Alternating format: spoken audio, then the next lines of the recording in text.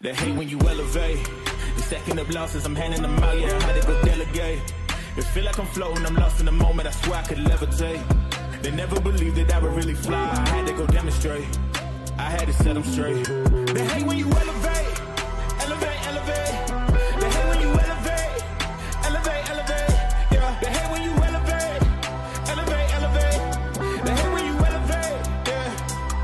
I had to elevate. I'm way up, way too fly, yeah, I'm feeling myself. Ain't no chance I'm coming down, no. Got a soul view to myself, yeah. Why would I give it up? Why do they wanna come take my place? I work too hard for it, don't need a replacement. This my vocation, now I got rollies all in rotation. Hop on a jet just to take a vacation. Remember the moments was trapped in the basement. Now the hard work is all taking me places. Squatting all bad like we trapped in the matrix. Bet on myself and go ball out in Vegas. Living a life like I'm rich and I'm famous. Don't see the grind that I know that it came with. I ain't make it this far for myself, yeah. I had to prove to everybody else, I had to set them straight, yeah. I had to ball, so I had to renovate, I know. They hate when you elevate. The second of losses, I'm handing them out, yeah, I had to go delegate. It feel like I'm floating, I'm lost in the moment, I swear I could levitate. They never believed that I would really fly, I had to go demonstrate. I had to set them straight. They hate when you elevate, elevate, elevate. They hate when you elevate, elevate, elevate. Yeah, they hate when you elevate, elevate, elevate. They hate when you elevate, yeah. I had to elevate. Ooh, yeah. Why they wanna bring me down? So much drip, yeah, I almost drowned in it. I can't come it down. Yeah, I'm way too fired up. I can't slow it down. Ooh, yeah, yeah. I see the flashing lights. Make sure the fashion right, yeah. I'm in my bag tonight, yeah. I might just pull up a foreign. Watch out, the engine is roaring. It's too loud, you can ignore it. Yeah, yeah. This the highlights with a few. You get to have it all, no need to choose. First, let me demonstrate how you can rise to the top. Yeah, I had to elevate, elevate, elevate, elevate. They hate when you elevate, elevate, elevate. Yeah, they hate when you elevate, elevate, elevate. They hate when you elevate. I had to elevate.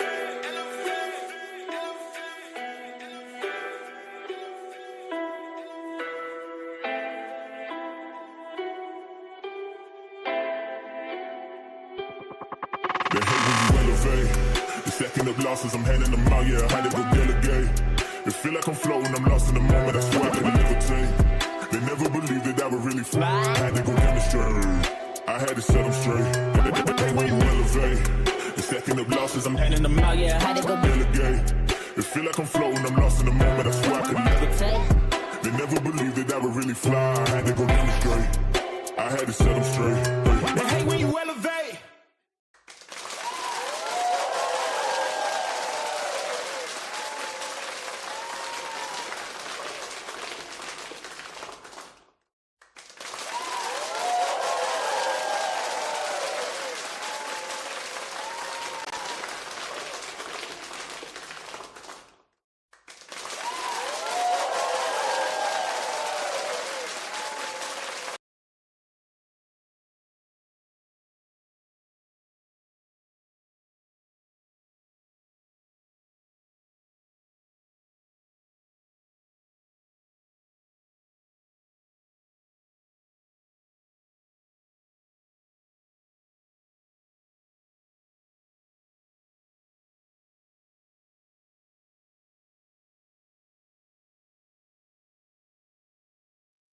My bad. Thank you, Big Sarge. I was on mute. I was asking you guys, what was on your mind this morning? What was on your mind this morning when you woke up? If you were thinking about boxing, were you thinking about the fights? Were you thinking about some drama, some stories? Were you trying to justify certain things in your mind about things that aren't mattering right now? Were you focused on this fight week? Huh? Hopefully you were focused on the fight week. I've definitely been focused on the fight week. And work, of course, RC, and work, of course. If you're at your job, salute for being in the building with me as well. If I'm in your ear, I appreciate you being in the building. Got a couple people in the building. Please remember, if I need to remind you, hit that like button on your way in the building. If you're not a member of the channel, or at least subscribe to the channel, right? The fights are definitely on my mind this week. So we started last night. Shout out to everybody who popped in last night. We were talking about a couple of the fights. We talked about Floyd Schofield Sr. a little bit as well, as that situation seems to be brewing and moving. And you got to ask yourself at some point or another, is this situation between Shakur Stevenson's team and Floyd Schofield Sr. with the allegations, does this culminate or come full circle into a situation to where somebody's held to some sort of consequence, right? Or at least, pressed to show proof, because the allegations are going and going. There's serious allegations.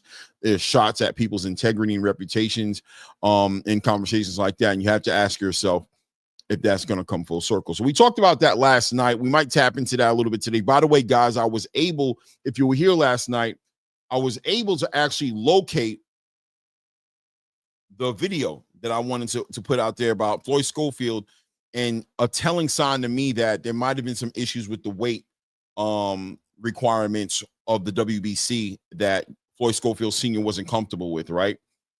And we were talking about that last night because we're seeing Floyd Schofield Sr., in my opinion, project a lot of energy, right? He seems like he's trying to deflect energy away from the elephant in the room, and he's trying to point it in a certain direction and keep his son's name where it is, trying to ride the momentum of Floyd Schofield Jr.'s newfound recognition at 135, and doesn't look like he wants to address what looks like maybe the issue with his son. Found that footage. We'll go over that as well, guys. We'll go over that. We'll take a look at it, and you guys let me know what you think. Obviously, in the chat, I already gave you my opinion last night of what I think the issue may be. I could be wrong, of course. I'm sure if Floyd Schofield Sr. is watching this video, he's probably thinking I'm wrong, or I don't know if he thinks I'm wrong, because one thing about knowing the truth, but maybe he doesn't want this conversation to be the topic at hand when it comes to his son. We talked about that. We talked about Hamza Shiraz, and we talked about Edgar Berlanga in that fight. It looks like the room is split 50-50. A lot of people feel like Edgar Berlanga is going to win this fight.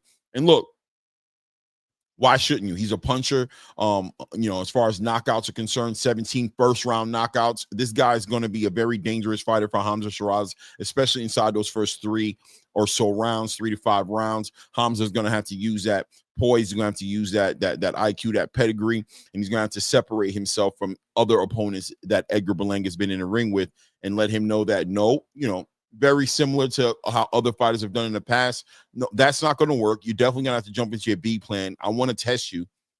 I want to test your IQ. I want to test your pedigree, and I want to test that boxing that you said you've been doing ever since 6 years old, because you're not just going to come in here and lay me down, right? It is what it is. It is what it is. And of course, we talked about Hamza Shiraz and Floyd and Shakur Stevenson as well. Today, I want to get a little bit more deeper into the card. We'll talk about Subriel Matias and Alberto Puello, where that fight could go. Where do I think it's going to go? I will give a pick at the end of it all of where I think the fight is going to go. I think it's a very interesting fight, very important fight for 140-pound weight class division. It just needs that extra player in there who's willing to help push the envelope. We have willing contenders in there, willing champions. Teofimo Lopez doesn't seem to be one of them. We'll talk about Teo a little bit later as well, about where Teo is right now, because I think that's a quick little topic we can talk about. Teo played his hand with the Devin Haney situation, walked away from that. Where's Teo going to go from here? What are his options? Didn't seem to be willing to fight the other champions in the division. Obviously, Richardson Hitchens seems to be a legitimate option for Teofimo Lopez, but how interested he is in that fight. Seems like Teofimo nowadays very much so focused on that prize money, and he seemed to walk away from the biggest payday, the guy who controls the bag as far as Turki Al-Sheikh is concerned, walked away from negotiations for him and Devin Haney. Is Turki Al-Sheikh interested in the Hitchens versus Teofimo Lopez fight? And if he's not, how much money can Teofimo really pull from that situation? Is that going to interest him enough to get involved in a fight with Richardson Hitchens, a unification in the division? would definitely give whoever won that fight the leverage in that super lightweight division. But now with Subriel Matias and Alberto Puello getting ready to figure things out as well, we may see a new champion in Subriel Matias, or we may have a tried-true champion, Alberto Puello, who may make a legitimate argument as the best lightweight in the division right now. I know on paper, Teofimo Lopez would look as the best one, but his lack of activity in the division, you know, I mean, he did fight Arnold Barbosa recently, but we'll talk about that, right? Also want to get into the David Morrell fight as well. Guys, I believe today going to be a press conference? Today, Wednesday, tomorrow, tomorrow may be today's going to be the open media workouts with all the fighters. We'll talk about what we're looking to see with these guys in the media workout. If we're looking to see anything at all. And obviously we'll tap into some whatever else comes up as far as boxing content is concerned, but more importantly, open up the panel later for the guys to step up and speak on it, right? Yeah, the boxing source in the building. Shout out. Yeah, the press conference is tomorrow. Today's going to be the media workouts, I believe. So it is what it is. Shout out to AK Crowder in the building with the blessings to the brother Ray and blessings to the brother Claymore, man. Blessings to you, man. Salute to you, man. Ray should hopefully be in a little bit later. You know, he works at overnight shift, so I always give him time to kind of figure himself out before he jumps in here. RC in the building. Salute to you, family. Hope everything is well with you. Hope everything's working out. Khalil World in the building. Salute, salute, salute, salute. Salute. Good morning, sis. Hope everything is good with you. What is it? That tone guy, Milt 1420. I hope I said that right. Salute to you in the building.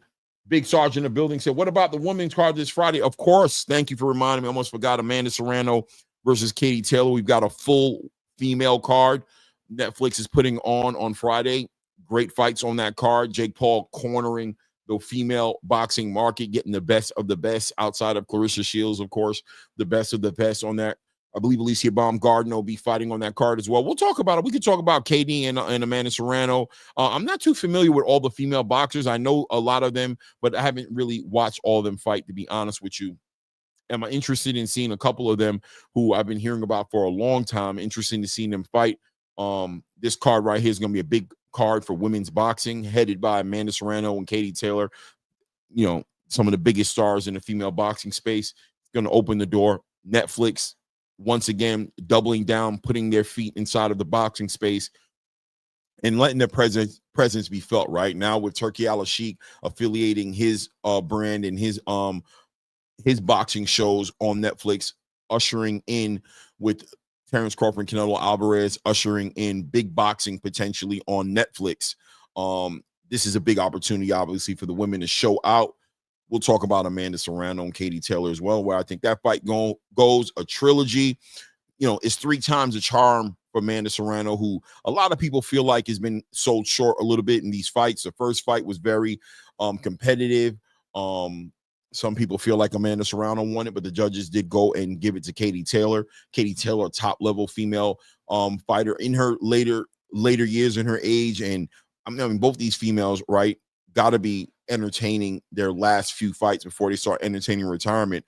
But could this fight right here mark, you know, an era of female boxing, right? Ushering in and all the work that these ladies have done to put female boxing at the forefront of the conversation, as well as what Clarissa Shields has done. A big time and important fight, but is Amanda Serrano going to be able to figure it out? The last fight, personally, I felt like Amanda Serrano won the fight, but look, it is what it is. What is Amanda Serrano going to bring to the table this time around that's going to make the difference here? You know, start earlier. I felt like she started pretty early in that last fight against Katie Taylor. You know, we obviously had the issue with the headbutting. Katie Taylor likes to operate off that, you know, her head a little bit over that front foot a little bit, coming in head first with a lot of her offense, trying to smother the offense of Amanda Serrano, as well as implement her own mid-range and close-range game.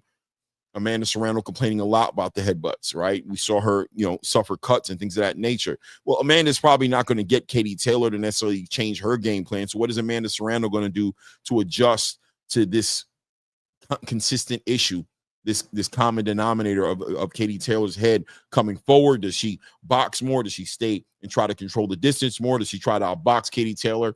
There's an argument to say that this is where Katie Taylor's strength is in that boxing.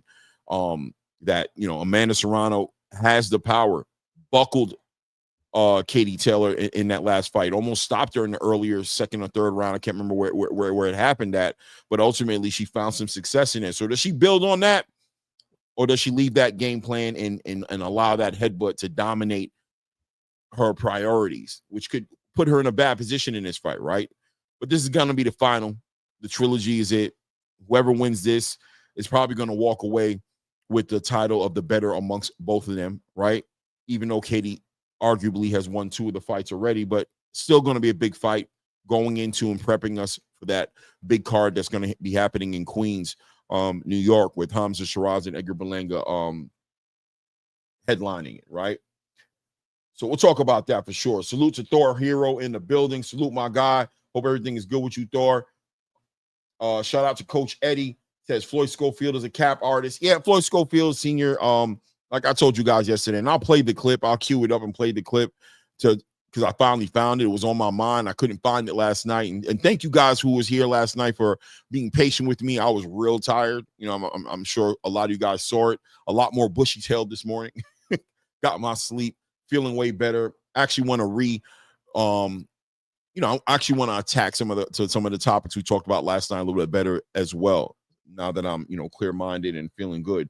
Shout out to SOB TV in the building. Salute, Clay. Blessings, my brother. Blessings to you, family. Hope everything is good with you, man. Big Sarge, salute to you. The Boxing Source, man. Always good to see my guy in the building. Hopefully see you on the panel a little bit later.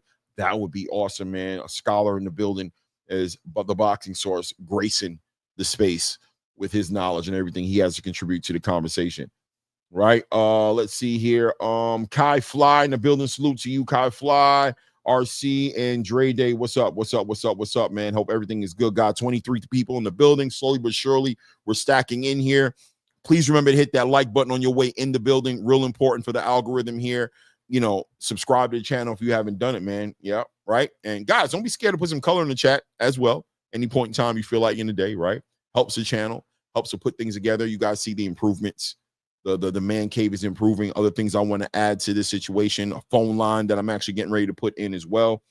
But would love to be reimbursed, slowly but surely through the color in the chat. But we will be actually having a phone line where we'll be allowing you guys to call in instead of just making it and packing out with a whole panel.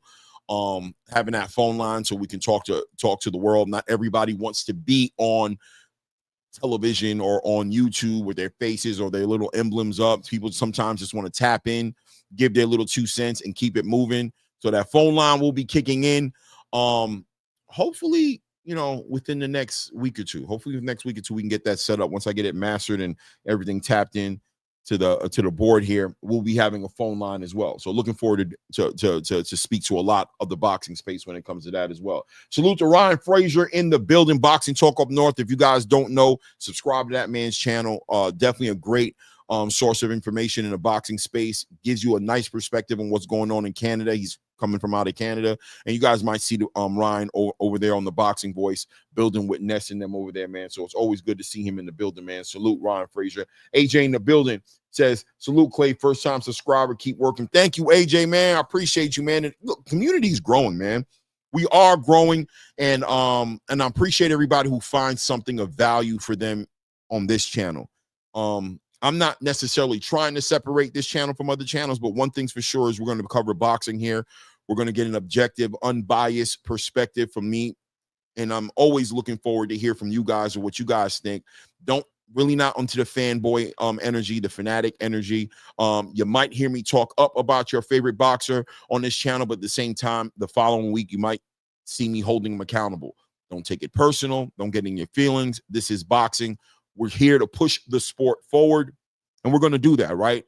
One good fight at a time, one great event at a time. We'll talk about everything in the boxing space, but the fanatic energy, you won't find it here. Won't be you'll be hard pressed to find that kind of energy here. So salute.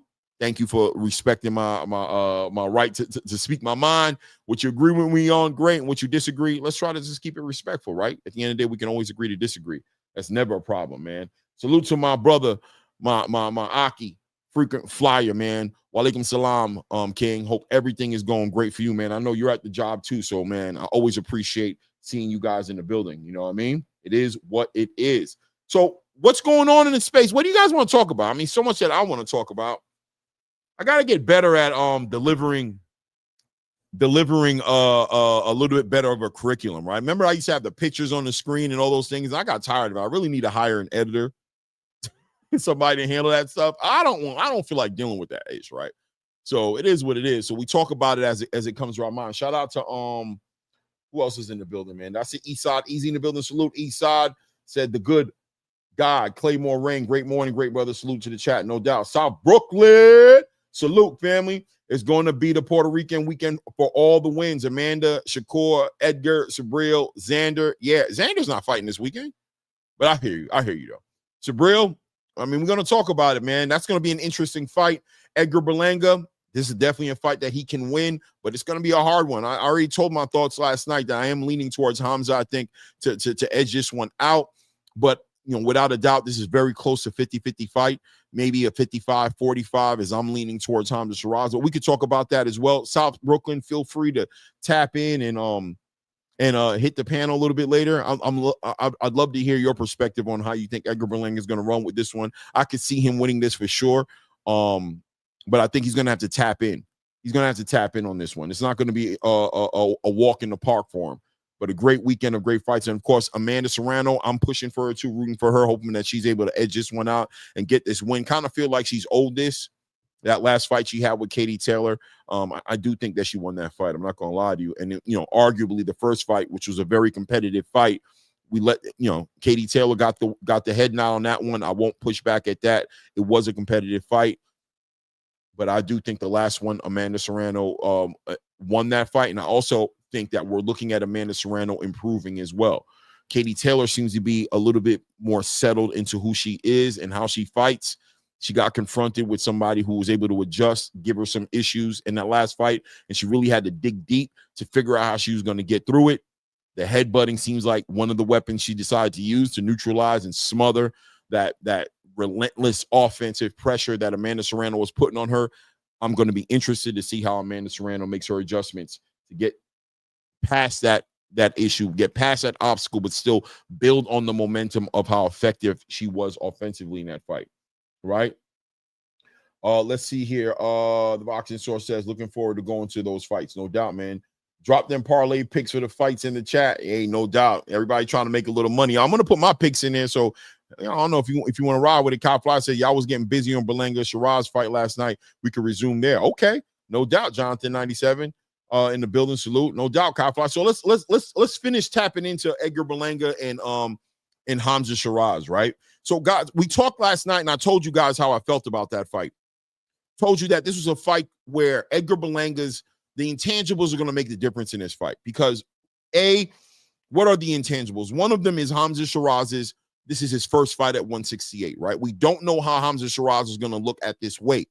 We can be optimistic about it because Hamza Shiraz, for all argument's sake, was shrinking himself down and was a depleted fighter at 160. And let's be honest and let's be frank about this. We knew this. Me personally, always looking at Hamza Shiraz at 160, very similar to how I kind of look at Sebastian Fundora at 154 or even a Rafael Espinosa at 126. These fighters are tall, big for their division, dominating, towering over the opponents in their division. And you have to ask yourself, how much of a weight cut are they making to compete in those divisions? But, my motto is if you can make the weight, the fight, you should be in the division, right? So Rafael Espinosa has shown no issues in making the weight at 126. He's dominating a lot of fighters over there, but as long as he can continue to do that in a safe way and be competitive at a high level, who am I to push back at it? There's a part of me that wants to see him go up to 130, right, and compete with the Emmanuel Navarretes and Floyd Schofield. Excuse me, not Floyd Schofield. What's my guy's name? Those Shaqy Fosters, right? The Lamont Roaches. I want to see him up there with the Raymond Fords. I want to see him up in those division, up in 130, competing with those guys. But as long as he's able to improve at the division he's in, how can we complain? I rewind and come back full circle to Hamza Shiraz, who obviously was having issues maintaining that weight cut at 160, and that may have played its part in its role in that fight between him and Carlos Adames. So we got the factor of Hamza Shiraz stepping into the division at 168, and this being his first fight, fighting a fighter like Edgar Berlanga. Now, Edgar Berlanga, listen, there's an argument out there to say that Edgar Berlanga hasn't been competing with the highest level of opponents at 168, right? We got to say that a little tongue-in-cheek, just a little bit, because we did see his last fight against Canelo Alvarez, the best fighter in the division, arguably the face of boxing.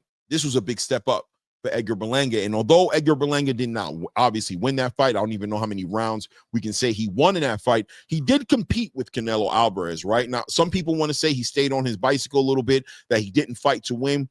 Listen, man, that's a big opportunity for somebody like Edgar Berlanga. And not to mention, like I said, going into that fight with Canelo Alvarez, there's arguments there to say that Edgar Berlanga didn't have the experience of fighting that level of fighter. It was a very big step up for Edgar Berlanga, and he made it through 12 rounds, and it looks like that proved something to Edgar Berlanga. It looks like Edgar Berlanga took that as maybe he was questioning who he was at 168. Maybe there was a part of Edgar Berlanga that wondered how he compete against the highest level, and maybe that's why we didn't see him pushing to make the fights with the Caleb Plants, with the Diego Pachecos, with the David Morrells at the time, with the David Benavidez's, with all those guys that were in that 168-pound division. Some of them still there, some of them have moved up to 175, but we didn't see him. It seemed like he was avoiding that. And there was one point in time when David Morrell was kind of calling him out and wanting to see that fight happen. Edgar didn't make those fights happen, kind of understanding that the great management he had in Keith Connolly, the great promoter he had in Eddie Hearn, he really saw that this Canelo fight was in the horizon and didn't want to risk losing the fight for the payday, probably more than anything, right? Well, he made it. The show was made. He fought Canelo Alvarez. He made it through 12 rounds with Canelo Alvarez. He got hit with maybe what he thinks is Canelo Alvarez's best shot, got sat on his pockets, but was able to weather that, get up, and continue to compete and take this fight all the way into the 12th round to a decision that Canelo, in my opinion, won comfortably with a unanimous decision. But since then, Edgar Berlanga has taken this newfound momentum that he's found for himself, and it's very interesting because the boxing space doesn't look at it the same, right? Now, if you're from Puerto Rico or a fan of Puerto Rican boxing, you celebrate Edgar Berlanga, I don't fault you. You should celebrate Edgar Berlanga. What a personality. I mean, this man right here can control the room. Good-looking guy from Brooklyn, New York, punching the way he is, 17 first-round knockouts. Nothing to shy away from, something to be prideful in if you're from Puerto Rico. But ultimately, that was a big night for Edgar Berlanga personally, because maybe some questions, maybe some boxes that he needed to check as far as in his psychology about the kind of fighter he is at 168 and whether or not he could be the best at 168. Now he seems to have this new confidence about him. And he's made the ultimate thing that people who have confidence in themselves do. He's decided to bet on himself, right? He's bet on himself. He said, listen, that's all I needed. Whatever happened in that Canelo Alvarez fight, he was able to walk away with whatever information he was able to walk away with. And we have this new and infused with energy Edgar Berlanga, who's ready to show and prove on the biggest stage that he's not only one of the best fighters in the world, but he's also of prime star quality, right? That Edgar Berlanga is a superstar. Any fighter who fights against Edgar Berlanga, he could be potentially that fighter's biggest payday. That's how Edgar feels about it. No matter how you may feel about it, no matter how I may feel about it, more importantly, Edgar feels this way about it. Is he capping, as the young guys say it, right? Is he deflecting? Is he projecting? Is he trying to convince himself? Or does he truly believe in what he's saying? Well, look, Saturday night, we get to find out, right? Because if he truly believes in what he's saying, then the kind of performance we're going to see in front of a great fighter, in my opinion, he hasn't been proven yet.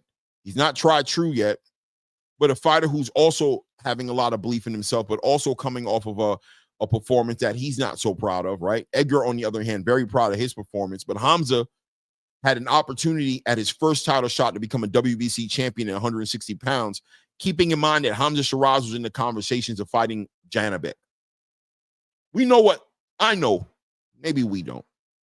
But I know what I thought of Hamza Shiraz going into that Carlos Adames fight. Really thought he was one of those guys and he was going to dominate that division. I was really excited to potentially see him get in the ring with the Janibek, but we didn't get to see that, right? Judges in Saudi Arabia called this fight a draw. I think most people would agree that it didn't look like a draw. It looked like Carlos Adames won that fight pretty comfortably. Hamza Shiraz staying on his bicycle for most of that fight. We come to find out after the fight that there may have been some issues with his hands. The weight cut may have been a bad weight cut for him. Just a shell of who he really has shown us he is. And maybe we shouldn't take that fight too serious, put too much weight on it, should I say, right? Take it seriously, but how much weight can we put on the fight? I told you guys earlier, I've noticed Hamza Shiraz sitting in that division that this guy was a way bigger guy than what he was showing us at 160. But fighters do it. He won't be the first. He won't be the last. Fighters who cut that weight, sit in divisions. We watch Devin Haney do it at 135 for the longest period of time, right? We watch a lot of fighters who stay in these divisions. Some of them stay a little too long. Some of them stay right around that time period. I mean, we're watching Terrence Crawford, who started at like 135 pounds, one fight there, but really, showed out at 140. Became undisputed there, became undisputed at 147. And now we see him getting ready to fight Canelo Alvarez, a face of boxing at 168 pounds, to challenge him to become a 3-weight class undisputed champion. So we're watching fighters cut weight and we're watching them gradually gain weight and end up in these divisions. It is what it is, right? Hamza Shiraz sitting there now, walking into 168 and walks right into a hornet's nest of a division. 168 is starting to become, right? The likes of Christian and Billy and Diego Pacheco and obviously Caleb Plant. We've got, even Iglesias. I can't remember his name. Another upcoming 168-pound fighter. I mean, Jamal Charlo is now 168. Jaime Munguia, who's on suspension right now, but at 168. And obviously, the big elephant in the room, Canelo Alvarez, sitting there at 168 as well. So he's walked into this hornet's nest of a division with the pushing of Riyadh season now trying to put him out there as a star. They believe in him. They put him right in there with no tune-up, right up against Edgar Berlanga. The headline is card in Edgar Berlanga's home field, backyard of New York. Big New York has a lot on his shoulders. The intangibles are going to play a part in this fight, ladies and gentlemen, because one thing about Edgar Berlanga is by getting all those knockouts that we saw him get early in his career, I think I've always been one of those guys who say that I believe that didn't necessarily benefit Edgar Berlanga as much as people think it did, right? Obviously, there's some pros to doing that because now you have eyes on you. You're must-see boxing. Everybody knows what you can do, but there might be some questions as to Edgar Berlanga's development. How was he able to develop the way? Was he able to develop his pro style in the way that it needed to be developed? As we saw after his 16th knockout and the competition started to get up, we started to see this pedestrian version of Edgar Berlanga that was having a hard time competing with people who just weren't going to fade to black on him inside of the first 2 to 3 rounds. He suffered a little bit. Had about 5 fights straight. You didn't see him knock anybody out. You seen him actually put on his pockets. And you also saw him dealing with his emotions, running into that wall and running into that adversity of these fights becoming more competitive. The psychology of Edgar Berlanga started to become profound in the conversation of Edgar Berlanga. And you started to notice dirty things, right? Biting people, hitting people with low blows. Just, him dealing with the frustrations of boxing and what it is. It seemed like he didn't have the answers for some of the questions. But look, at the end of the day, walking away with these victories, with these decisions. But as the decisions kept going on, you started to realize and ask yourself a question: can Edgar Berlanga compete at the highest level of the sport, especially at 168 pounds? It is what it is.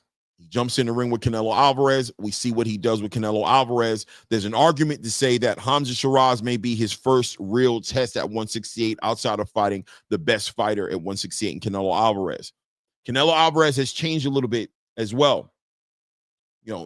Listen, let's be clear. Edgar Berlanga wasn't fighting, in my opinion, the best version of Canelo Alvarez. A great version of Canelo Alvarez, but did that necessarily represent stylistically? Did that really represent the real obstacles and adversity that can be sitting there at 168 for Edgar Berlanga. Yes, maybe. Styles make fights. Hamza Shiraz presents new issues for Edgar Berlanga. This is a taller fighter, a fighter with longer arms, a more poised fighter, a boxer, somebody who can control it, and a puncher in his own right with either hand. Edgar's going to have to tap into that boxing pedigree.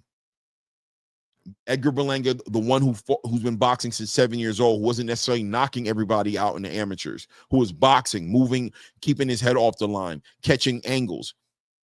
That Edgar Berlanga is going to have to show up, I believe, on Saturday. And I question, is that Edgar Berlanga a rusty fighter? Is that version of Edgar Berlanga a rusty fighter, an inactive fighter? That version of Edgar Berlanga being inactive because he hasn't had to do it, what's going to happen to him when he gets in that ring? And as a great Mike Tyson said, everybody has a game plan. Everybody has a game plan until they get punched in the face.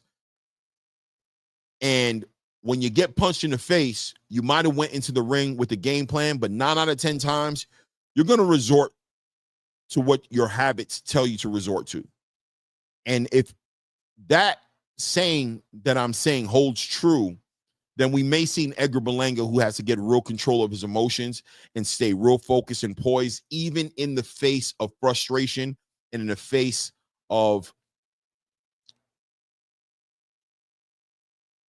a hard puzzle or Rubik's Cube to figure out in Hamza Shiraz, who not only brings a pedigree to the ring, but now with the addition of Andy Lee into the conversation, brings in a real addition to the strategy of how Hamza Shiraz is going to approach this fight. As Andy Lee is a student of the great Emanuel Stewart, a student of the Crunk style boxing, implementing and putting that in there with somebody like a Hamza Shiraz, a tall fighter like a Lennox Lewis, long arms like a Klitschko, right? And a great puncher like a Klitschko or Lennox Lewis as well. This style, this kind of training, this kind of strategy that Andy Lee brings to the table for Hamza Shiraz might be the missing piece to Hamza Shiraz's whole entire repertoire. This might bring it all full circle. And discipline that Hamza Shiraz brings to the ring as a devout Muslim, praying 5 times a day. These things play their role in the game because the psychology and the mental strength, the stoicism that it takes to stand through a game plan and buy into the process, buy into what Andy Lee's delivering and execute as Andy Lee's asking you to execute. Hamza Shiraz's ability to do that makes him even more of a formidable opponent. Whereas Edgar Berlanga has shown holes in his game when it comes to that part of the conversation, when it comes to the poise, when it comes to the patience, when it comes to the stoicism and the discipline, when it comes to completely following and buying into what his corner is telling him to do it and properly executing it. Edgar Berlanga hasn't showed us that that's a big strength of his, right? He hasn't shown us that that is a big strength of his, but this is an opportunity for him to do that now in this fight. I'll add to it and say not only in this fight, but in his boxing match that he's found himself in, that he may find himself in. In a perfect world, Edgar Berlanga will be fighting Hamza Shiraz, and he'll win that fight because that's what he loves to do. In another world, Edgar Berlanga may be forced to dive into that bag, show us that boxing pedigree, and show us not only is he a puncher, not only is he one of the most dangerous fighters at 168, but also one of the most cerebral fighters. Because a victory over Hamza Shiraz is going to speak volumes to who Edgar Berlanga is at 168, without a doubt. People who know, who are in the know, understand where I'm coming from. Now, if you don't rate Hamza Shiraz and you feel like he's a hype job and he's not really that much of a fighter, then this victory, in turn, you take away from the victory of Edgar Berlanga in that sense, right? One thing I always loved about the great Floyd Mayweather and a lot of other fighters as well, but Floyd Mayweather was one of the most profound guys in this conversation, always celebrated his opponents. Hell of a fighter, hell of a fighter. Shout out to Floyd, right? Hell of a fighter, hell of a fighter. Was notorious for using that line because he understood the value in pushing and bolstering his opponent's skills and the real level of opponent he was getting in the ring with, and just making it clear that not too many people, the reason I'm going to be able to do what I'm going to do against this opponent is because I'm special. but don't get it twisted. Hell of a fighter. Hell of a fighter, right? Floyd was notorious for that. And I think this situation, Hamza Shiraz is a hell of a fighter. Big victory for Edgar Berlanga. Now, Hamza is going to have to deal with the memories, and he's going to have to deal with the pressure and the reality of his present situation, which is be careful what you ask for, right? Hamza may need to be careful for what he asked for, because as a boxer, you look for somebody who's going to support you, somebody who has the resources to get behind you and push you forward, give you the marketing, the production, give you that look, and give you the opportunity to showcase your talents on the biggest stages. But there's also pressure in that, right?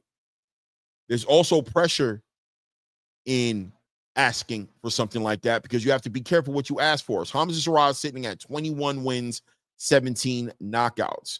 Recently, with the introduction of Riyadh Season into the boxing space, with his Islam background and his roots in Saudi Arabia or somewhere in the Middle East, where that's at, Riyadh Season has taken a certain liking to Hamza Shiraz, and they love not only his skills, but I'm sure, you know, a lot of the commonalities that they share in common. But he has a big sponsor behind him. But be careful what you ask for, because in order to get to that big show, you also have a support of a sponsor who believes in boxing, who believes in making the biggest fights and is going to put you in front of the biggest test possible, who believes in ironing, sharpening iron. He believes in the baptism of the fire of boxing, of fighting dangerous fighters. You watch Devin Haney now getting ready to fight against Brian Norman Jr., quite frankly, one of the most dangerous welterweights in that division right now, if not the most dangerous. This on the back end of a lackluster performance against a Jose Ramirez. No tune-ups, no building him up, no getting him fights to get him back up to where he needs to be. No, Jose Ramirez was your tune-up. Now we throw you right into the lion's den, right into the fire against one of the most dangerous fighters. And straight up, the same thing applies to this fight right now for Hamza Shiraz being in front of Edgar Berlanga. Hamza's going to have to show improve. He's going to have to show improve, and that pressure is there for him as well. Both these guys entertaining potentially getting in a ring with the Canelo Alvarez, or at least getting in the conversation of being one of the next fighters to fight Canelo Alvarez, assuming that Canelo Alvarez is able to get in front of his obstacle that's in front of him in Terrence Crawford. So this is a big fight for these guys. And like Turkey always does, putting these fights together, a significant fight. And now with this new Tom and Jerry narrative that's out there, shout out to Turkey Al-Sheikh, letting fighters know that we want you guys to engage. It's the blood. It's a full contact sport of boxing that we love as fans, and Turkey being a fan, doubling down and emphasizing on this with his fighters. There's a lot of pressure on Hamza Shiraz coming off of a lackluster performance, moving around the ring, being the Jerry in the ring against Carlos Adames. There won't be too much room for him to do that in this fight without sacrificing credibility with the people that are supporting him, with the money that's behind him. It is what it is. So I expect Hamza Shiraz to show out and be the best version of himself. I think he will do that. I'm very confident in him doing that. Will that be enough to get him past Edgar Berlanga? We'll find out. I think the intangible that we all going to be watching, that I'm going to be watching for in this ring, is the temperament of Edgar Berlanga in this fight. I think he's going to need to tap into that patience and tap into that poise. And I want to see what he does because of that volatile nature of his. And, you know, you just can't call it with Edgar Berlanga what's going to happen in that ring when he gets upset, when he gets frustrated. I am leaning towards Hamza's poise and patience to kind of get him through this fight and potentially get him a split decision, maybe even a unanimous decision over an Edgar Berlanga who may not have the answers or may not be the same pedigree of fighter he was in his amateur days as far as his boxing is concerned. And when he tries to showcase that in front of Hamza Shiraz, will he be a fish out of water? Will that version of him be a rusty, inactive fighter? And how does that look in front of a tried, true, comfortable in his own skin Hamza Shiraz, who won't be struggling with the weight cut arguably in this fight, who won't be struggling with the hand injuries that he suffered against Carlos Adames, and who will have a chip on his shoulder and a lot to prove against a fighter like Edgar Berlanga in his own backyard. Great fight, right? Great fight. What do we got going on here in the chat? Salute to the Cardenas in the building. Shout out to the Cardenas. Shout out to Dragonfly Jones in the building. All respect to Dev for getting that Norman fight when a lot of haters. Yeah, for sure, man. And we'll talk about that as well, probably later on in the show, about that card also that was announced as far as the Devin Haney, Brian Norman card. We got a main event a main event on that card now. We'll talk about that as well, because I see a lot of people talking about David Benavidez and Anthony Yarde being the main event. They're feeling some kind of way. They feel like Devin Haney and Brian Norman Jr. should be the main event. They're the more notable fighters on the roster. We'll talk about that as well, because even in this fight card, there's arguments about Shakur Stevenson, William Zepeda being a co-headliner to Edgar Berlanga and Hamza Shiraz. There's not even a title on the line between Edgar Berlanga and Hamza Shiraz, and Hamza Shiraz is, why ahead of Shakur Stevenson. I've got my opinion on it personally of why I think that's the case. We'll talk about that as well. We can talk about that right now as well, as a matter of fact. Let me just continue to shout out the people in the building, man. The Cardena says, what Turkey is looking at MMA fighters put their all in for to fight for less money. Most boxers get it, want all the money and run around the ring without engaging. Yeah, well, listen, it's a new day in boxing. It's a great day in boxing for boxing fans, but it's a new true day for the actual boxers. Boxers have notoriously always been paid more than MMA fighters, and we understand, right? But has the pressure and requirement for them to fight the best and to be in super competitive fights been there in the past 10 to 20 years? No, not necessarily, right? We saw Gervonta Tank Davis getting to the ring with Lamont Rose Jr., and shout out to Lamont Rose Jr., who showed and proved that don't watch the odds always that Vegas has to offer. But going into that fight, there was arguments there to say that Lamont Roach was a cherry pick for Tank Davis, right? I believe Lamont Roach was like a plus 1,600 or something of that nature, or Gervonta was a minus 1,600. I mean, that's just letting you know as far as how the bet makers, the odd makers, saw that fight. The space has been accustomed to seeing that, and the boxers have been accustomed to that being a route to not only making a lot of money, but managing the risk properly and still making the highest amount of money. Well, Turkey's eliminating that part of the conversation, right? Turkey's letting the boxers know that the paydays are here for you.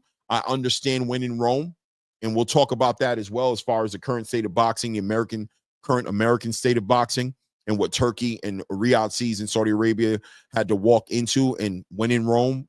And maybe there's a little bit of hypocrisy going on in the boxing space right now as far as the way he's approaching the game right now. But that being said, all right, well, paydays are important for you guys, the highest paydays. But at the same time, what are you giving us as far as a product is concerned? Turkey's added this very competitive spirit that he's bringing back to the boxing space, where we're seeing -1. I think this fight with Edgar Berlanga is something like Hamza may be like a -125 to Edgar Berlanga might be like a plus 150 or something like that. Close odds, very competitive fights, right? So it is what it is. It is what it is. Shout out to Big Herm putting some color in the chat. Thank you, Big Herm, man. Salute to you, man. Say good start to the show to Clay. Good start to the show, Clay. Shakur by stoppage. No doubt, man. No doubt. Thank you, man. I appreciate that support, man. Shout out to Bradley 68 in the building. Shout out, Bradley. Let's see here. Going down. Did I miss anybody? Dragonfly Jones. Salutes Dragonfly Jones. Bubs Boxing in the building as well. Salute Bubs. Tank fights with Roach is more entertaining. Okay. All right, Bubs. All right. So yeah, Edgar Berlanga and Hamza Shiraz have all the ingredients to being the fight of the night, fight of the year, candidate, quality, talent in the ring, a lot on the line. That's usually where you get those big fights. Both these fighters have a lot to lose on the back of a loss, but also have a lot to gain on the back of a victory. Edgar Berlanga has an opportunity to prove to the world that he made the right bet by separating himself from all the promoters. He has no promoter. He just has Turki Al-Sheikh, who's put him in a fight, and Keith Connolly as his management. He's betting on himself on the back end of a victory against a fighter like Hamza Shiraz. Maybe Turkey now takes a newfound interest in Edgar Berlanga, and sky's the limits for him. Hamza Shiraz is either going to be tried true Saturday and be pushed forward to making the biggest fights and become part of the conversation of everything important going on at 168, or he may have to take a step back and recalibrate and recalibrate and renovate, right? his career, as he may have to take 2 steps back in the sense of getting himself together, right? We got to see what's going to happen. We got to see what's going to happen as far as that fight is concerned. So, that being said, we can get into another fight on the card. Let's talk about the Butcher says, I got Berlanga by decision or TKO. Hey, man, listen, like I said, very close fight, man. I have Hamza Shiraz edging this one out, but very close fight. Maybe 55-45. I don't know, somewhere in that range. I think Edgar Berlanga is definitely a motivated fighter who's found new life in boxing, right? He's achieved one dream by fighting against Canelo Alvarez. Here he is working on his second dream with being an independent fighter and pushing for himself to be a star. He has a lot to push him forward across that finish line. I think he's going to play his part, right? What did he say here? Big Herm says, Brian, we know PBC wouldn't have allowed it if they didn't think a highlight reel knockout was coming. We know they miscalculated, and that's fine in boxing. It is what it is. It is what it is, right? I want to talk a little bit about the Subriel Matias Alberto Puello fight. This fight is a very significant fight for the 140-pound super lightweight division. Very significant fight, important fight. Guys, you've been watching boxing for the past 5 years. You've had your eye on Subriel Matias the same way I have, hopefully. Wasn't such a big star 3 years ago, but we understood, or maybe 2 years ago, wasn't that big of a star, but was on the verge of becoming one as he was earning the reputation and was clearly a dark horse in the 140-pound weight class division. Subriel Matias was an inconvenient truth to the super lightweight division for a while. Puncher. He had a fighter who he fought who passed away, unfortunately. Rest in peace to that fighter. So had a reputation that was preceding him. And the worst nightmare for any fighter at 140 was the fact that he was an IBF champion. So he was in the way of anybody who had interest or aspirations of becoming undisputed, unifications, things of that nature, want to become a champion. You had the unfortunate, inconvenient truth of the fact that one of the champions was Subriel Matias. That was what the conversation was when it came to Subriel Matias. A lot of people had shots that they wanted to throw at Subriel Matias as far as his boxing pedigree, saying, I mean, the correct boxer is going to give him issues. Teofimo is going to give him issues. Devin Haney is going to give him issues. Boxers were going to give him issues because he started late. Whenever he started boxing, it was late. He never turned up early. It was nothing to connect with multiple shots, combinations on Subriel Matias, as his game plan was to weather the storm, lull you into a false sense of security, believing that your offense was effective, letting your hands go, but really lulling you into what he really wanted to, which was, I don't want to chase you around the ring. I don't want to chase you around the ring. I need you to be in front of me, and ultimately, I can work this high guard. I can take these shots. I've got a good chin, but when it's all said and done, what's going to end up happening is I'm going to catch you, I'm going to clip you, and I'm going to finish you. I'm one of the most dangerous fighters you could ever be in the ring with. And he was backing that up. So even in a fight where you saw things not necessarily working his way, I've always said this. I've said this about Deontay Wilder, right? I've said this about Rolly Romero.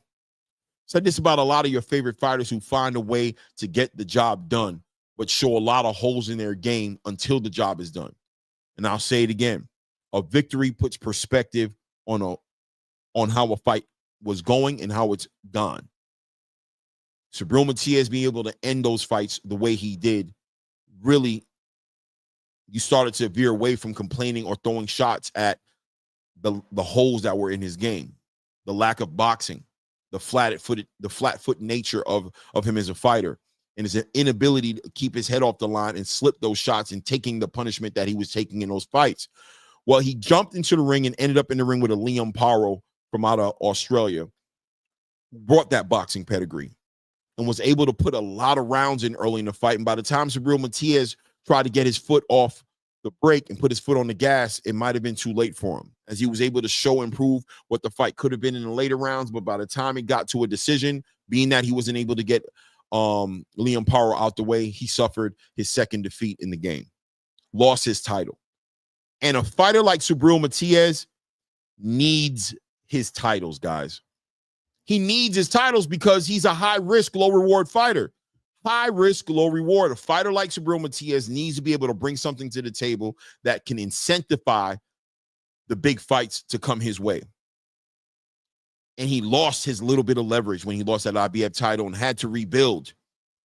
In front of his home country in Puerto Rico, he had to confront the monster, the real monster in the room, which wasn't the guy in the mirror, but was the fact that he was going to have to rebuild himself and know that the biggest fights in the game, the Teofimo Lopez's, I'm not going to say Gary Antoine, but I'll say at the time, Rayo Venezuela, or even the Isaac Cruz for a little bit of period of time.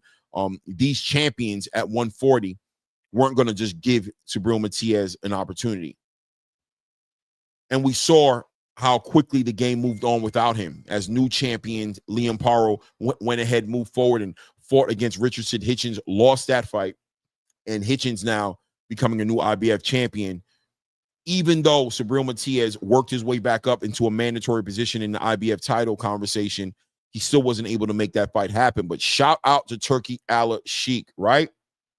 Shout out to Turki Al-Sheikh, who's constantly showing, improving his ability to give those kind of fighters like Subriel Matias that second chance that they need, get him that payday, but more importantly, get him an opportunity to be a champion in a division where without him being a champion, the opportunities are going to be very limited for him. Coming into this fight right now with Alberto Puello, this is a second chance at life for Subriel Matias. A second wind, some might call it, right? A second gear that he can hit to return to champion status in his division, gives him an opportunity to show and prove to the boxing space that he wasn't a fluke, that the biggest champions don't want to fight him, that the Teofimo Lopez's won't be able to deny him. They'll have to run out of the division, or they'll have to fight him, or the boxing fans won't let it slide.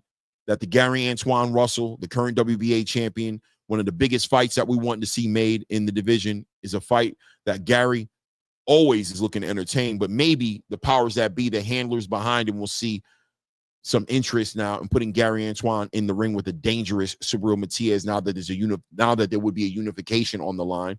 And that Hitchens now, without the rehydration clause, might be a little bit more enticed to fight a champion in Subriel Matias, as the rehydration clause seems to have pushed Hitchens in that direction of wanting to control.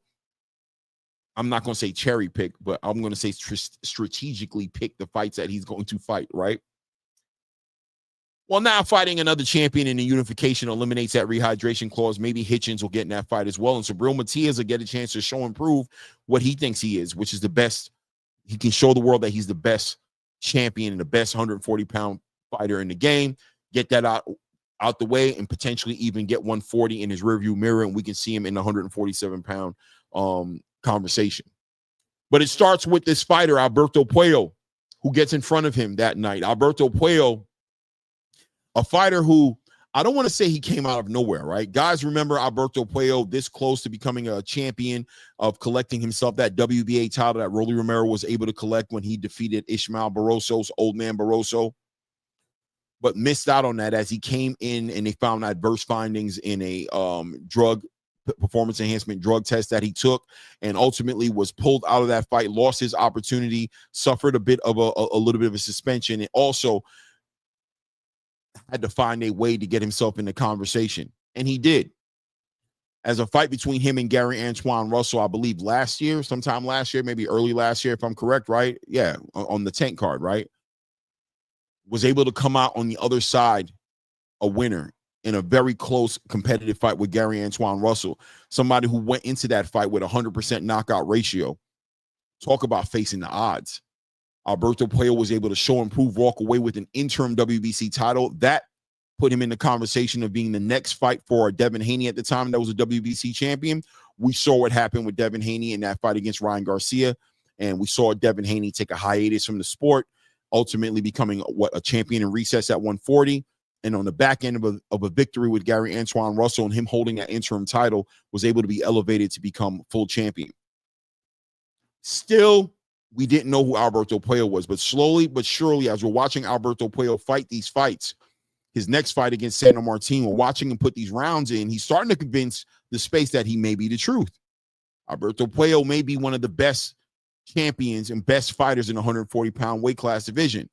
not so exciting, doesn't have the right words, isn't pushing the envelope out here in the marketing or the social media space, but it's showing improving inside the ring. And with that win against Sandor Martin, a very gamed Sandor Martin, who we saw step up his game and show another gear in his offense and in his boxing pedigree, was able to come out on the other side of that fight as well with a victory in Alberto Puello, holding his WBC championship. There's an argument for me personally to say that those 24 rounds he spent in between fighting Gary Antoine Russell, was it 10 rounds with Gary Antoine? I'm not sure, 10 or 12. But let's say 22 to 24 rounds that he spent in his last two fights may have elevated Alberto Puello, may have elevated his pedigree. And he's showing improving through the face of all adversity, that he's just one step ahead and just separating himself from the rest of the division. Subriel Matias, in other words, has a tall task in front of him in Alberto Puello, no pun intended. Reach advantage, height advantage, better, maybe even arguably a better boxing pedigree than Liam Paro. As good as a boxing pedigree as some of the best boxers in that space right now, including Teofimo Lopez and Richardson Hitchens. Subriel Matias is revisiting his worst nightmare, which was a boxer who can control that distance, and it's not going to be easy for Subriel Matias to lull Alberto Puello into believing that he can just be offensively irresponsible or go into the point to where he's able to capitalize off of somebody who may be sleeping on what's in front of him as a sleeping bear or sleeping beast in Subriel Matias, who can be woken up, and before you know it, you find yourself in the ring with a 7-foot tall, 500+ pound man eater of a bear who was just slumbering in Subriel Matias. Subriel's going to have to make it happen. He's faced with a very similar situation as Edgar Berlanga. He's going to have to clear that void. He's going to have to get this fight to be a mid-range or close-range fight. He's going to have to cut the ring off on Alberto Puello, who I'm sure is going into this fight recognizing the power and the threat that's in front of him in Subriel Matias. And Subriel's going to have to win rounds. He has to entertain the idea that this may very well go to the judges, and he can't count on a knockout. He has to win rounds against Alberto Puello, every round.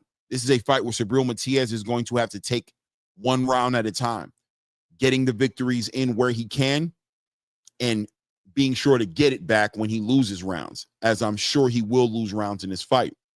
This fight is going to be a very competitive fight, as close to a 50-50 of a fight as you can have. Stylistically speaking, has all the elements to be a great fight.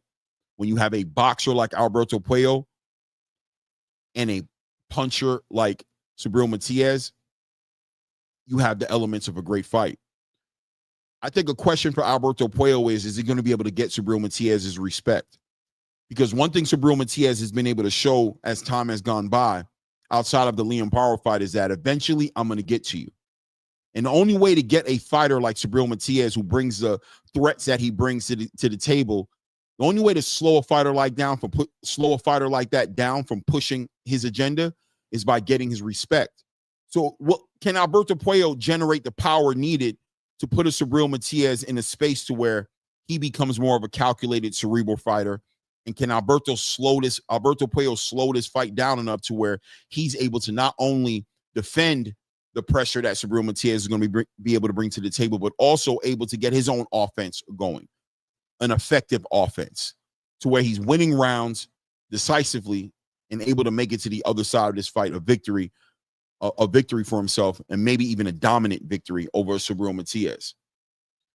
That's the question. Where am I leaning in this fight?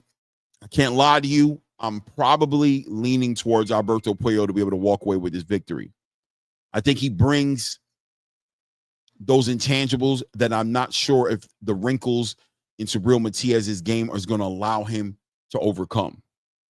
I think Subriel Matias is one of those fighters who's shown and proven that he's a very exciting fighter to watch, but he hasn't shown and proved to me that that IQ and that pedigree is there. And I think Alberto Puello is the kind of fighter that you have to bring special, intangible talent to the table to defeat. Subriel Matias' intangible is his power, his conditioning.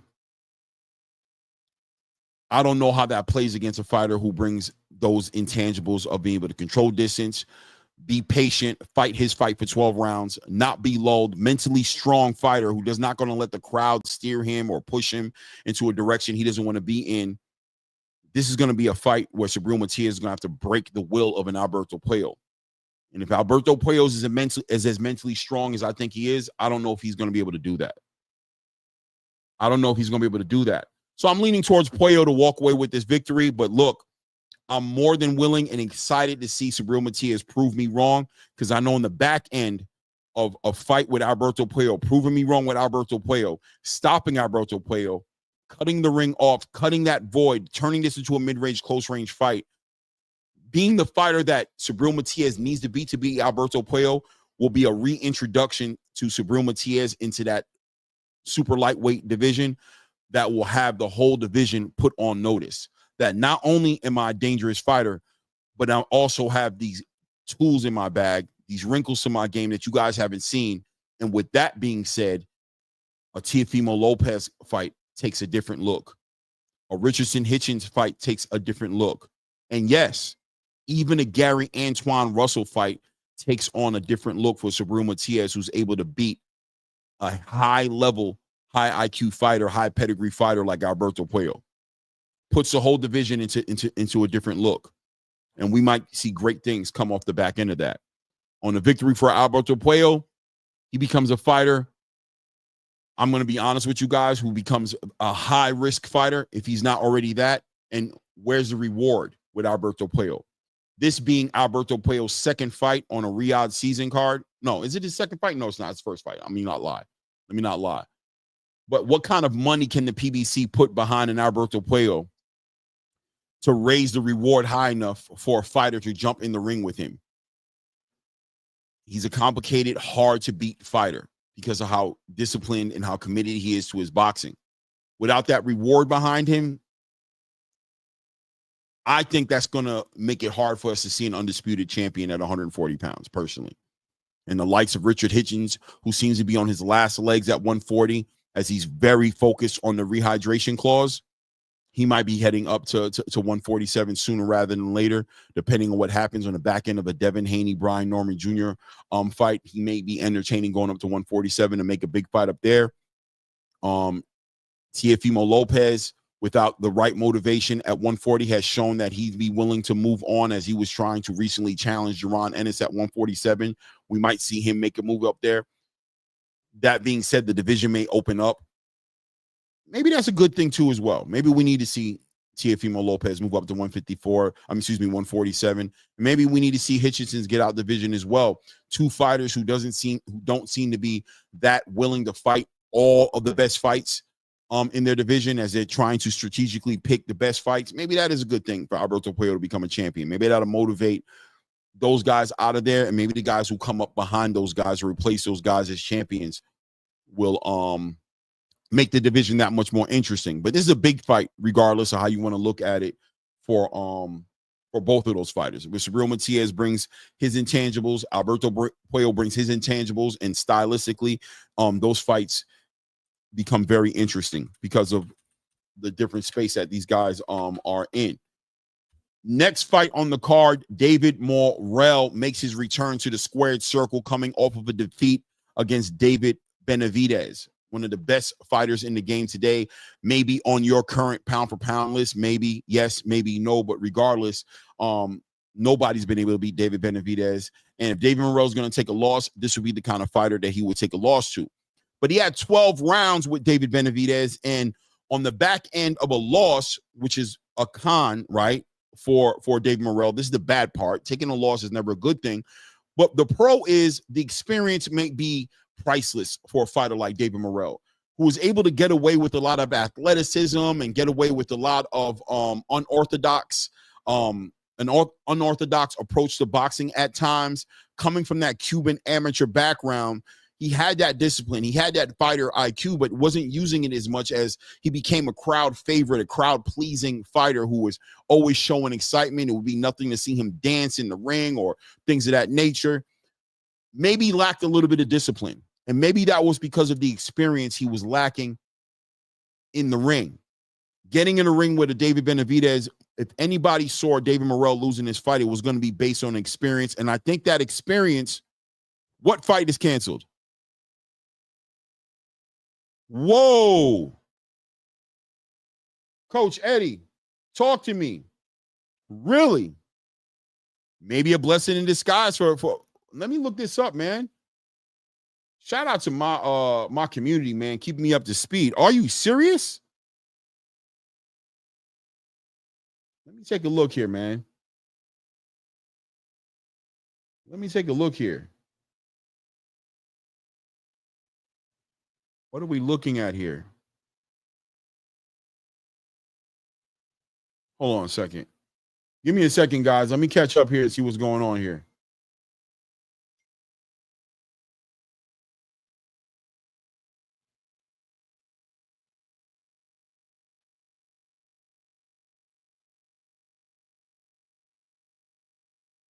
Hold on a second.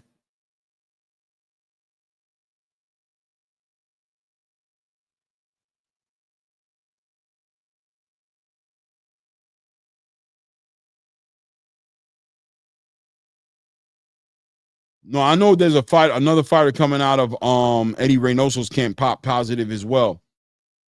I don't know when they're gonna just look at that camp and start to try to figure out what's going on over there, because clearly something's going on. Inside of 2 months, Jaime Munguia, and now I can't remember the guy, but the guy who fought Yafiel, whatever his name, I can't remember his name.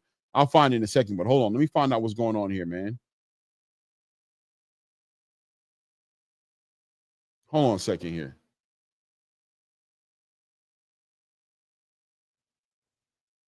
Hold on a second here, guys. Be patient with me. I appreciate your patience, man. I got to catch up.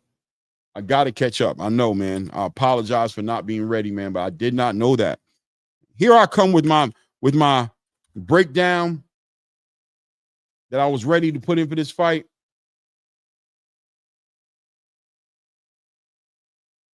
Hold on a second here.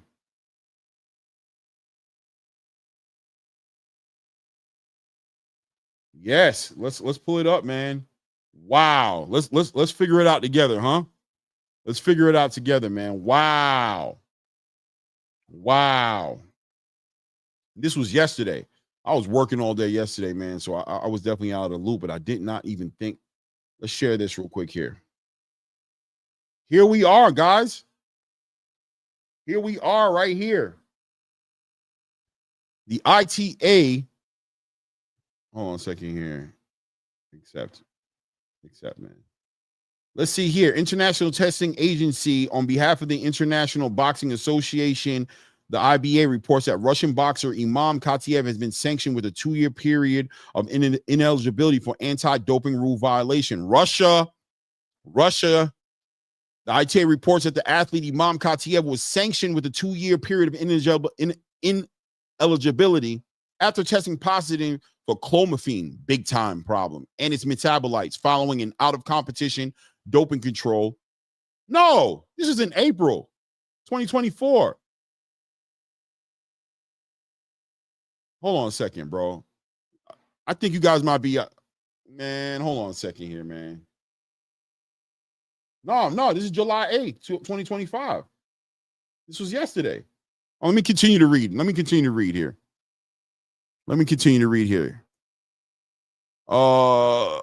Clomiphene is prohibited under the WADA prohibited list as S4 hormone and metabolic modulators is prohibited at all times in and out of competition. Is classified as a specified substance. Clomiphene can be used by athletes to increase testosterone levels. The sanction was issued by the IT on behalf of the IBA in accordance with Article 8.3.3 of the IBA anti-doping rules and equivalent provision in the World Anti-Doping Code. The period of ineligibility is effective from 26 June 2025 until 25 June 27, and the athletes' results have been disqualified from the April 9th, 2024 awards. Parties with the right appeal may challenge the decision by.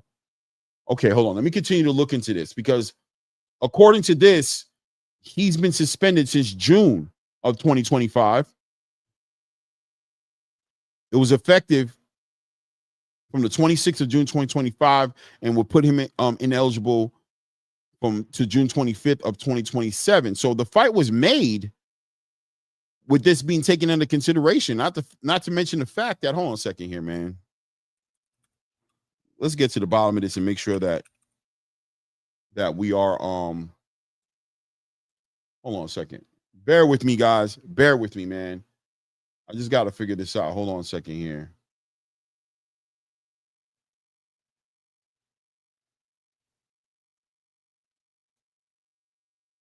Let me see something here.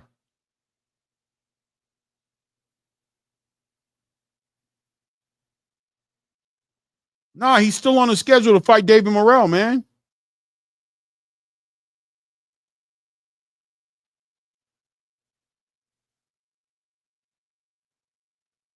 I don't know, guys. I think that fight is still happening. Hold on a second.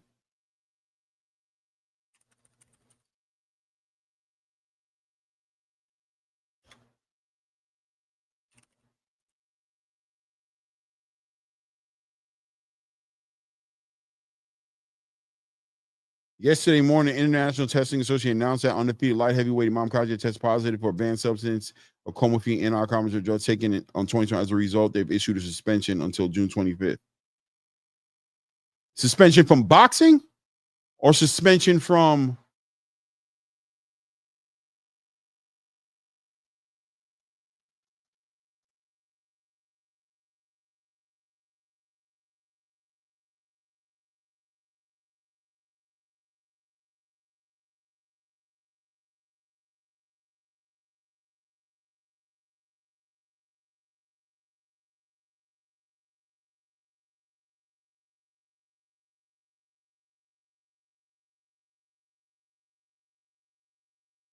Hold on a second here.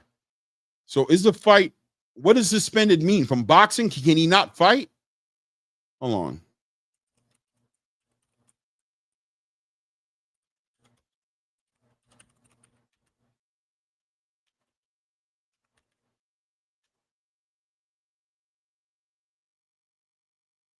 Yeah, it's called off. It is what it is. There it is. It's called off. Wow.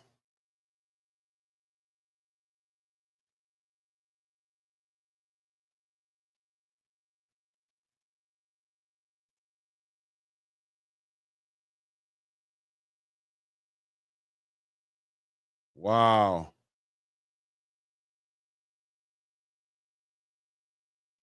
All right, ladies and gentlemen, here we are, man. It is what it is. It is what it is. Supposedly the fight is off.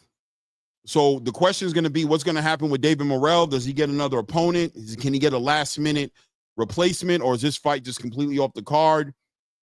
This right here has had to have caught Turki in the team off guard. But my thing is, hold on a second here. Khachev, literally, when was his last fight? His last fight was in March of this year. So if he was suspended,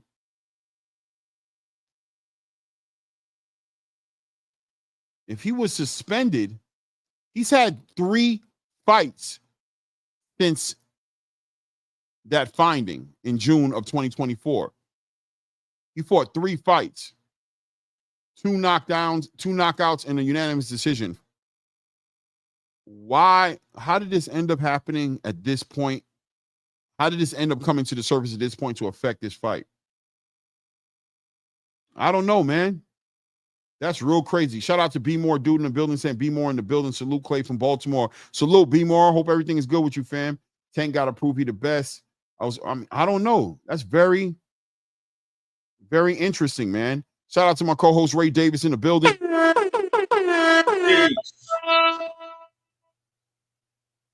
So did you hear about this? Did you hear about this? So the David Benavidez Imam Khachev fight has been called off. Imam Khachev found he popped on a performance on a drug test, right? But the interesting thing about it is, let me back this up a little bit and show you what I was able to find here. Here's the report right here, right? Yeah. Of where this sanctioning body ineligibility sanctioning was passed over on on him. Look right here, right? So it says here, the ITA reports that the athlete was sanctioned with a 2-year period of ineligibility after testing positive for clomiphene, which is horrible, and is metabolizing fighting an out of competition doping control on April 9th of 2024. So this is from a test back in April of 2024. Right? Right. So what they do, the period of ineligibility, which I'm having a hard time with that word for whatever reason, is effective from June 26th of 2025, last month, until June 25th of 2027, right? So, wow. So that's disqualified him from this fight. What took so long to get this going? What took so long for this to be enforced? And what does that look? I don't know. I'm dying for you to share some perspective on this. How you feel about this? I got one question. Why Ryan get 1 year? I mean, look. I'm just saying, it's crazy, right? I don't know, but this situation right here puts David Morrell in a situation where he can't get. Yo, this is crazy. No, this is my first time hearing about it, Clay. And if it's also the IBA. So this is a bigger sanction than what we dealt with the Ryan Garcia, to be honest with you. So, all jokes aside. And it's probably some based out of Europe or something else. And this is probably not the first time he got hit. You know what I mean? He probably let 1 or 2 slide or whatever the case may be. But yeah, man, if he was hit back in 2024, April 9th, that's my friend's birthday, by the way.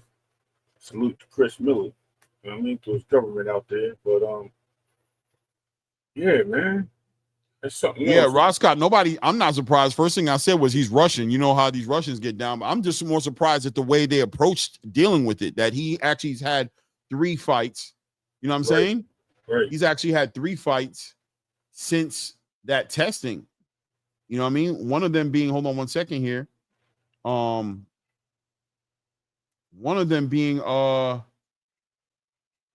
let's see. One of them being in, September, obviously.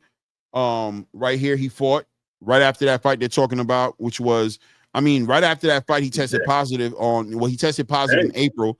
Here he's in May. He fought 4 times since that test. He fought in May, not TKO that guy in September, TKO that guy in December, TKO that guy, fought this past March, right? Got a unanimous decision in a 10-round fight. Here he is about to fight David Morrell. Why is this suspension kicking in right now? Crazy work, man. Listen, your guess is as good as mine. I'd like somebody to make some sense of it, but it is what it is. At the end of the day, we don't make the rules, right? Keto and PEDs. This dude, Ross Scott, funny. I don't know, Clay. That's like I said, your guess is as good as mine, bro. I can't call it, man. I think this is some definitely some politics that sound like involved. If that makes sense, I can say that. And maybe, just maybe, is it David Morrell's team that decided to point this out and force something to happen before the fight? Yeah, Ross Clot, of course he got the TKOs on PEDs. What I'm saying is, look how much damage and look how much activity they allowed this man to have before they suspended him. What I'm showing you when I'm bringing up the TKOs, I'm like, look, he knocking dudes out since that happened. You know what I'm saying? And where's the accountability of the boxing commission to get in front of somebody who's on performance enhancement drugs, according to you guys, knocking people out? It was a random test, right? It is what it is. No doubt the boxing source. The boxing source, man, I'd love to interview Coach Ronnie. I don't know if you could set that up. That's even possible. I know he's got a lot going on right now. Well, maybe he has nothing going on right now that it looks like David Morrell doesn't have any fight to get ready for. I'd love to speak to him a little bit, man. So I don't know if you could try to put that together for me. I appreciate it. I know you guys run a show together, but I'd love to interview Coach Ronnie Shields. I got questions about. I love to interview him. Right, obviously, what's going on with David Morrell, but also with Jamal Charlo as far as the future of those guys together. I know he wasn't involved in the last fight, but I'm gonna put something out there.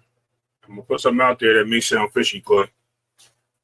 It sounds like sabotage to me a little bit. There you go. Because I was gonna say, if you Just a find little him, if you see Caleb Smith in the ring with David Morrell on that card coming up on this card out of nowhere, right? Might be a little suspicious, man.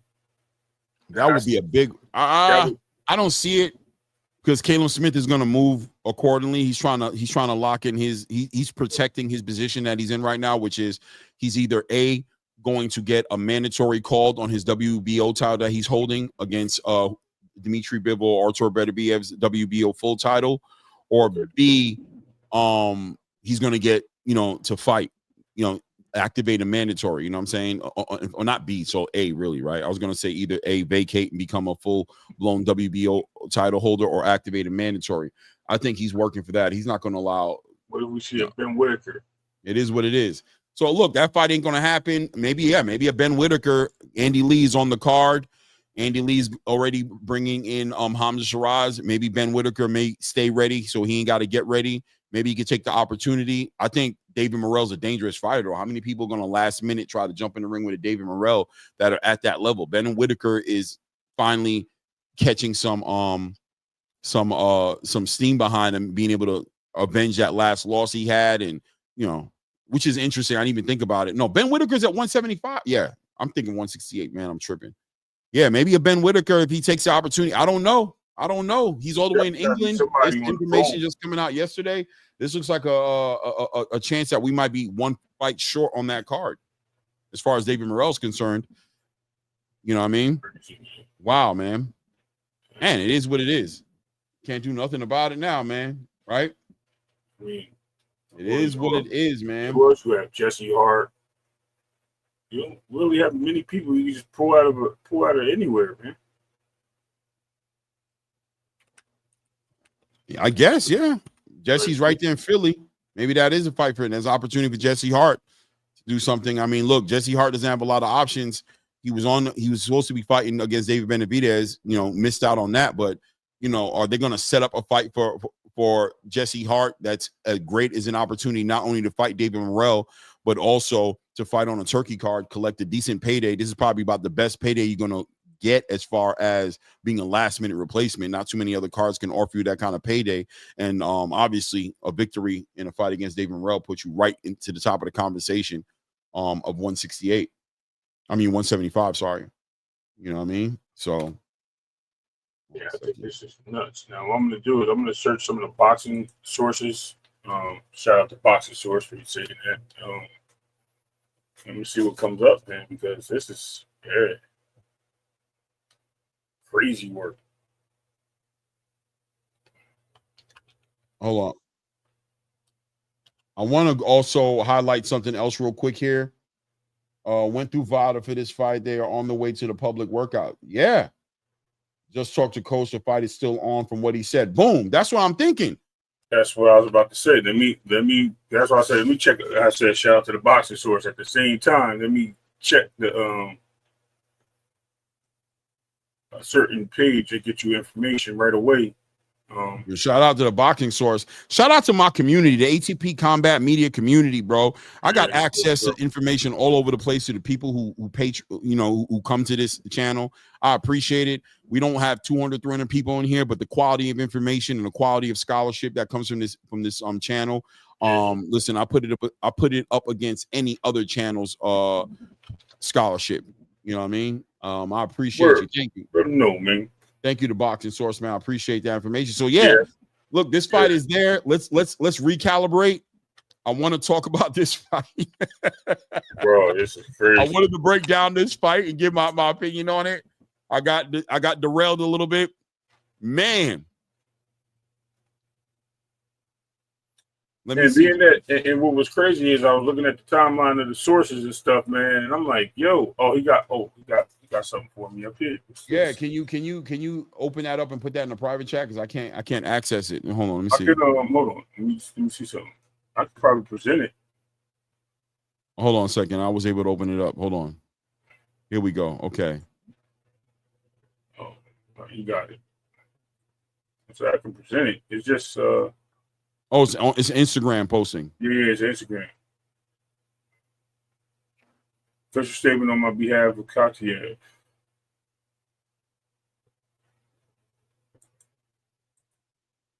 Says declaration of officials in a different language. Official statement. I was deeply surprised and shocked to learn the results from an out-of-competition doping test conducted in April 2024. He has categorically, I can't even say that word, denies every knowingly or voluntarily ingesting of prohibited substances. Imam remains fully committed to proving that he is a clean athlete, as he is consistently demonstrating throughout his career. Since April 2024 alone, he has submitted 4 negative test results from VADA, the RASI, and the RUSADA. He also is a voluntary participant in the WBC Clean Boxing Program. No further comments will be made on this matter. It shows a VADA test, and it has shown another VADA test of negative testing. So is the fight on, or is it not on? Is the question, right? Listen, I'm fully aware and fully sure that he's going to deny this to the end, and he wants to prove his innocence. And shout out to him, you know what I mean? Coming up with those clean tests probably will help his argument a little bit, but that's his uphill battle to fight. That's what's up. What we want to know is, are we going to see this guy compete on Saturday against David Morrell? Yeah, I get that. All right, look, let's just talk about it as if it's going to happen, because as far as Coach Ronnie Shields is concerned, he has a fight. They're getting ready to go to the media workouts. It's kicking off in about 27 minutes. He's getting ready to show the world what they're going to see on Saturday. So, had you had an opportunity to catch Imam Katiev in the way he fights at all? Any of his? I've seen one of his fights. I think he pulled him up earlier, right? So I think the one fight I seen, he was on. Trying to see what card he was on. He beat dude up.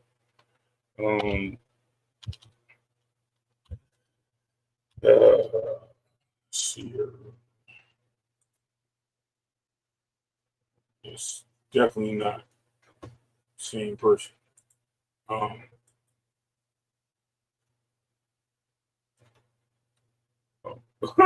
That's my boy right there. Yeah, I finally found the clip that I was looking for. No, I watched it last night when you said this, bro. Yeah, I finally found it because it was on my mind so much. And I'm like, he was nah. saucy when he was talking about it. He was very saucy when he made that statement too, man. It is. I will break you before every fight. Look, I'm going to tell you what I found from Imam Katiev. Guys, you guys know I've been calling this guy like a Timu Artur Beterbiev. You know what I'm saying? Now, shout out to David Morrell. You know, this is going to be, if he fights this fight, is going to be a big test for him. Just like Turki Al-Sheikh always does, throwing David Morrell an opportunity, but not cheap, right? A hard fight in front of him. An Imam Katiev who brings a Eastern European pedigree about him, really understands the value of a good body campaign, really understands the value of good defense. And times he gets hit, though. He gets hit at times, but he's able to weather the storm. A strong fighter, maybe because of these performance enhancement drugs that everybody's talking about. I'm not too sure, but able to weather the storm to a certain degree. But ultimately, the biggest factor what he brings to the table is he's able to generate a lot of power. And in all honesty, he has very short punches. He generates a lot of power in a little bit of space, and he works well off of that body. You know, he starts off a lot of his combinations with straight right hands to the body that are followed up with overhand rights and overhand lefts and a lot of body work. He really breaks you down. Big time combination puncher as well. He likes to level change, go up and down, walk you down, put that pressure, kind of flat-footed at times, but really comes forward with that pressure. David Morrell is probably going to have to be on his toes for this fight. You're going to have to see that Cuban stance. This might be a revisit to the David Benavidez fight for him, where David Benavidez was being that flat foot fighter that was coming forward, applying that pressure, a lot of punches and bunches. this is how Katiev kind of fights to a degree. I don't know if there's an argument there to say that Katiev is a bigger puncher than David Benavidez is, as David Benavidez hasn't been shown and proven as one of the bigger punchers in the light heavyweight division the way he was at a 168. So this fighter brings a lot of those intangibles to the space that David Morrell is going to get a chance on the back end of a victory here. There might be some redemption for David Morrell, some maturity. I spoke earlier about David Morrell's, lack of discipline and professionalism at times in the ring. How he'll play and take advantage and have a good time.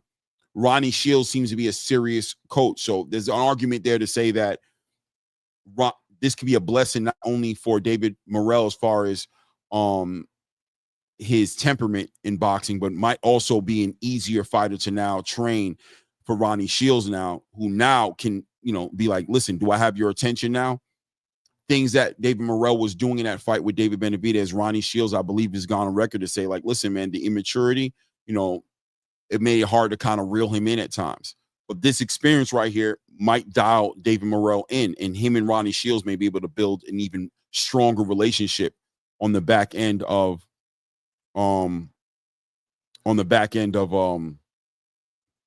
that experience he had with David Benavidez. Shout out to the boxing source who says Katiev is nowhere near as fluent with his punches as Benavidez. Morrell will box circles around this dude. Yeah, he's nowhere near as fluent. He's not as fluent, but when he lets his hands go, he lets his hands go. If you watch him, he lets it go in 2s and 3s, and he's also has a very good shot selection. He's precise. It's not about him fluidity. It's his preciseness when he lands his punches, and they're mostly powered. Just to give you a take on when I watched him fight, by the way, it was on the Kambosos card. I knew it somewhere. I seen him, and he went the distance with dude. Dude was hitting him. His defense was very lackluster, but whatever the case may be, man, he did show out and put out in that fight. So he definitely won the fight, but it was definitely not something that I seen that was like, oh man. But him being in the ring with a David Morrell, and the way I see it is David Morrell had trained for Benavidez a certain way. We're forgetting that David Benavidez came out in that fight and was on his toes in the first 2, 3, 4 rounds and was using the jab, which David Morrell was very uncharacteristic in that fight. Nobody expected that. Everybody expected David Morrell to sit there David Benavidez to sit there and wait for David Morrell to close the distance and then start throwing some haymakers and just, you know what I mean? And it didn't happen. It was more a jab-led fight for David Benavidez, where I think David Morrell already trained for this guy. He already trained for that type of fighter where... No, they're saying the fight is off, man. Huh? They're saying the fight is off. I'm looking at it right now. There's no flags on it. It says it's not off. Where'd you see that at? Yeah, I went to like 4 sources. Let me see, man. Let me see.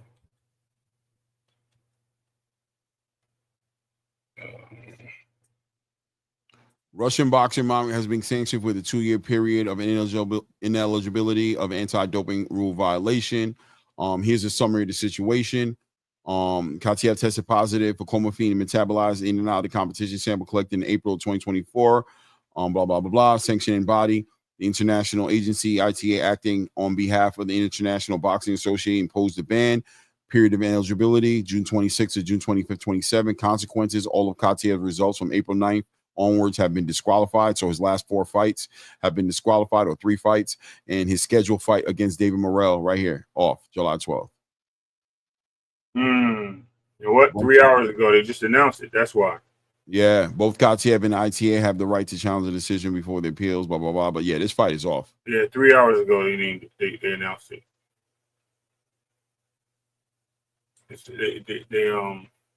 Yeah.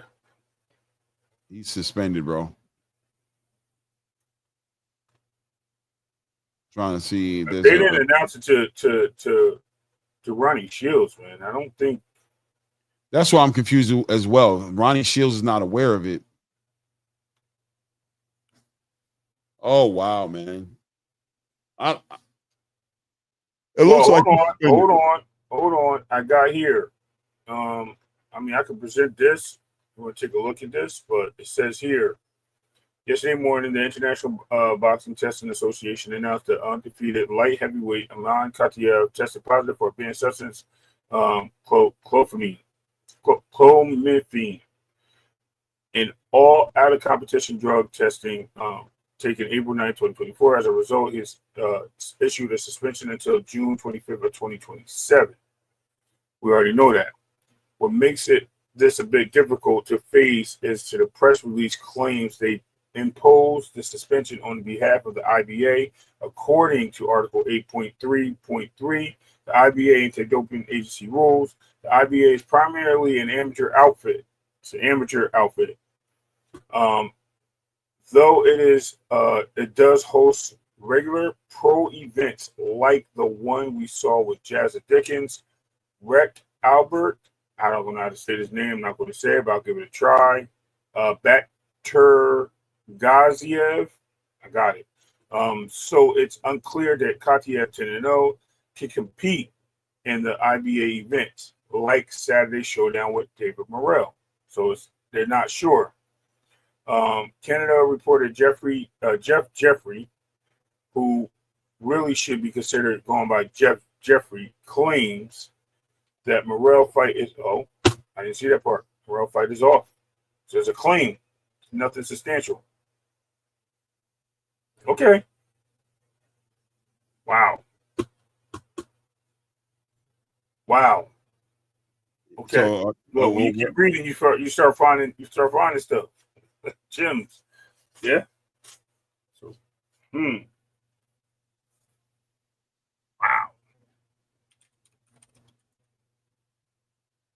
And the IBA is the testing of which I International Boxing Association, which we already know is an amateur thing. I'm glad I was able to get clarity on that as well. Shout out to the people.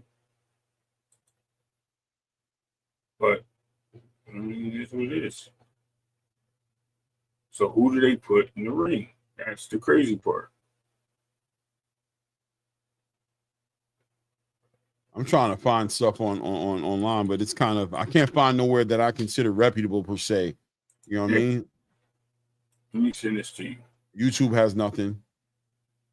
Let me send this to you here. Yeah, Bradley says on to the next topic. I hear you, man. We just got to move on, man. I don't want to talk about the fight. It's not going to happen. I'm not going to lie to you. You know what I'm saying? I don't want to talk about the fight. Yeah, see what happens. I agree. I just got here, so that's just like. Yeah, me too. I mean, literally, when you got here is when it came out. Coach Eddie told me that it's. I'm like, what? So I had to look into it. Appreciate your patience with me, guys. However many people in the building, 42 people. Let's make sure we hit that like button. And, obviously subscribe to the channel if you haven't subscribed to the channel yet. Appreciate you guys, man. The news just comes out here, and we're trying to report it as we see it, coming out. You know what I want to talk about, man? A little bit. Well, I'm going to play this a little bit just to kind of get back into the Floyd Schofield, Shakur Stevenson situation that's panning out. So I'm gonna play this part right here in this video right here. This an interview once again. Shout out to Ness with the Boxing Voice. This is an interview that happened between Schofield and Ness, and here Schofield Senior discrediting and dismissing the value of the belts. Something that last year around this time Schofield spoke about, that was a big goal for his son to unify and become undisputed, and that he could beat all the champions in the division. Well, on the back end of a complicated situation in Saudi Arabia, where he states it's food poisoning. Other people have speculated it being other conversations, including myself. I think it was somewhere else, being that we haven't had any proof from Floyd Schofield Senior as far as toxicology reports. We've heard a lot of allegations that he's pointed his finger towards Shakur Stevenson and their team for not only poisoning his son in Saudi Arabia, but also even tampering with getting into his home, breaking into his safe, stealing his passport, putting police on him and false charging him with fake accusations of child trafficking, sex trafficking, and having drugs in his vehicle that they found in his vehicle, but he was able to beat that because his engine was cold of his vehicle, which I found interesting because I don't know of any cops that care about that, You found drugs in my car. I don't know anybody that I've known who got drugs in their car and was able to get off of it because they were able to show that the car didn't move for a certain period of time. Yeah, that's crazy, right? That's his story, right? He's going to stick with it. That's what he decided for it to be. I'm assuming there's more to this than what he's saying. But that being said, there were rumors circulating the space about Floyd Schofield Sr.'s son's, Floyd Schofield Jr., the way he looked aesthetically in Riyadh, saying that he looked like a big fighter, and they find it hard to believe that this man was going to cut down in that window of time that was allotted to him to get down to 135. And being that the WBC, I showed you guys last night, have rules on how they carry the weight cut. They check you at 30 days before the fight, they check you at 14 days before the fight, and they check you at 7 days before the fight. So rumor was that the WBC was applying pressure to the Schofields to make weight 7 days before the fight.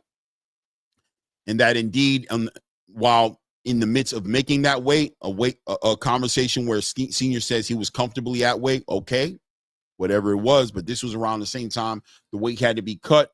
Floyd Schofield Jr. falls ill to what Senior says was food poisoning. Fine, that's what we have to go with. That's what it is. The fight was canceled. The British Boxing Board of Associations or Commission, whatever have you, had to pull them out of that fight. They come back to the States. Now on the back end of a victory with Tevin Farmer, here is a piece of Schofield Sr.'s now new perspective on boxing, and maybe speaks to how he plans on moving forward with Floyd Schofield Jr. at 135 pounds. I'll hit play and we'll talk about what we're looking at here, right? He beat Tavares Cloud for the IBF. Then he unified with Babel Shumanor. Yeah, I don't understand. That's why I said it's okay to, disagree. We don't. I don't know. It's all good. Ness trying to narcissist you, my nigga. He trying to narcissist you, bro. Respectfully. All I'm saying is what I'm doing. Two-Tone represents for the casual community so well, and that's respectfully, like no disrespect. Like I'm respecting what he brings to the space. He brings we don't care about the technicalities of things. We're more into the surface level reality of what we care about and what we don't care about. Represents that so well. At times it's annoying, but for the most part, it's entertaining, right? He brings that element to the space. But let's see what Two-Tone has to say about it, and let's let Schofield Sr. Speak on it. Hold on. So you the one that calls Shakur a rock star. All I'm doing is defending Shakur. Absolutely. By the way, shout out to Ness, who takes boxing so serious. It's very hard to get him to joke when it comes to this conversation. I really appreciate that. Always willing to bring it back and honors the belts, thinks the belts mean everything, honors accolades, honors accomplishments, and in my opinion represents, I can relate to, as a boxing fan, that these things are important to us, right? So here he is speaking. Absolutely. We're gonna fight Shakur and not fight him for his belt. He could keep his belt. We want the fight. We don't want his belt. We want to take that fight whenever he's done with the WBC belt, and we want to fight him. You don't win a confidence for the belt. After we knock him out, people not gonna be caring about the belt, and we're gonna get the same stardom. We're gonna make more money, and we don't need that belt. We don't need the rules. So that's what I'm saying. We don't need them telling us what much we got to hydrate by what day. As long as we make the weight, they're going to tell us you're going to get tested on this day. You're going to get tested on that day. Like they the ones making camp. So that's what I'm saying. These belts. So this is what I'm talking about. Did you hear Ray what he said? Yeah. And it's going under the radar because this was a long interview. This interview was all about, I would say, let me see, going through it right here. This interview was all about, this is a whole interview was all about damn near 2 hours, right? It was pretty much a 2-hour interview. But this part of the interview right here is significant. It's very important because here's the issue. Here is the issue that Floyd Schofield Jr. has with Shakur Stevenson in fighting for a title, right? Here is the issue he has. And let's go back and just let him speak on it again. I don't want this to go above anybody's head. I want you guys to listen closely, right? Listen. I don't know what I'm doing. Hold on. So you the one that calls. We don't want his belt. We want to take. All of a sudden, he doesn't want Shakur Stevenson's belt, right? Oh, he doubles back. Now, there's another video that I could pull up where literally after fighting Tevin Farmer, and beating Tevin Farmer, you hear Floyd Schofield Sr. saying, "We coming for Shakur next. We want that belt." Not to mention, we understand that Floyd Schofield Sr. last year was talking about unifying the division and wanting the belts, and that all these guys were just in their way. It was nothing personal. These guys know what he is. But here is his new perspective on fighting Shakur Stevenson and how he wants to fight Shakur Stevenson. Let's let it play. Take that fight whenever he's done. We don't want the WBC belt, and we want to fight him. You don't win a contest for the belt. After we knock him out, people not going to be caring about the belt, and we're going to get the same stardom. We're going to make more money, and we don't need that belt. We don't need the rules. We don't need the rules. Need the rules. That was key. Here, let's continue. So that's what I'm saying. We don't need them telling us what much we got to hydrate by. He doesn't want them telling him how much he has to hydrate by and when, right? This was an issue. Hydration, rehydration. These things right here can have Floyd Schofield looking the way he did in those pictures inside that hospital. And his only experience he has with the WBC rules, being that he's been a WBA title holder and been working under that sanctioning body, is his experience he had with fighting Shakur Stevenson. Am I right or wrong? Correct. So he's speaking towards the WBC's strict regulation on the weight cut and the rehydration when fighting under that sanctioning body. What day? As long as we make the weight. They ain't gonna tell us you're gonna get tested on this day. You're gonna get tested on that day. Like they the ones making camp. So that's what I'm saying. These belts don't matter. Now the belts don't matter. But it gets better. Want me to continue playing it? Well, I don't want to drop the gym. What do you mean gets better? The video gets better, or the statement gets better because he tells you he don't like the belt, and then he goes into another sanctioning body where he would fight for the belt. But let's talk about it. We can still fight him and still make a legacy without getting his belt. We want to fight Tank, but yes, we want that belt. Because we campaigned all the way up there, but they could keep the WBC, they could keep the WBO, and we still fight those guys. That's the only way we're going to get a fight with them. If they're going to lose their belt, they're not going to fight us. And now he puts the new narrative, right, which is that they won't fight him now, right?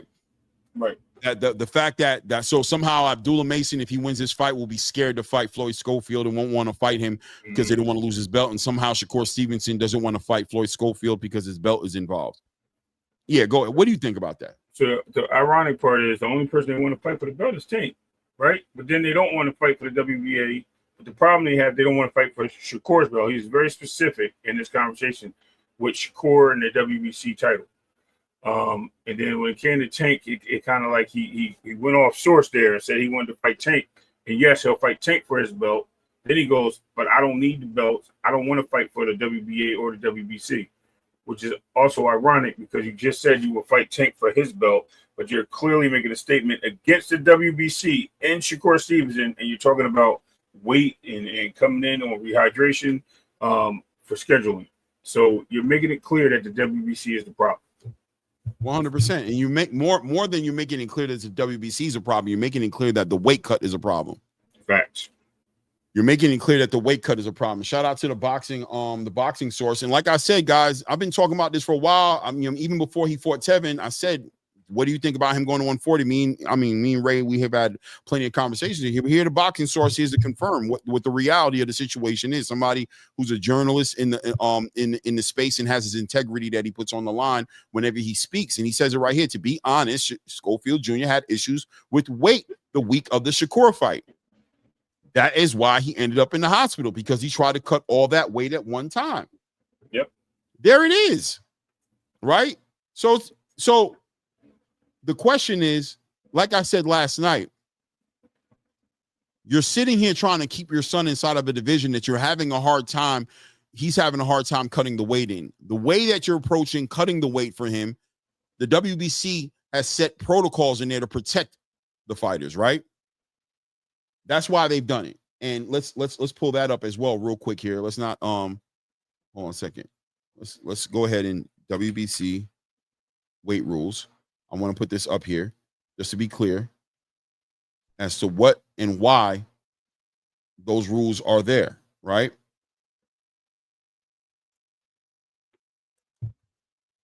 It was hilarious because the rules came out. I remember everybody trying to say that Shakur threw the rules one. Remember that? Right. Here are the rules right here, right?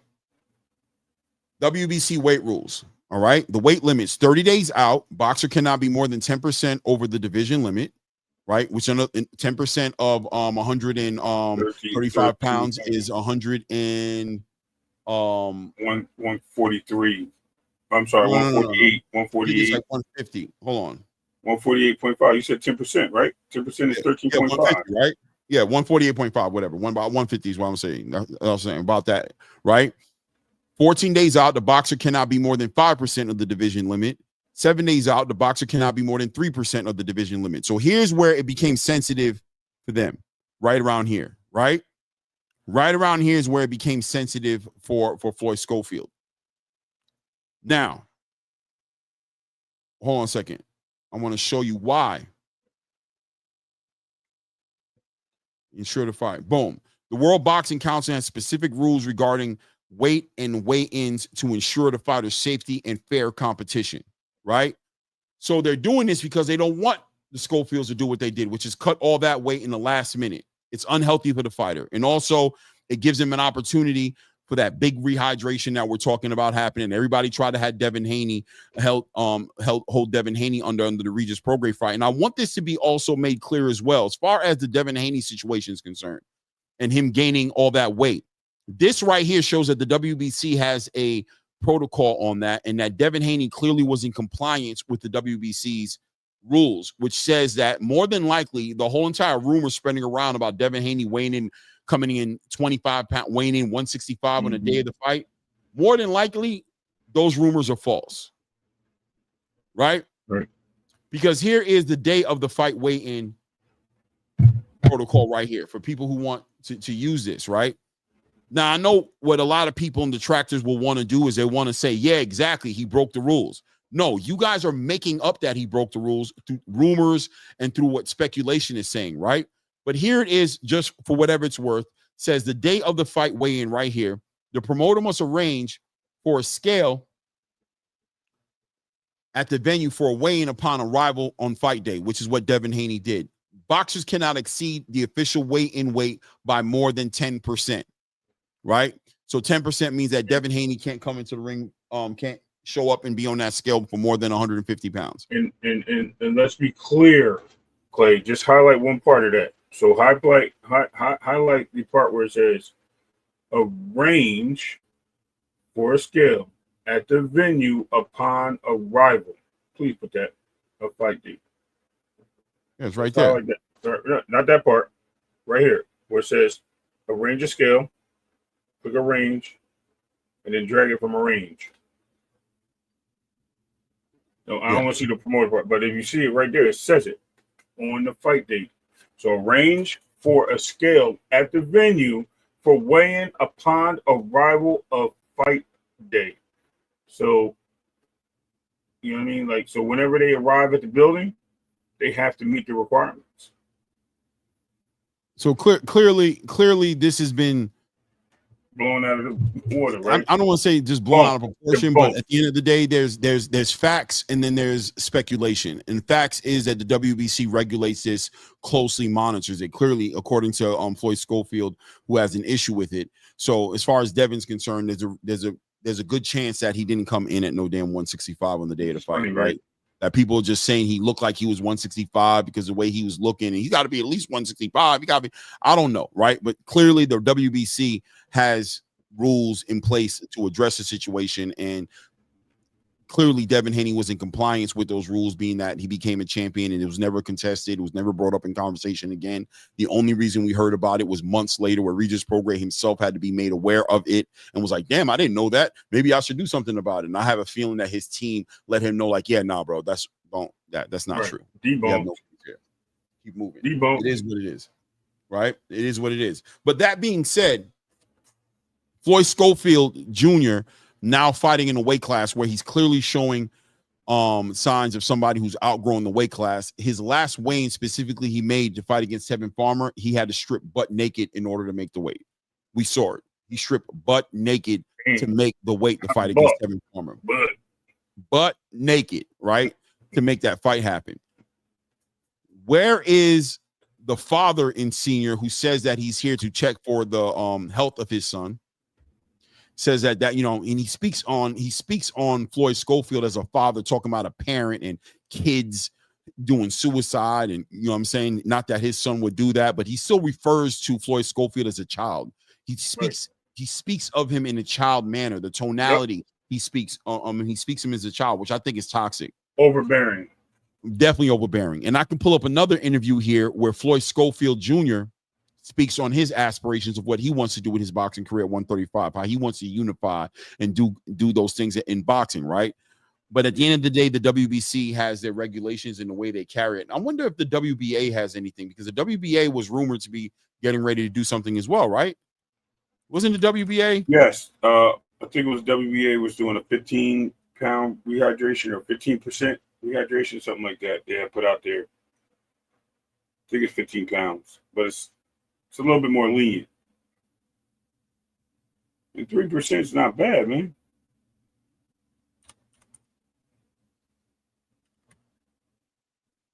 Hold on.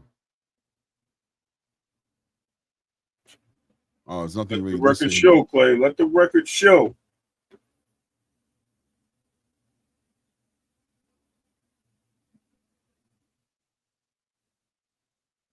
Hold on.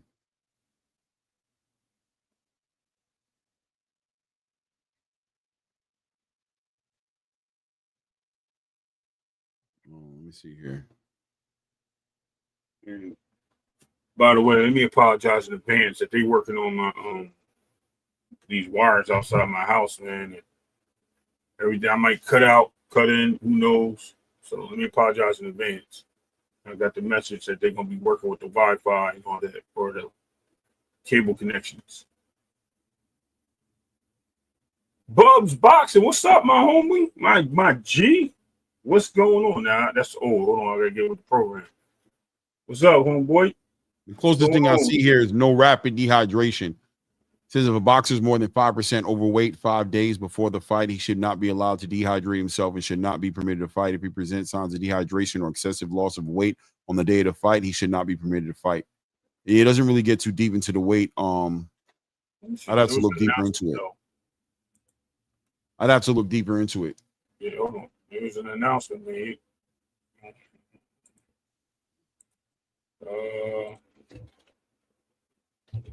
Yeah. I'll find it. I'll send it to you. He wasn't able to he's having a hard time dealing with that. And he's trying to turn it now. He's turning into the titles don't matter and all of that. I'm gonna be real with you. Shakur shouldn't fight him.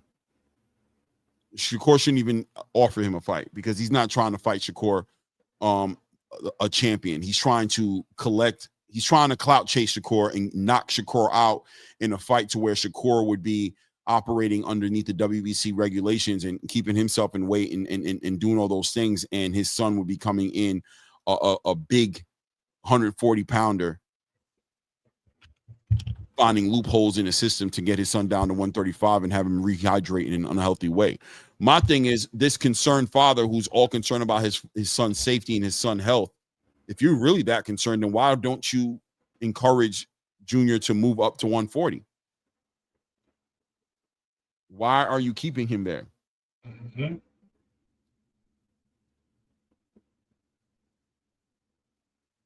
It is what it is, right? It is what it is. So give him some slack, man. Yeah. Getting old is easy. Sometimes you have kids successful and relevant. Son, what he got left, man? That's sad. That's sad. What I'm gonna do is I'm gonna open the panel up as well. We're on 2 hours right now. Right. So if anybody wants to come up and build, feel free to do so. It is what it is. We can talk about this Devin Haney. Well, let's talk about the Amanda Serrano, Katie Taylor fight. Let's talk about that fight for a second. Oh, yeah. I was about to ask you about that.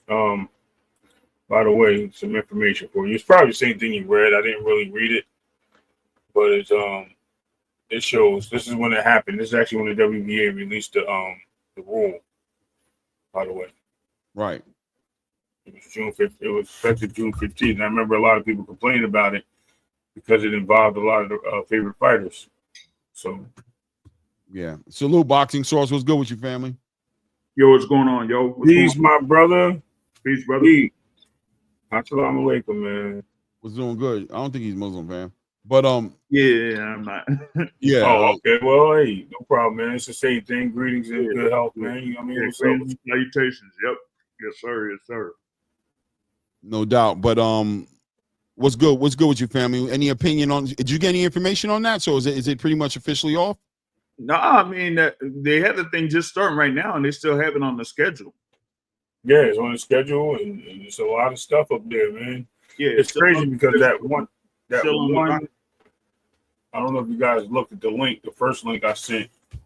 I mean, I don't know how reputable the source is. Badlefthook.com has it right there in the compliances of what happened. So, I mean, that's the most, I would say, detrimental or whatever. And I think that was on Box Live, if I'm not mistaken. Or Boxing News. Sorry, Boxing News. I know that Eye of the Tiger Promotions, they were the ones that put out that statement that I sent. And it included that the copy of those results from VADA, and those were as of June. So if they were under VADA testing, as what Coach Ronnie Shields was saying, then I guess that was the case here before they organized this fight. So they're under VADA testing, and he's tested negative over this particular up to this point. Then it looks like for now the fight's still on. Yeah, that makes sense. It might just be speculation and weird news. I'm watching it right now. The actual the open workouts is just starting. Trying to see if they say something. If he show up, right? If he show up, then that means nothing. Yeah, show up because they just put the schedule on once that thing started, and it had the fight still on in the on the fight card. So they didn't say any news. They would have said like right off the bat. Yeah, facts. What do you think about? So, what do you think about this whole entire Floyd Schofield situation I was highlighting? That you know what I'm saying? How do you feel about that, the boxing source? Well, I mean, I was trying to follow up with Schofield Sr., but as I was saying there in the chat, the whole situation there with the Shakur Stevenson fight, I really do think it was something with him having trouble making weight, and I think it was like that before he even went out to Saudi Arabia, because you have, as you mentioned, they were brought up, the WBC having those rules as far as like 30-day, 14-day, and 7-day, and the thing is, once you get to a certain point and it gets really tough to make that weight, then you got to like cut and do a little bit more in order to cut. And if you lose, like I said, try to lose hydration and stuff like that and get dehydrated, then yeah, you could get really sick. So yeah, you could have like pictures and all that type of stuff, on one day, looking like you're, all, shredded or whatever it is. But if you don't have the energy, you could, like fall out like right off the bat. So that's why he pretty much, I say, he got checked in the hospital that day was because he lost, way too much weight, way too much water in his system, and just, couldn't really function properly at that time. So moving forward, though, on a situation like that, I was talking to Ray yesterday about it, and I said, listen, we saw Devin Haney stay at 135, what people would consider maybe a little too long, right? And ultimately, how that ended up affected him is when he went to 140, we saw that he really, he did well on cutting that weight to go to fight against Regis Prograis, but ultimately on that Ryan Garcia, it seemed like it resurfaced again, the weight issue, cutting the weight, and he saw the black marks around his eye, the raccoon marks around his eye, and he trying to wear the sunglasses, and there's an argument obviously to say that he didn't take his head off the line, and anybody who gets hit by a left hook by Ryan Garcia gets over the same consequence. But there's also an argument to say that he didn't rehydrate properly, and that the water around in his brain wasn't there like it's supposed to be, and he became even more susceptible to falling to those shots. And I say all that just to bring it full circle to say that could he stay there too long at 135 to the point that even when he goes to 140, he's suffering the same issues? Shouldn't he just move him up now? Unless it's something real, unless it's a big opportunity for him at 135, which I guess Tank is in the conversations and opportunities. I don't see Tank taking that fight. Or you're talking about Devin Haney, right? Like with Devin Haney, he stayed in 135 about 2 fights too long, in my opinion. After he had that first win against George Kambosos Jr. to become undisputed champion, after that, he should have just, moved on and went to 140, right? Having the rematch and then having the fight against Vasyl Lomachenko, that was, really stretching it. So at that point, you could say that he would be, what I would say for theoretical purposes, like around 155, trying to get down to 135 for those 2 fights, instead of like getting down to a 140 or something. So when you like overexert yourself that many times, like the body might try to, recoup all of that, and it'll make it even more difficult for you to try to get down in weight, whether it's 140 or if you would have tried to do 135 again. Because remember, after that fight against Lomachenko, who stepped in the ring to try to see if he could get a fight with Devin Haney?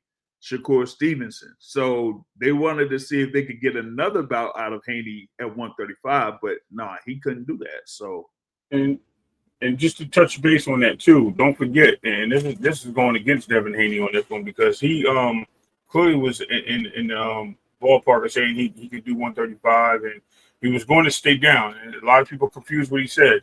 He said he will stay down at 135 for the Gervonta Davis fight. If he can get that fight, and that fight never happened. So when Shakur called him out, it looked like he was willing to take the fight for the money.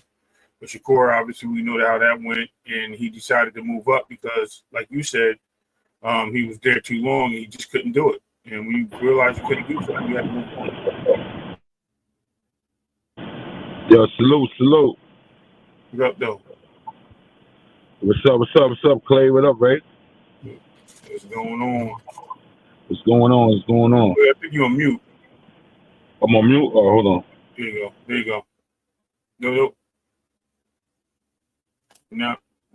Now you muted again. Hold on. How about now? There it is. Right now? Yeah, salute. Clay, Ray, salute. It's been a minute. Yeah, man. Peace up. You already know. I wrote in the comments earlier, it's gonna be a all Puerto Rican Day weekend all over again. You heard? Right. Hopefully we go 4-0. But I'm gonna give you a sure winner out of my bunch. A sure winner out of my bunch. That's Shakur Stevenson. Oh, that's right. I forgot y'all Shakur Stevenson out of Styles. That's the clear winner. That's the clear winner. That's the clear winner. Right? Yeah. Amanda, Katie, we're gonna see. Hopefully Amanda can pull that out. I feel like she pulled it out last one. Hopefully she can pull that one out. So I'm just I gotta get back to the work. I just actually finished I had to do something with my boss's father, bring him to his doctor. So I'm just gonna give a prediction. Salute to y'all. I always love what y'all do, and then I'm gonna go by. And by the way, I respect your predictions. Even though it's a little against mine, but I respect it though. You're a boxing man, Clay. I respect it. But I'm gonna give you some counter punches for that too, though. But anyway, Amanda. Hopefully she get it done on Friday. She got it done the last fight. Most people believe that, but let's see what happens Friday. All right. I already gave you. If you don't mind me asking you, if you don't mind me asking you, what is Amanda going to do different this time? I mean, she did a lot. I thought she won the last fight as well. But does she change, or does she build on what she did? I mean, she suffered a lot of headbutts, and a lot of that had to do with the offense. Obviously, that she was bringing that pressure, and this is how Katie reacted to the pressure. But how she counter Katie's, head first approach to the how does she deal with that? Uppercuts. I believe. I mean, she's going to have to display better defense. Better defense of trying to block that, and just build on. You mentioned build on. Yeah, she has to build on. I don't see her doing too much things different, but build on what she already did, and try to hurt Katie. Try to hurt her, and I'm looking for Amanda to stop her. That's what I was going to ask you as well. Does she look at it like she needs to stop it? Because she almost stopped her last fight. She almost did. So she has to pick up. She has to pick up the tempo more. That's what I believe needs to happen. Yeah. Right? Get it out of the judge's hands, right? Get it out of their hands. Right, yeah, stop her. Yeah. I'm rooting for a stoppage. You know what I'm saying? I'm rooting for a stoppage. but I'm not picking that in my parlay. But I'm going for a stoppage. So Shakur is the leader of the pack of my pack, where I got him as a sure winner. But it's boxing; anything can happen. But I got him as a sure. I got Shakur by stoppage, somewhere between the 7th and 9th round. I got him stopping on. Edgar got an uphill, and I heard your take on it, Clay. It was a great take, even though I'm going the other way with it. A great take. My counterpunch to that is, even though Shiraz is a taller fighter, by him being a taller fighter, our body's right there open for the taking. So I'm wishful thinking. I'm hoping that Edgar goes deep and eats up that body. The body, a taller fighter, the body's there for the taking. Even if you stop by somebody, you play fight with somebody, that body's always there for the taking. The shorter fighter, you have to bend down. The taller fighter's there, and I know he has a good jab. You know, he has to get around that jab. I don't see that's not crazy. And I mean, salute to like what Mayweather says, he's a hell of a fighter. So I'm gonna stick to that. I'm not gonna put down Shiraz and then Edgar wins. It's gonna be less. So he's a hell of a fighter. I got Edgar going underneath that jab and touching that body. He's gonna eventually he's just going deep on that body. That's what he needs to do. And then he has to get in the inside. He has to cut up the ring. Edgar got a little boxing to him too, but I don't really believe that he has to go into his box. That's why I kind of like disagree. I don't think he needs to go into his boxing so much. He needs to do it, but not so much. Just get underneath that jab and eat that body up, and then work from bottom to the top, not from the top, from the bottom. And Shiraz don't like. I did a little homework on him. He don't like body shots, like most fighters don't like. He don't like those body shots. So, but he really don't like them. So that's what he needs to do to get that victory. And I believe he does it. But like I said, Shiraz is a hell of a fighter. If he beats Edgar out here in New York and all that, much power to him, salute to him for that. But I got Edgar on that. Because obviously I'm Puerto Rican, so it's me room for them. But I'm also breaking down why I think they're gonna win, not just because they're Puerto Rican. You know what I'm saying? It has nothing to do with that. So let's go to the next one. Let's go. I got that, so I got Edgar and that. I broke that down to my best ability. So let's go to Sabil Matias, which I agree with you 100%, Clay. It's the same thing. It's the same thing. He has the same battle that Edgar got. Taller fighter, could box, right? The same thing he needs to do. I just think that Edgar could do it better. Sabril's gonna have to get underneath that jab and attack that body. Another taller fighter, the body's right there for you. That's the pro and the con of a taller fighter. The body's right there to get eaten up. So Sabril has to do the same thing, but he has to start early. Like I think Sabril Matias has more of an uphill battle than Edgar does. You know what I mean? But let's see what happens. But it's basically the same thing. Do you think that Sabril's in position with his pedigree to win a 12-round fight against a boxer like Alberto Puello, or does he need a stoppage? He needs a stoppage. If he does, prove me wrong, but I think out of him and Edgar, he definitely needs the stoppage. He needs the stoppage because he gives too many rounds away. That's why I agree with Clay. When I heard the Clay take, that's what I'm agreeing. So like, you know what I mean? I agree with that. Yeah. He needs more to stoppage than Edgar, but I believe I still believe Edgar. Just go back into that. I do believe Edgar wins by stoppage late. I don't think Shiraz is gonna be able to, even if he's doing good boxing. I don't think he's gonna be able to do that for 12 rounds. But anyway, getting back to Puello, I'm believing the same thing, but not as much confidence as in the Edgar. But I'm gonna go Matias. I'm gonna root for the stoppage. He has to get underneath the jab. He has to dip under that jab. Both of them do. Got it underneath that jab. And just to go into Shakur, even though I'm just saying he's gonna win, I'm gonna say how he's gonna win. William Zepeda is gonna force. And I've said this on your show before about Shakur Stevenson. William Zepeda is gonna force him to stop him. Yeah. He's gonna force him to stop him. He's gonna try to go crazy like he does, but he throws like 100 punches, whatever the box punches is. And Shakur's gonna put him right on his ass. And don't be surprised if Shakur hurts him early. Shakur hurts him early doing that. He's walking. He's tailor-made for Shakur. He's tailor-made, like how Spencer's tailor-made for Bud. He's tailor-made. He's coming right in. Shakur don't got to do too much this and that. Just your defense, counter punch, boom, bing, bing, bing. You know what I mean? So I got that. Like the Shakur fight, I'm betting that separate as a stoppage. I'm doing that. I'm getting that out the way. I don't want to lose that on the parlay just in case if I lose. I'm doing that separately. But the fight is canceled, right? My bad. I don't know, man. I don't know, man. It's still in the air. I have no idea. I do not know. Right now, they got David Morrell in the ring doing his ring dance, so his workout. So let me see here. It doesn't look like it. It looks like the fight's continuing to go on. We'll find out. We'll find out. I'm seeing right now. Yeah. Ray, I heard Clay say, let me hear your predictions, Ray.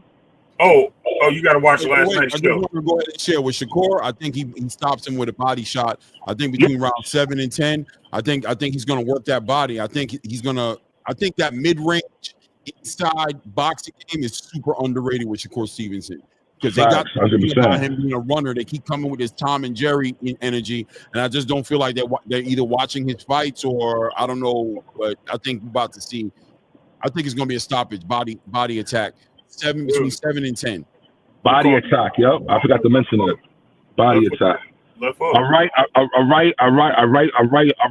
hook to the body, a liver shot. Yup. Liver shot gonna get him out of here. I think the left hook gonna drop him. I think that's gonna put him out. I think he's gonna. I think the body is gonna wear him down. I think that's gonna make him be more cautious. I think he does hurt him to the body, makes him more cautious to coming in. That's gonna expose him to getting caught with the left hook. I agree with you. I think he's even gonna stop Zepeda from even throwing all those punches. That's what I'm saying. I think he's gonna slow him down. He's gonna slow his ass. Yeah. He's gonna offset everything William Zepeda trying to do. Slow his ass down. Red Hook. Let's just what's up? Let's assume that David Morrell and Imam Katiev fight happens, right? Because I don't know. I'm looking at David Morrell right now in the ring. He just did a open media workout. He's speaking as if the fight is going on. This is live. I don't see anything here that's sending me down the road to believe. The only thing left to see is Imam Katiev coming to the ring and start saying some bad words. That being said, let's just entertain it for a moment. Where do you see this fight going between Imam Katiev and David Morrell? I'm rooting for. I got David Morrell by just outboxing him and maybe stopping him late rounds. Because he did pretty good against David. Yeah, he did pretty good against David. I think the discipline kind of, the structure and what I think Ronnie Shields wanted him to do. I think he just kind of got caught up in the antics and he took it a little too personal. You know what I'm saying? He forgot it was business. And instead of just being a little bit more stoic, a little bit more poised, a little bit more one round at a time, he looked like he was headhunting a little bit. And it looked like it might have been a long run. And I hope his condition is good, too, because it looked like he kind of got tired late rounds against David. Right. Yeah, he did get tired. That was because he was going headhunting. That's because he was going crazy. He was trying to, you know what I mean? I'm a little opposite of that, though. Go ahead. No, go. I was going to say, I still believe my bad. It was Benavidez coming out with a whole different game plan. I think the opening to that fight with him utilizing that jab and coming forward caught Morrell by surprise. I think it caught him crazy off surprise. I think they were waiting for this what's the name, the high behind the high guard and wear himself out as David Benavidez usually does. Let these fighters come in, wear themselves out, they steal the rounds, and then he just starts the onslaught as they wear down. And he didn't do that. He just came out on his toes and he was using the jab. He started popping Morrell's head back, and Morrell was caught off guard. He didn't know what the adjustment was going to be.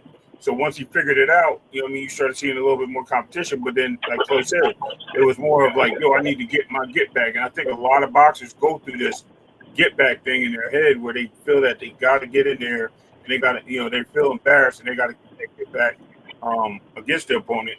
And when the opponent is there, they lose concentration. So then they got to get reeled back in on the fight. And I think by the time he reeled back in, he was gassed. He hit him with some good shots, but I just think it was a little too late. Right. Yeah, I agree with you. Looks like LW, the boxing plug, got it in here and says former champion Tony Harrison is just signed with Salida Promotions. He's returning on July 26th on that Clarissa Shields undercard in Detroit. He'll be on that card. So it looks like Tony's back in the building, trying to make another run at 154. Yo, fellas, I don't mean to cut y'all off. I gotta get back into work. I'm gonna be listening to y'all when I go in there, but I gotta get off for this, you I appreciate y'all. Keep doing y'all thing. Ray, Clay, keep doing y'all thing, all right?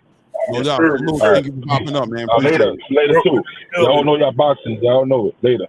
Right. Yo, Clay. So that Tony Harrison. Before we jump all around the place, I want to get Coach Eddie in the building. Oh yeah. Coach Eddie, how you doing, man? Thanks for being patient, man. Holding out for us, man. How you doing? No, I'm good, man. I just listened to the breakdowns, man. I like my man's breakdown. The only thing I'm gonna disagree with is the Edgar fight, man. Mm-hmm. And I think he's just gonna get outclassed, at the end of the day, man. Just from what I've been seeing, for what I think of Edgar, I think right now he's trying to box more. At first he was like a destroyer. He was just coming out. So now it's like he's stuck in between styles. That's what I'm seeing. I'm seeing a guy who's kind of reminds me of what AJ did. When AJ came out at first, he was just destroying everybody. He was steamrolling everybody and just marching through everybody. Then he started trying to box. He started trying to add wrinkles, and I think that's what Edgar's trying to do. I think that's why a lot of times we see him go the distance with guys that we thought he should have knocked out, or sometimes even struggle with guys that he was on paper supposed to knock out, if you're this big knockout artist. So I think he's going to probably try to make the mistake of going in there trying to box Shiraz. Because Shiraz Shiraz is just a better overall fighter than Edgar. I mean, even if you want to give Edgar the power category, that's cool. But every other category, I think Shiraz is a better fighter. I think he's more polished, footwork.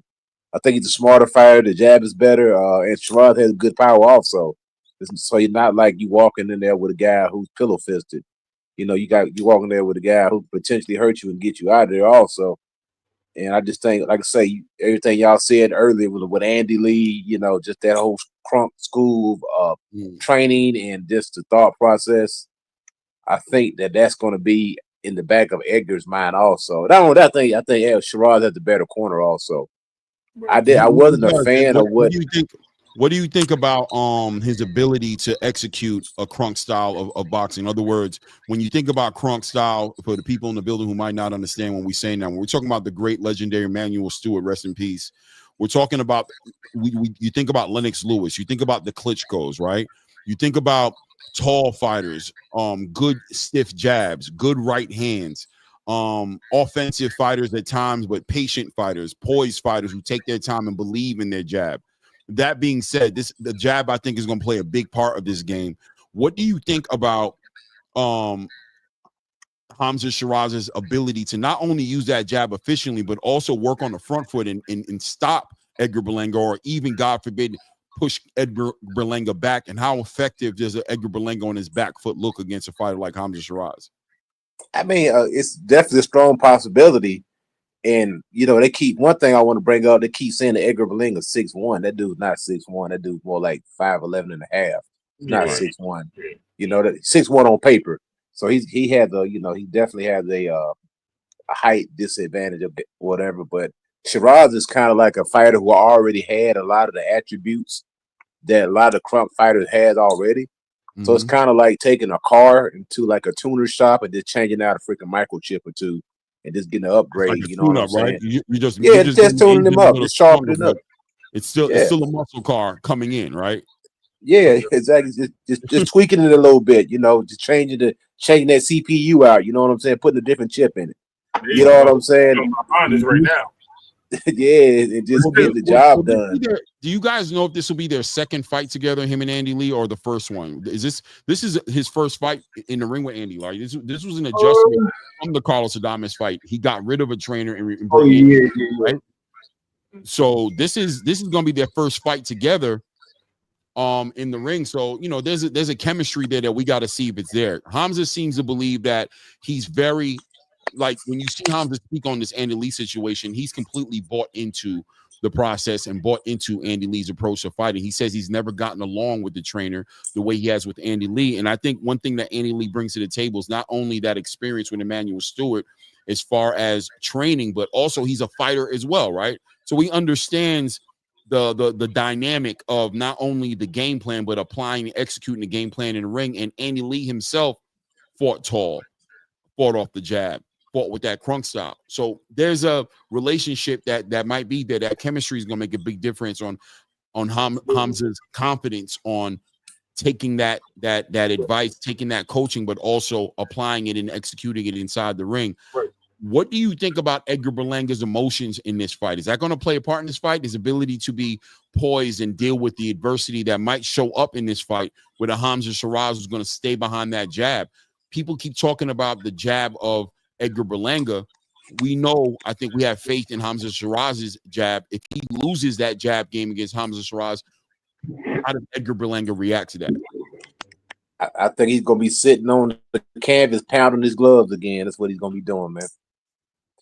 Every time he get dropped, he's sitting on the canvas, pounding gloves. What do you think? Well, yeah. Hold on one second, Coach. Boxing Source, how do you feel about Hamza going into this fight? For me, well, I'm leaning towards Hamza getting the win, due to his overall boxing ability in comparison to Edgar Berlanga. Like you were saying, with the first 18 or so fights that he had, they matched him up well. So he hasn't been able to, properly hone in offensive skills. Yeah. So that was my thing, is that, once he had that fight with Damon Nicholson, and then, the other fights following that, like, he hadn't been able to, utilize having a solid jab and working off the jab to set up his power shots. Mm-hmm. So, he was able to build himself up to a level to where he could get a Canelo fight. I mean, props to Eddie Hearn for getting that for him. But, outside of that, you haven't really seen much development from Edgar Berlanga over the course of his professional career. Yeah. That's me. You heard my statement. Even though Red Hook want to hear it. Listen, man, there's another side to this story, right? And the other side to this story is, obviously, I think on paper, you look at what Hamza Shiraz brings to the table, and you look at what Edgar Berlanga's done when he's dealt with those cerebral fights. He doesn't look like a patient fighter. It takes patience to be cerebral, because cerebral means that you're a thinking fighter, and that means that you have faith in what you're doing. And even though you might face some adversity, you believe in your ability to adjust. Edgar Berlanga has shown signs of somebody who, when faced with adversity, he deals with it with his emotions. He doesn't approach it with that cerebral energy that he needs to have about himself to deal with it. And Hamza just looks like he's going to present those issues. But there's the other part of the conversation, right, guys, which is the Operation Shock and Awe, right? With the reality that if Edgar Berlanga hurts Hamza Shiraz, well, the old Mike Tyson statement that I love to use starts to come into play. Everybody has a game plan until they get punched in the face. Edgar Berlanga checks those boxes as somebody who could punch you in your face and make you change your game plan. So there's always that element that Edgar Berlanga brings to the table. What are the chances of Edgar Berlanga setting something up early, hitting him, hurting him to the body, catching him with a shot early, and can that change the whole entire momentum and the trajectory of this fight just based off of that? Listen, man, I did say that everybody has a plan until they're getting hit in the face, but my question is, what happens if Edgar Berlanga gets hit in the face? Multiple times, right? That is true. Look, there's an argument there to say that he's been hit in the face by Canelo Alvarez, and that he got up off the canvas, and that, you know what I'm saying, and that he lasted 12 rounds with Canelo, right? So he can't take a punch. And I agree with you, though. If he gets punched in the face, does he get into his feelings? I don't know. So what I think is funny is that you actually said what I was going to say. So based on everything I said last night, I still believe what I said. I said I was going to actually go out there and say, look, based on Berlanga coming out and maybe setting something up early, or just hitting him with a good shot early, that's going to set the tone to Shiraz, and he may back Shiraz up and make Shiraz think about what's coming his way and make him recalibrate. But I don't see that happening. I still think Shiraz beats him to submission, and I think that we get quit out of one, either him or his corner. I think he stops fighting. I think he gets to a point where he gets frustrated enough where he tries, he just can't do nothing, and he just stops. I'm not saying he quits and calls it quits. I'm saying he quits to the point where he just stops fighting, and he's not the same guy. He done lived off this hype of the Canelo fight for so long, and now it's time to reel that in and bring him back down to earth. And I think Shiraz is the guy to do it.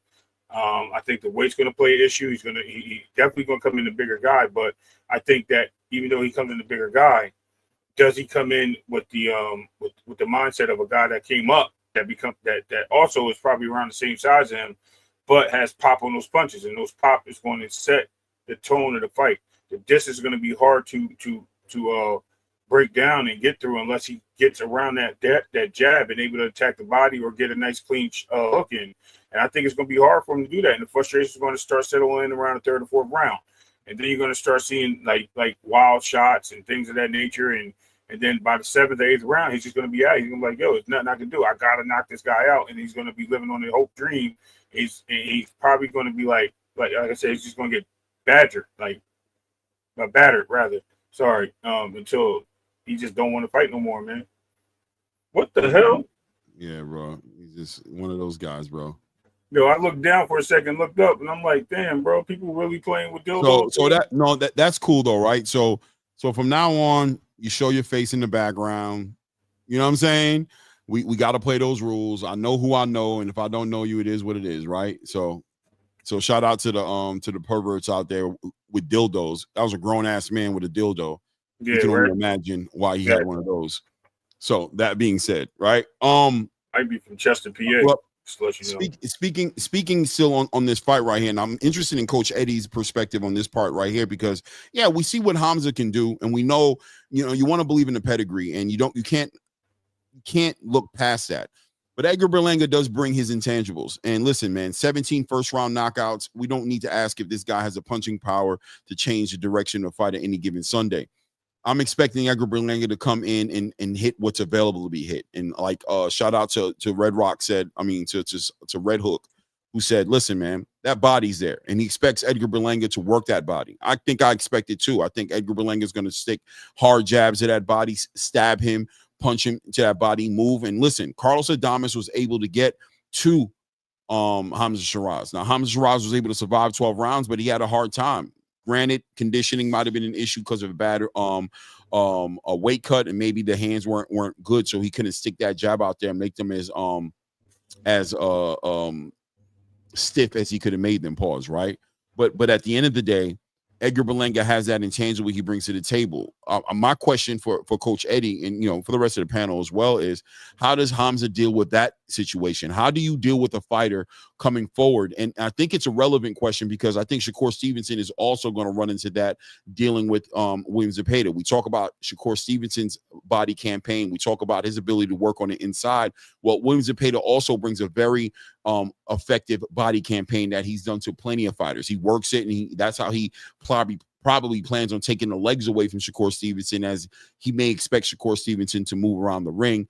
Hamza Shiraz bringing that same element of a threat to an Edgar Berlanga. How does Hamza deal with Edgar Berlanga's relentless pursuit of that body? And if Edgar Berlanga is able to pursue that and achieve that, can you see Edgar Berlanga winning this fight that way, Coach? I think this is kind of going to be like a guy standing on a hill throwing rocks at a guy that's trying to come up the hill. Shiraz is not that type of. I'm sorry, Edgar is not the same type of fighter as a Carlos Adames. Edgar doesn't come forward like that. He's not slipping and bobbing and weaving and ducking under shots. He's more of a guy. At first, like you say, his first 17 fights, he was going out there getting these guys in the first round. Now he's sitting there trying to box a little bit more on the back foot. You go back and watch it. Edgar tried to box off the back foot a lot. His coming forward game, in my opinion, is not really that well. It's not very good, in my opinion. So I don't think that. I think he's going to have a hard problem with Shiraz. I don't even see it being a factor, to be honest. It's him coming forward. I mean, I'm sitting there watching Edgar train, and he's very stiff. He doesn't move his head nowhere near as well as Adames does. I think he's going to be getting picked off, man. So, for him coming forward, I think it's basically just going to play right into Shiraz's game plan. just kind of taking small half step back and just walking walking Edgar into punches, man. And that's when the frustration is going to set in. Like Ray's been saying. So I don't think his inside game is that good, to be honest. I really don't. Even when he fought Canelo, he stood in the pocket with Canelo, but he had his freaking earmuffs on. He wasn't like he was in there digging to the body or throwing uppercuts or throwing left hook to the body, left hook to the head. He wasn't doing that. He's not that type of fighter. At least he hadn't shown it. In my opinion. So I think it's gonna be a non-factor, Clay. I like it, body man. attack thing, Clay, that you mentioned.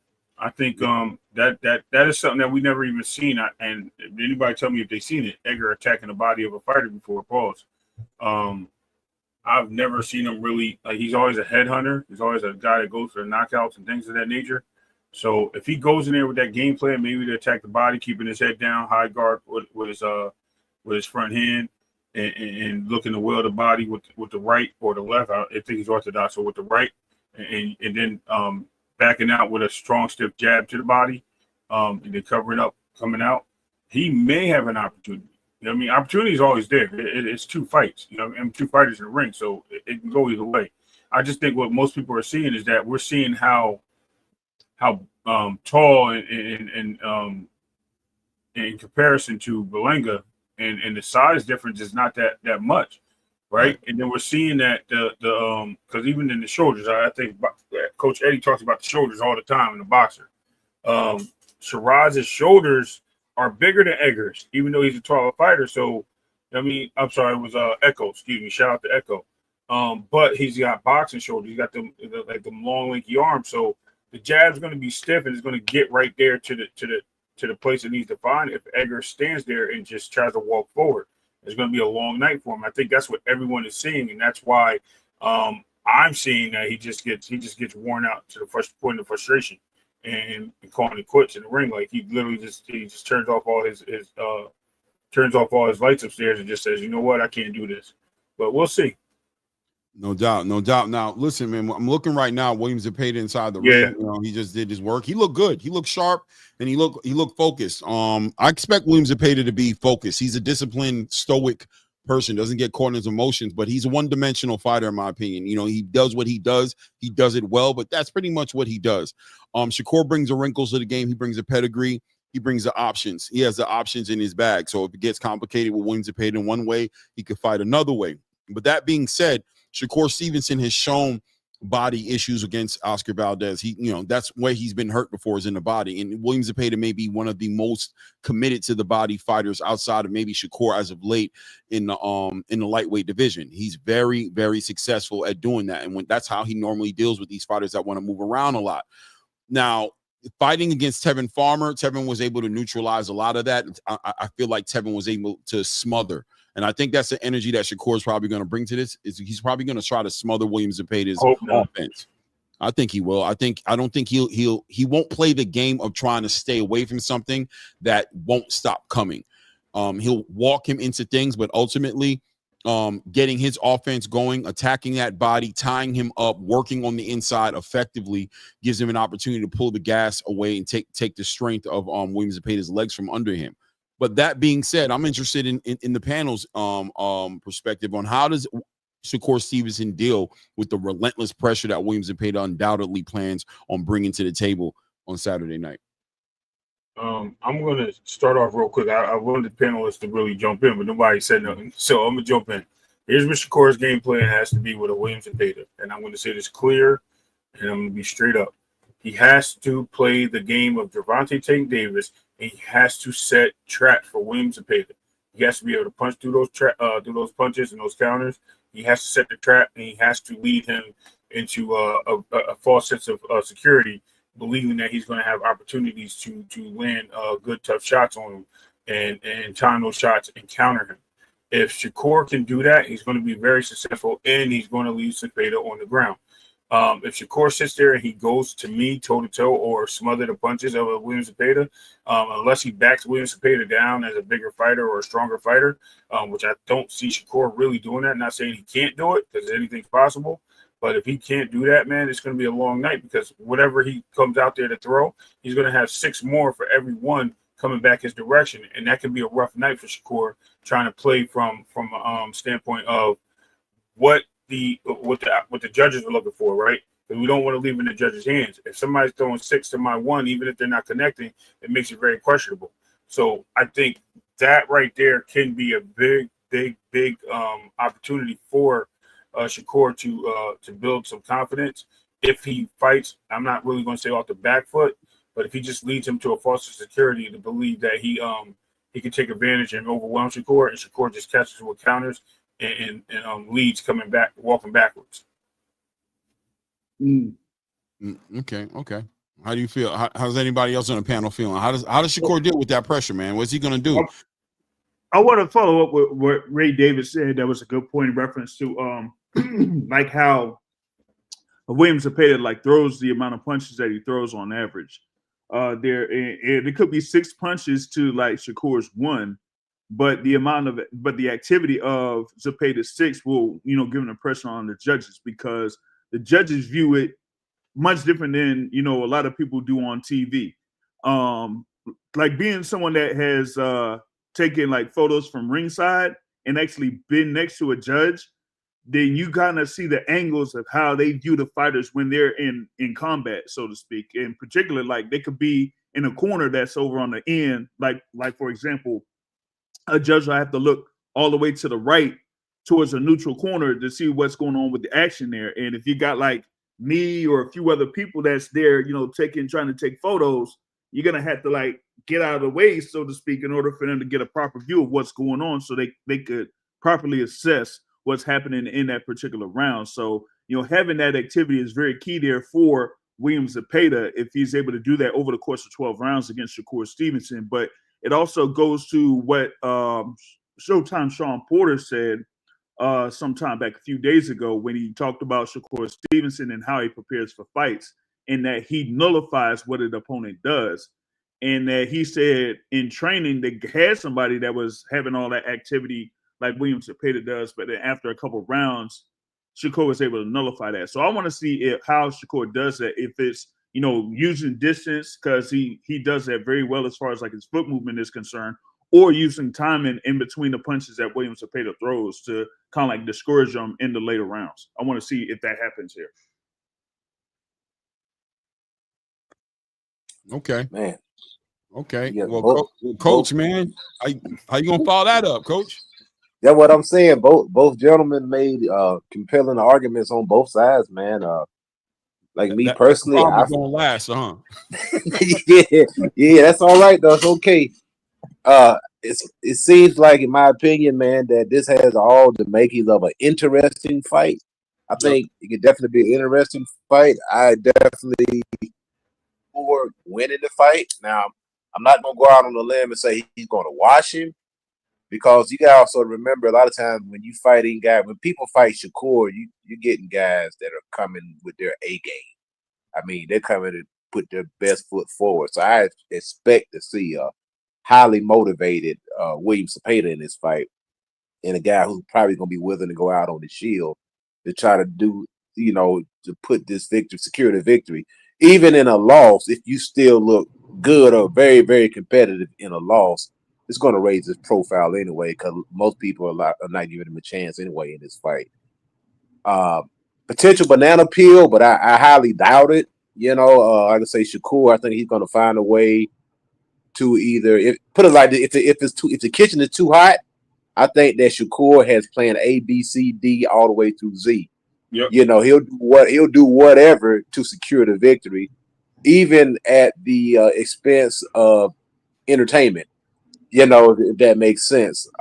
He's not going to take a L. You know what I'm saying? In other words, he'll look good. He'll win now and look good later. You know what I'm saying? He's going to always have that mentality at the end of the day.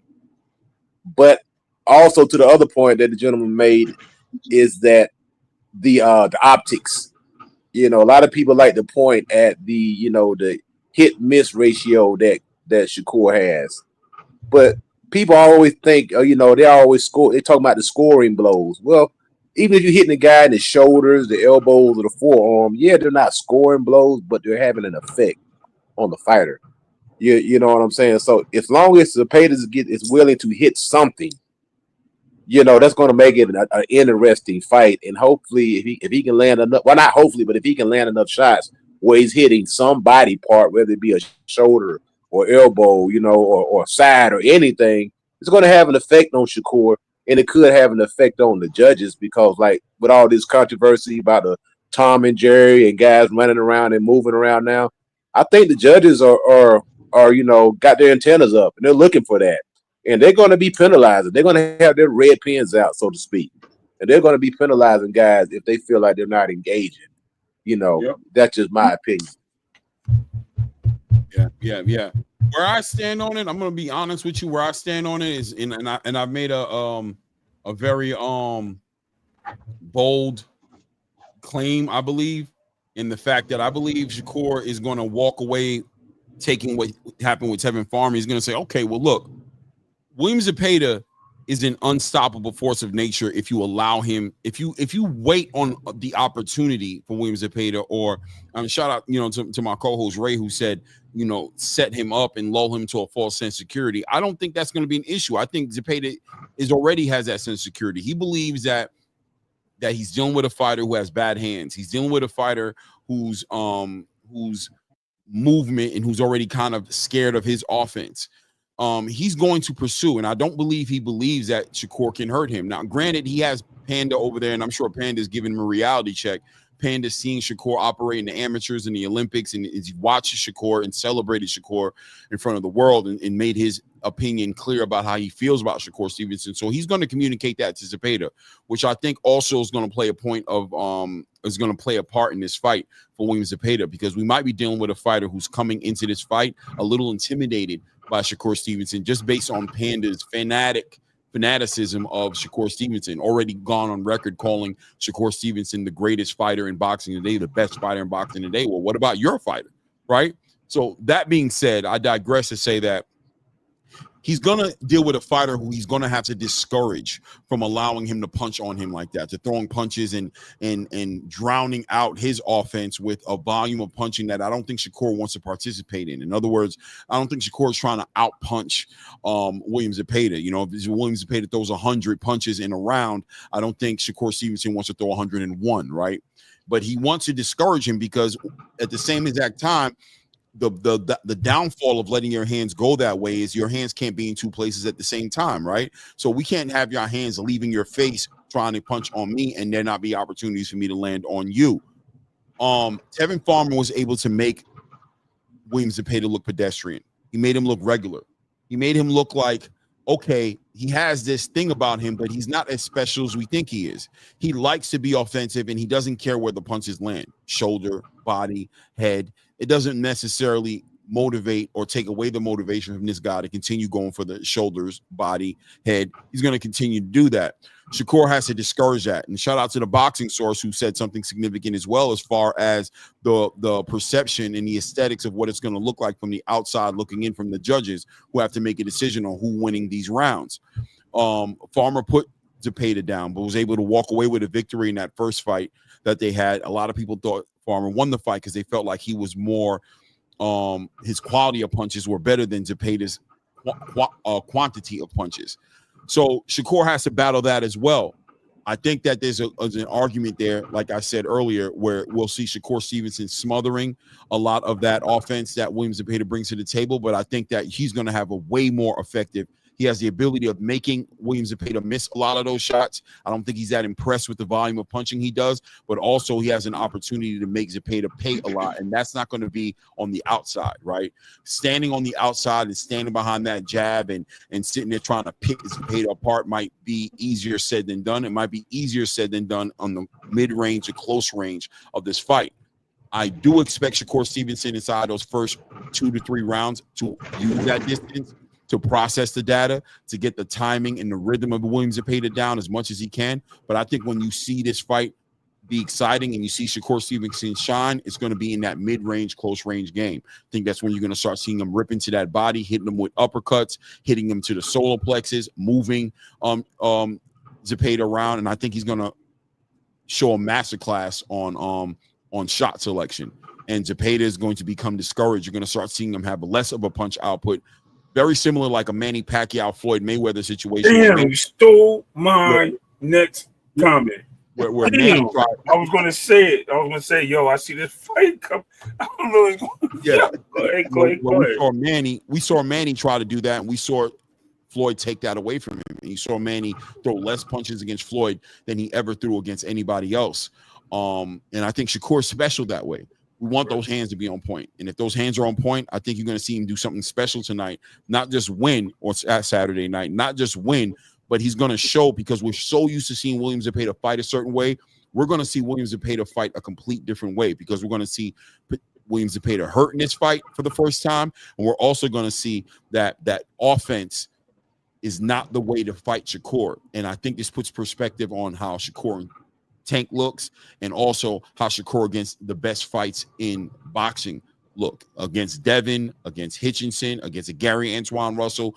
I don't care who it is. I think this fight sets the precedence of what Shakur Stevenson really brings to the boxing space. And I think he stops him. Like I said, I think it's going to be a body campaign between the 7th and 10th round. I was really going to say that. Yo, Clay, good looks, man. Salute to you, bro, for brainstorming the same way I was. And I was like, the only fight that comes to mind of a puncher, somebody with high output, getting nullified and beat up by a boxer that can move off the back foot, but came forward and changed the game, was Mayweather and Pacquiao. That literally changed everything. That changed the whole perspective of the game. And, we came up with different reasons and things of that nature why Pacquiao lost. But you seen Pacquiao get basically shut down. And I think that there's a very possibility that Shakur, who's been on a traveling spree with some great legends and getting in the ring with them and sparring with them and getting tips, this might be his best performance maybe of his career. Yeah, no doubt. I was looking at Hamza Shiraz, by the way. Hamza's throwing a lot of check hooks, big powerful check hooks, and big uppercuts up the middle. I think he plans on dealing with Edgar's. He wants to take away that aggression from Edgar early. He's trying to put some bad shots together for Edgar Berlanga. Edgar's going to, I don't know. We're going to find out. And as far as HLD, the nervous energy, I don't think so, man. One thing that I've seen from Shakur in this whole build up to this fight is a maturity. There's a maturity about Shakur, an aura about him that is dealing with things in a very different way. Even with the way he's dealing with Mike Coppinger and the way he's dealing with Turkey Al-Sheikh's trolling. He's embracing that part of the game. And like I said last night, he's giving me a Terrence Crawford energy about him. Just somebody who's too confident to be derailed by anybody's outside opinion of him or validation or not validating him. I think what you're seeing is you're going to have to come and watch Saturday night. Shakur's just giving that energy and operating off the fact that everybody's already counting him out in his ability to be an offensive demon in that ring. And I think that workout that you didn't see happen was just him simply feeding the beast. You know what I mean? Just giving everybody something to anticipate to see, because everybody's wondering what the hands are going to look like, and everybody's wondering how he's going to deal with the pressure. So I think he's just feeding the energy. You know what I mean? It is what it is. HLD says maturity also means participating in promotional duties. He did his promotional duties, and he is promoting. He's promoting by leaving something for the imagination. Promotion, it comes in different ways. Shakur's already a fighter who's coming into the ring with a certain perception about him, showing everybody that he's on point and everything inside the ring. Does that sell the fight as much as we don't know what Shakur we're going to have in the ring? And he leaves something for the imagination, and people are going to tune in to see what happens. So go either way. Shout out to Pop Shot Bounce Out. Okay, I was going to actually into there. But yeah, kind of going backwards a little bit onto Hamza and what we just saw Hamza doing there. Right now, Edgar Berlanga's in the ring, you know what I'm saying, with his son. A lot of body work to look like. Doing his thing in there with his son, you know what I'm saying? Having fun with his son, you know what I mean? Making his son take his shirt off now, you know what I mean? Having a son up in it. I mean, that's motivation, man. That really is motivation when you got a son who's doing that. David Benavidez does that a lot with his son as well. Watch David Benavidez, his son bring that. Edgar's son got a big old head on him too, man. Boy, gonna grow into that body, man. Throwing them. Oh man, look at him working at. Look at him. Boom, hook. Get up under those punches. Yeah. Junior up in there showing that he's been working with his dad. Father's been dialed into boxing. I don't know, man. This fight right here is intriguing, man. You see the overhand. You see the overhand in the body campaign, right? Oh, there you go. Yeah, but once again, here Edgar Berlanga is not showing much either, right? He's not showing much. A lot of times these guys come out here and they don't want to show anything too much because it is what it is. But I'll tell you this though, Edgar has pressure on him, man, and pressure sometimes make diamonds as well as bust pipes, right? And he has the pressure. He has his father. He has Fat Joe and the Terror Squad. He has all of New York. And look, he's added pressure. He's brought his son. His son is in the ring with him. He's not playing around with this opportunity. He's not playing around. He's going to bring the best of whatever it is he has to offer to this fight. And I think to say that he doesn't have enough to beat Hamza Shiraz would be like kind of hating on Edgar a lot. He can. And I think him boxing ever since he was 6-7 years old. Listen, man, we might be sleeping on his boxing abilities and how many wrinkles he really has to his game. The tools in his bag might be running deeper than what people want to give him credit for. What he's been able to do might be what's restricted him on doing. What he's been doing and what he hasn't had to do may have had the boxing space sleeping on what he's capable of doing. He was a high level competitor in the amateur scene. Shakur Stevenson is attested to that. Richardson Hitchens is attested to that. A lot of people have attested to the fact that this man has a boxing pedigree that he hasn't showed. A shout out to Coach Eddie earlier speaking on the fact that now he's trying to bring that back. I think the difference between him and let's say Deontay Wilder or an Anthony Joshua is that he has the actual pedigree. He's not adding, he's revisiting. And we'll see if that plays a different game in the ring on Saturday. The fact that he's tapping into something that's really his foundationally is who he is. And I think we might be maybe mistaken to thinking that foundationally what he is a puncher. Maybe not. Pro style, amateur style, all those different things. I don't know, man. I think there's a lot of boxes that need to get checked on Saturday night. And this fight could be way more interesting than we think it is. Shout out to Pop Shop in the building. How you feeling, Pop Shop? Good. How about you guys, man? Good to be here. No doubt. I mean, we loving it. It's fight week, man. It's an exciting time for real boxing fans. Are going to embrace a week like this, especially with the weekend coming up with Amanda Serrano and Katie Taylor giving us that primer. You know what I mean? That foreplay that we need to get us together and get us ready for that real life. You know what I mean? That real life fight card that's going to be happening on Saturday night. Yeah, but they know those women no slouch. I mean, when they're going there to bang. I think they got a real hate for each other right now. So yeah, it's going to be something to see.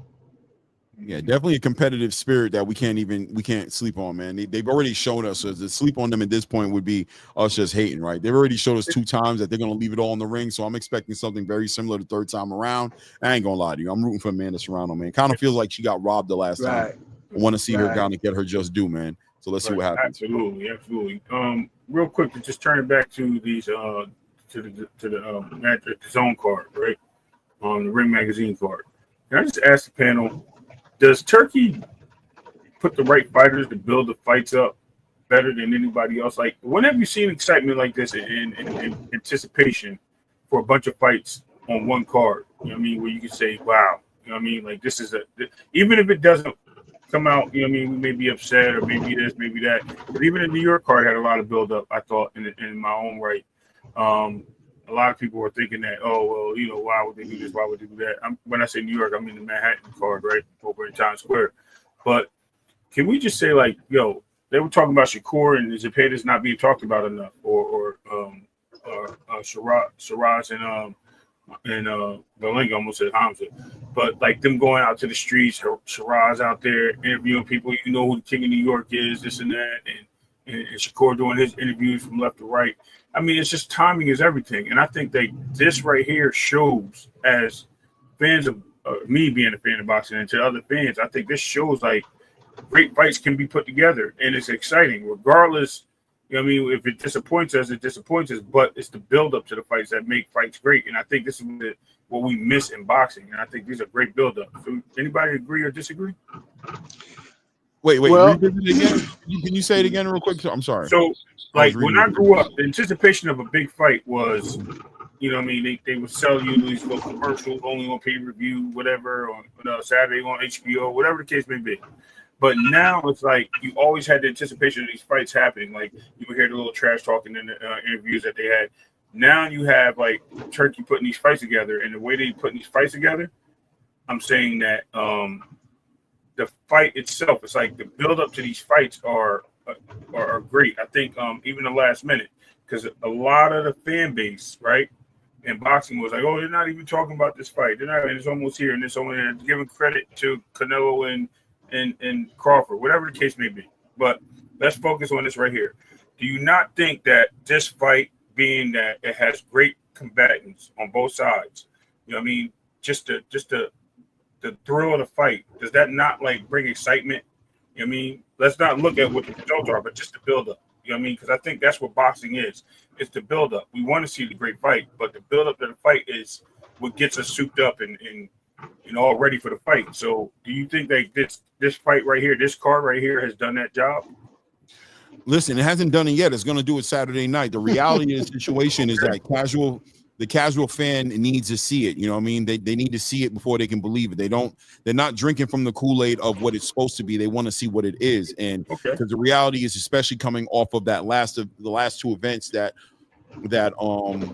Ring Magazine's put together, unfortunately, it's hurt the brand a little bit, right? Like, well, on paper, these fights look like they're supposed to be what they are, but these fighters have to deliver, right? And they have to take a little bit of accountability with the reality that boxing, this is the opportunity for these fighters, because these fighters aren't quote unquote your normal A-side fighters. This is really the B-side fighters' opportunity to showcase their talent and show that, listen, you guys that got caught up in the knockout artists of like Gervonta Tank Davis and Deontay Wilder and Errol Spence and even Terrence Crawford at times, but Terrence Crawford's always knocked people out, but for some reason that just didn't hit the way it was supposed to hit in the boxing space. But this is what the casual fan has been accustomed to seeing, and what Turkey's trying to bring to the table, and I think we are all on board and trying to bring to the table, is how sweet the science can be as far as entertainment is concerned.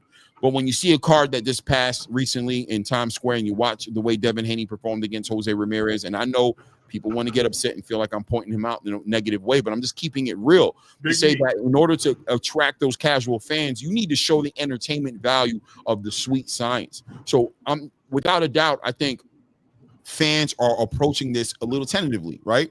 There's a little leeriness in the background about, on paper, this is what it's supposed to be, but what is it going to be on that night? Because as of late, these fighters, these B-side fighters, have been reinforcing and validating the stance of people who have had them on the opposite sides of money makers, putting bums in seats, shout out to my UK guys, and selling pay-per-views, right? This is why, because you guys aren't delivering. Is the sweet science really the best thing going in boxing? Turkey's trying to showcase that. But it's up to the fighters. Turkey gives them the platform. He puts them in front of the opponents he thinks matchmaking-wise is going to bring the best out of these opponents. But it's up to the fighters to deliver to us that type of entertainment. And on the back end of delivering that kind of entertainment, we watch the sport grow in a positive way to where they start to understand what we've always understood, why these fights make us excited to seeing the fights. Why when we see a Williams Zepeda versus Shakur Stevenson, we get excited. Why when we see a Hamza getting ready to fight a Edgar Berlanga, we get excited. Or why when we see a Devin Haney getting ready to fight a Brian Norman Jr., we get excited. That's where I think I'm at with it. Right. Well, I can say from my vantage point, honestly, I think the Jake Paul cards, I think his cards were way better. They didn't project better by names, but when the fight started happening by the end of the night, with the exception of him fighting, all the other cards was hitting.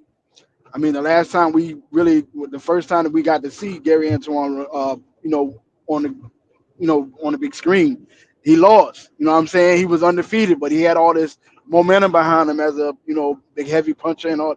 And the last time we seen Barrios, from when he got knocked out from Tank making his first comeback, winning the championship, he came back, was under the Jake Paul card. I mean, I think that he's getting there. He knows the names. He's got the names under there. But just like you said, Clay, the fighters got to deliver. Right now, these guys they do a great job of hyping themselves up. You know what I'm saying? But when they get in the ring, it's like, okay, are you gonna bring that same energy? You know, because from what we've been hearing from Shakur the last 2 weeks, oh, the hand is good. You know, I'm going to show you when it comes to, you know, the fight night, what's going to happen, and he's giving them the guillotine sign and all of that on stage. So we expected him to go in there and do his thing. You know, I mean, at least from my point of view. So I mean, I just think that he's getting there, and I think September and the November cards, I think they're going to be the ones that's going to show and prove.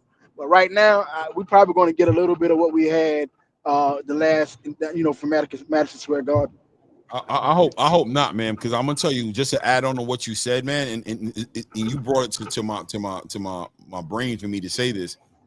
These fights that Turkey's delivering for the next couple of fights, between this one, the Alexander Usyk, Daniel Dubois card, the Moses Atuma Dillian White card, all these fights in between now and what we got coming in September are building up to the September fight, right?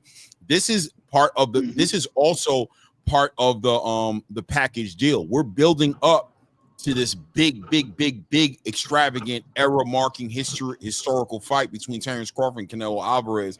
These guys have got to deliver, or otherwise Turkey's cards are going to earn a reputation. This being the third fight since that horrible first card, he'll earn a reputation for overpaying these fighters and ultimately back up the argument as to why these B-side fighters are in the position that they're in. This is their opportunity to show and prove, man. I think Edgar's willing to do it. I think Hamza understands it as well.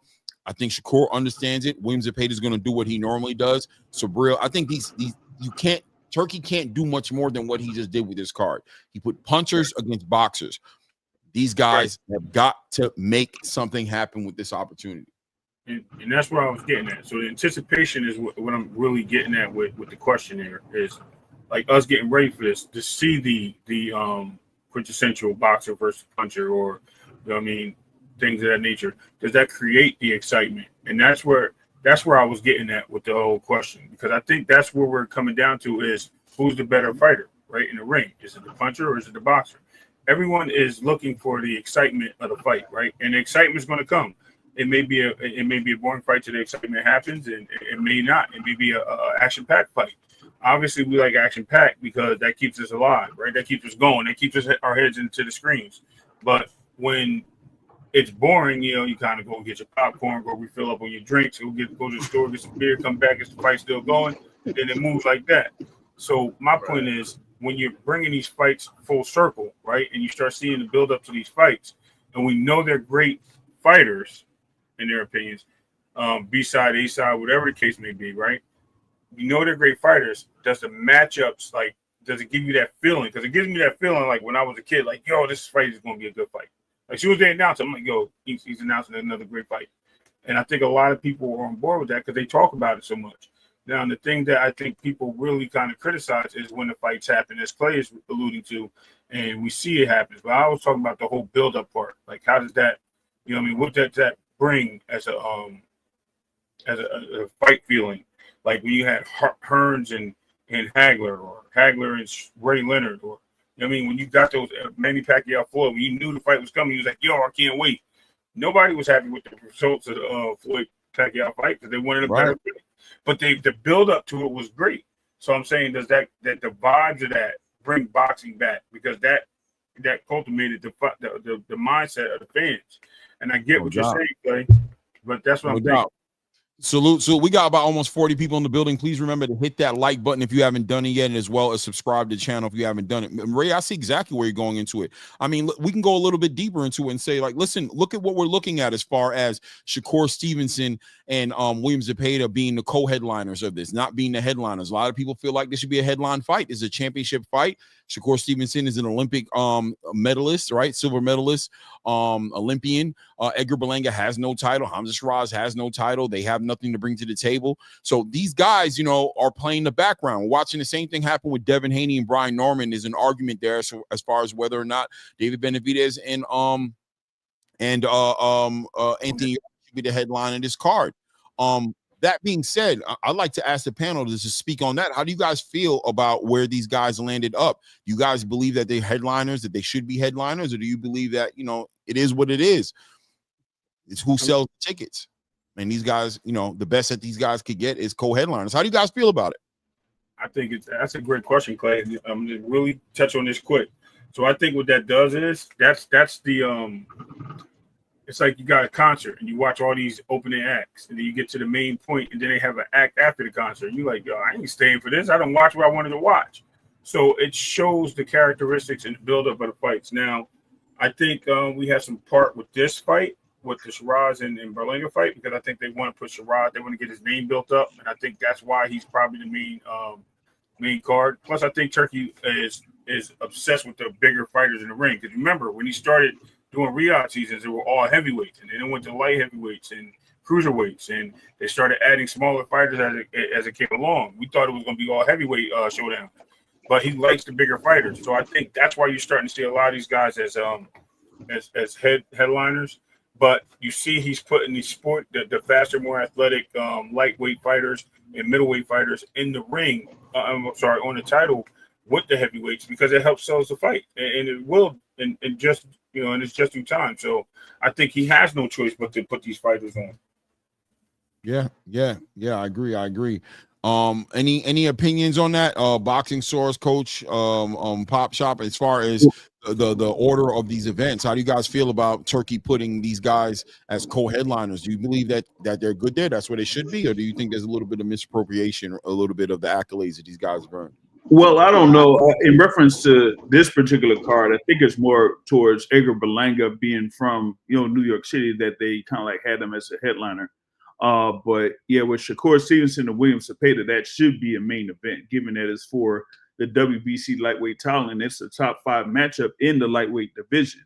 But I think that they're kind of doing this to kind of mix and match, as Ray was talking about, with the middleweights, and you got lightweights in there, you got super middleweights and that type of stuff. So you got this card coming up in November that has a good mix of fighting the lightweight division, welterweight division, light heavyweight division, and then we're supposed to have Bam Rodriguez in another mismatch or something like that in that November card.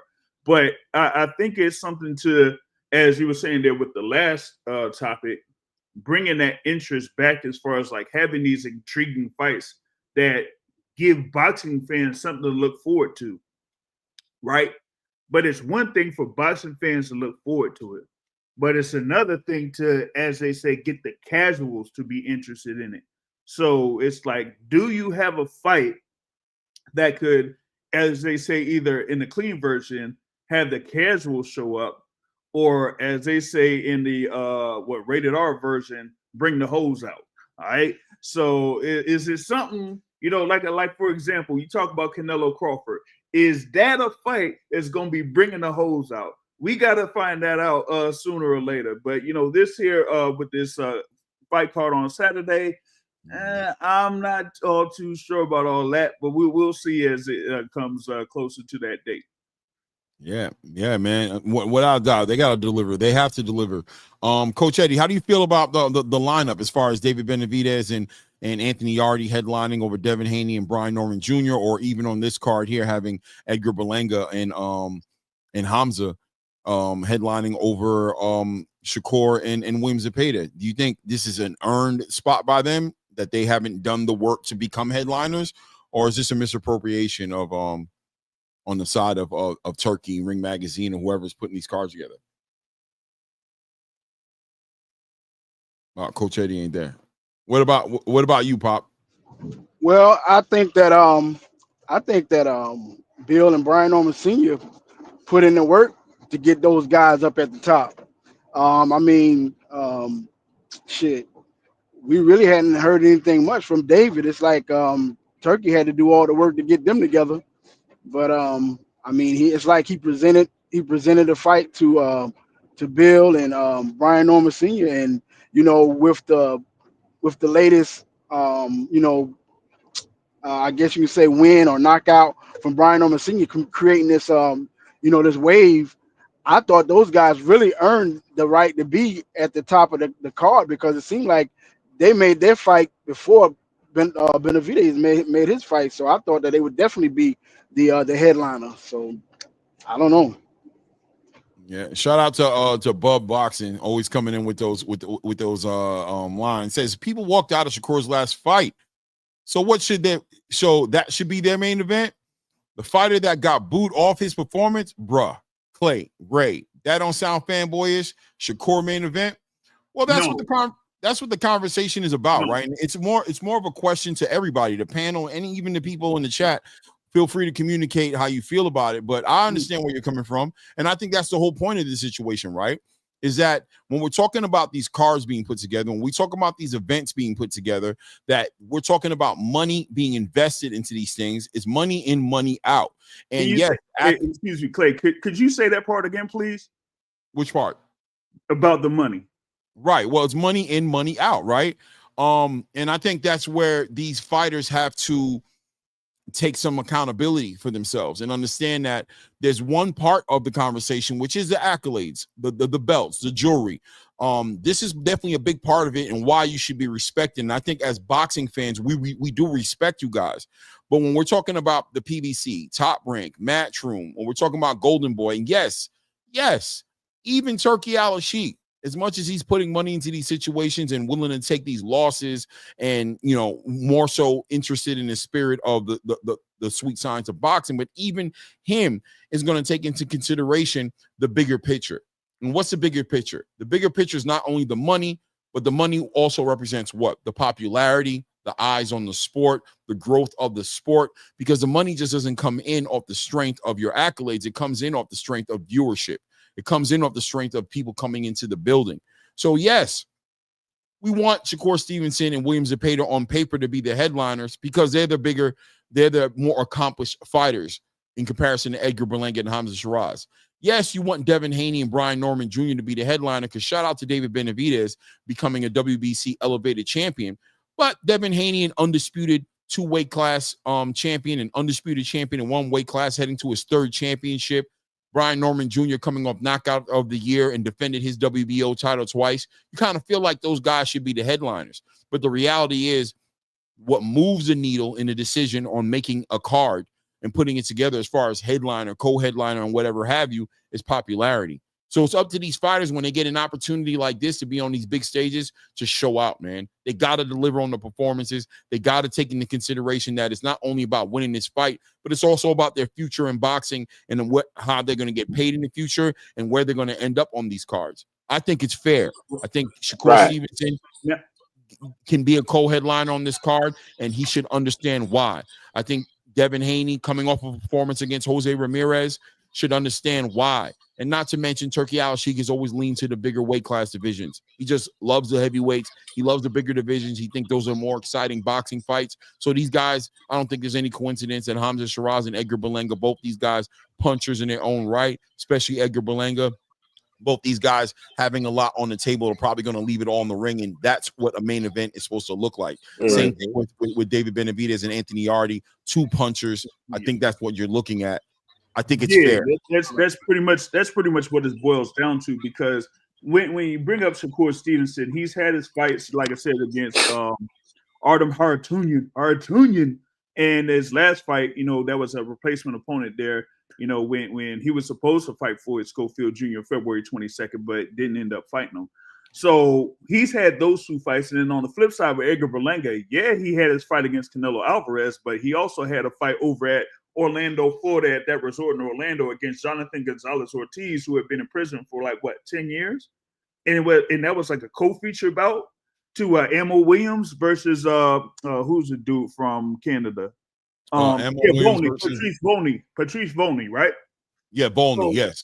So, having the thing as far as bringing Shakur up, as far as saying that he shouldn't be a main event. Nah, the thing is the magnitude of that fight is bigger than, this fight with Hamza Shiraz and Edgar Berlanga. But given the location, it said, you know what? Let's see if we could bring people over by having Berlanga be the headlining bout, because that's pretty much what it boils down to. At least for me, that's what it boils down to.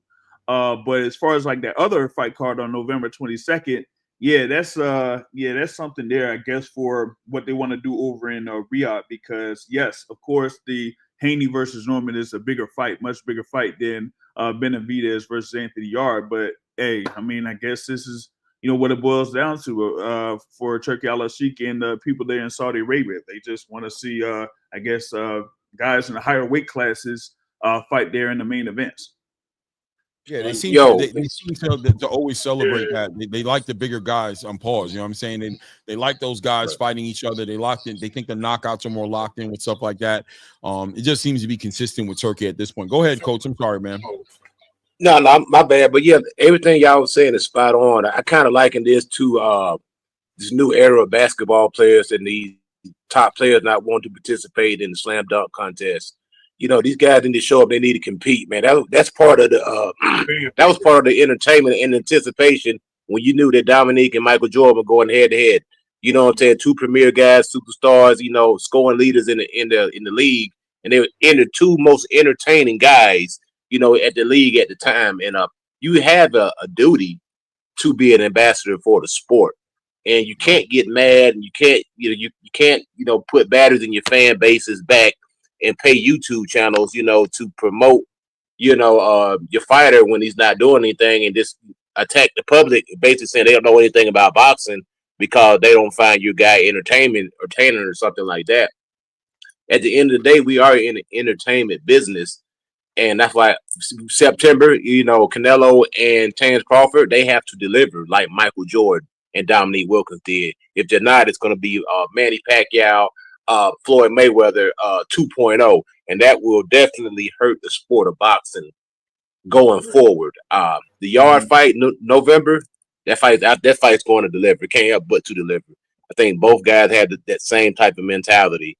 That's why Devin Haney and Norman is main, co-main. That's why Shakur is a co-main, because that fight had the potential to be a stinker. And if the potential is there, they're gonna go with the for sure action-packed fight. I'm not, and anything's possible, but on paper, those fights are more action-packed. And I want to say one more thing. Even the TKO boxing, this all playing hand in hand, because those guys can go out there, they're basically cross to another market, that wrestling market, that UFC market. A lot of people will support TKO boxing just because Dana White is behind it. And that's what a lot of people are not failing to realize, that they're about to tap a whole nother market right there. A lot of UFC fans used to be boxing fans. Yep. People forget that. So now adding Dana White to the mix, they're gonna follow Dana just because a lot of them support Dana and his product. And the same thing with the WWF or WWE. Yeah, I know they got Canelo and Terence Crawford gonna do some cross promotion with the WWE. That's gonna be good for boxing. But every time you turn around, somebody's always taking a dump on Turki, or saying, "Oh, he's bad for boxing," or "This fight ain't selling." Now you're supposed to be a boxing fan, so why you tearing down your own sport? You should get it. If you really want to, if you really want to be honest, you want to big your sport up. You got to cap sometimes, you know what I'm saying? Right. Yeah. I mean, shout out for the motivation to actually get into this topic as well. We can segue into it, right? And shout out to the supporters of the channel who show it in hate and show it in distaste. But last week, I believe it was, Too Rich brought up a great topic, right? Talking about content creators and their what's our responsibility to the boxing space, and can we help boxing grow, or are we hurting boxing and holding boxing back? I stated that YouTube is a tool. It's a weapon. It's to be wielded like a sword. It can be used to defend the innocent and hunt for food and fight for the poor and defend your family, but it can also be used to pillage, plunder, and kill and destroy and carry out the devil's work, right? Right now, what we have going on in the boxing space, in the Black American boxing space right now, or the Black American boxing space right now, is we have a lot of resistance, clearly because of Turki Al-Sheikh's presence in the game. although he's giving us fights and we're seeing more fights and we're seeing events and we're looking at it right now. I mean, like I said, between July right now, this weekend coming up, and November, I mean, it's nonstop fights, right? Big fights. You know what I mean? You got this card coming up. You got the Alexander Usyk and Daniel Dubois card. You got the Moses Atuma and Dillian White card. You've got and I'm just talking about the big ones that are just standing out, right? Rodriguez, Alvarez, Rodriguez, Rodriguez, yeah. Brian Norman. And I'm just talking about the turkey cards. Brian Norman Jr. and Devin Haney. I mean, obviously, you know, and everything in between, right? We got Diego Pacheco getting ready to fight this weekend too, by the way, ladies and gentlemen, who will be fighting against Trevor McCumbee. And we got other fights. Bam Rodriguez next weekend. We got Manny Pacquiao, Mario Barrios, and that whole entire undercard with Tim Tszyu and Sebastian Fundora. And we've got what else we got next week?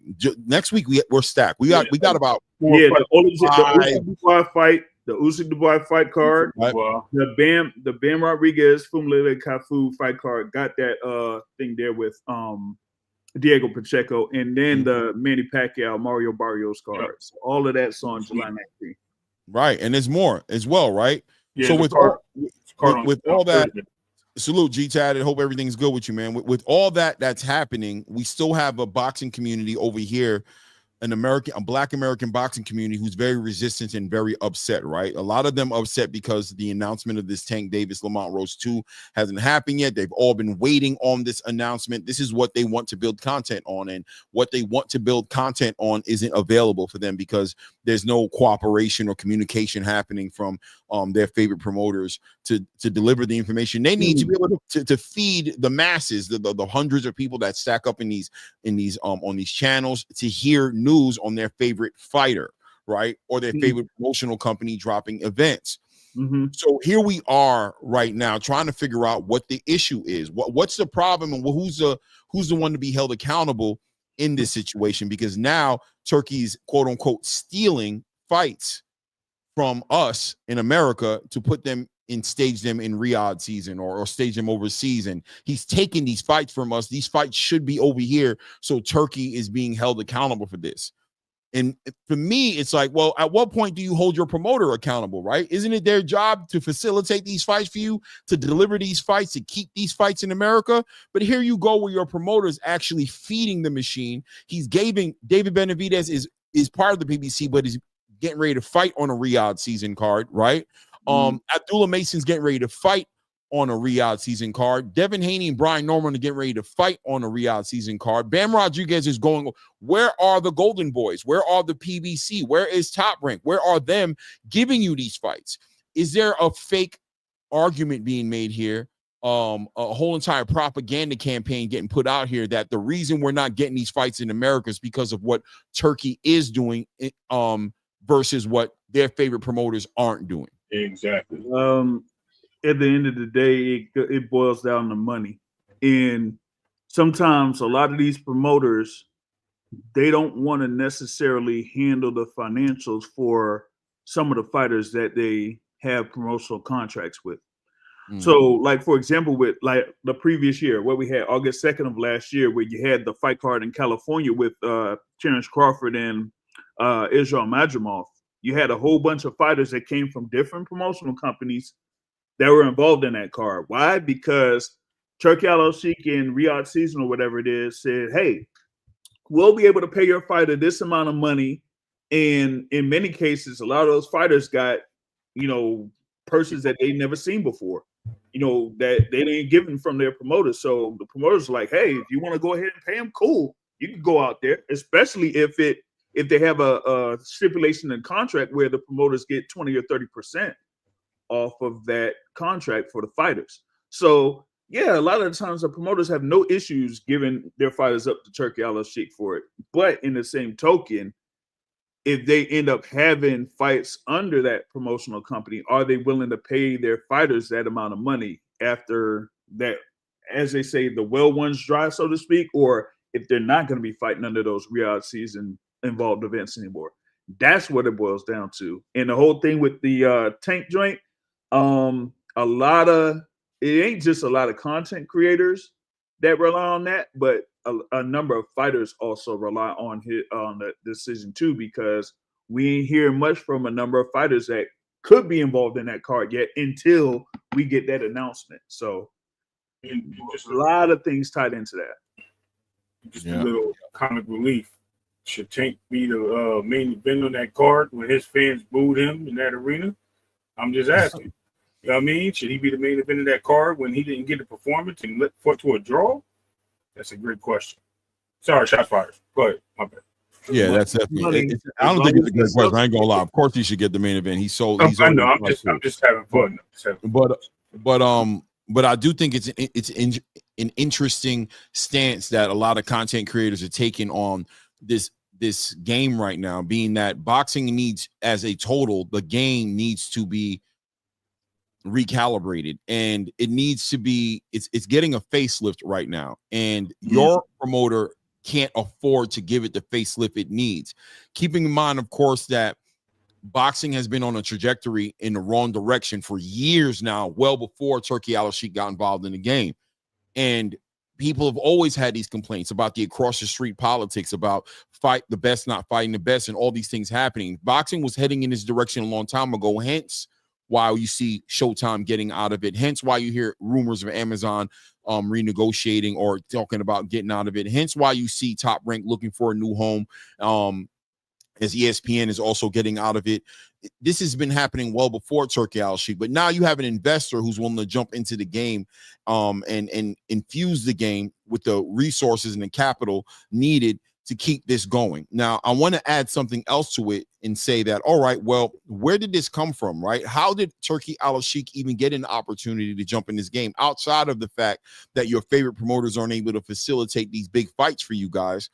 But there's also been this understanding that Turkey's overpaying fighters. Well, where did that come from? Overpaying fighters and taking them from other promotional companies and making it to where fighters only want to fight once or twice a year. Does anybody have any on where that came from? Well, I mean, go ahead, Ray, because I'm joking because I know the answer, but I'm just having fun. Okay. Go ahead, Boxing Source or Coach Eddie, if he feels that. Boxing is just one sport of the multitude of sports that Saudi Arabia has been involved in a certain extent. I mean, if you think about what happened there with the golf, like how they brought a number of those golfers there from the PGA Tour. You also had the thing there, as they say in football or soccer, so to speak, right? So this is nothing new when it comes to the sports perspective, because they're bringing it into their entertainment division for Saudi Arabia in order to get more tourism to that country.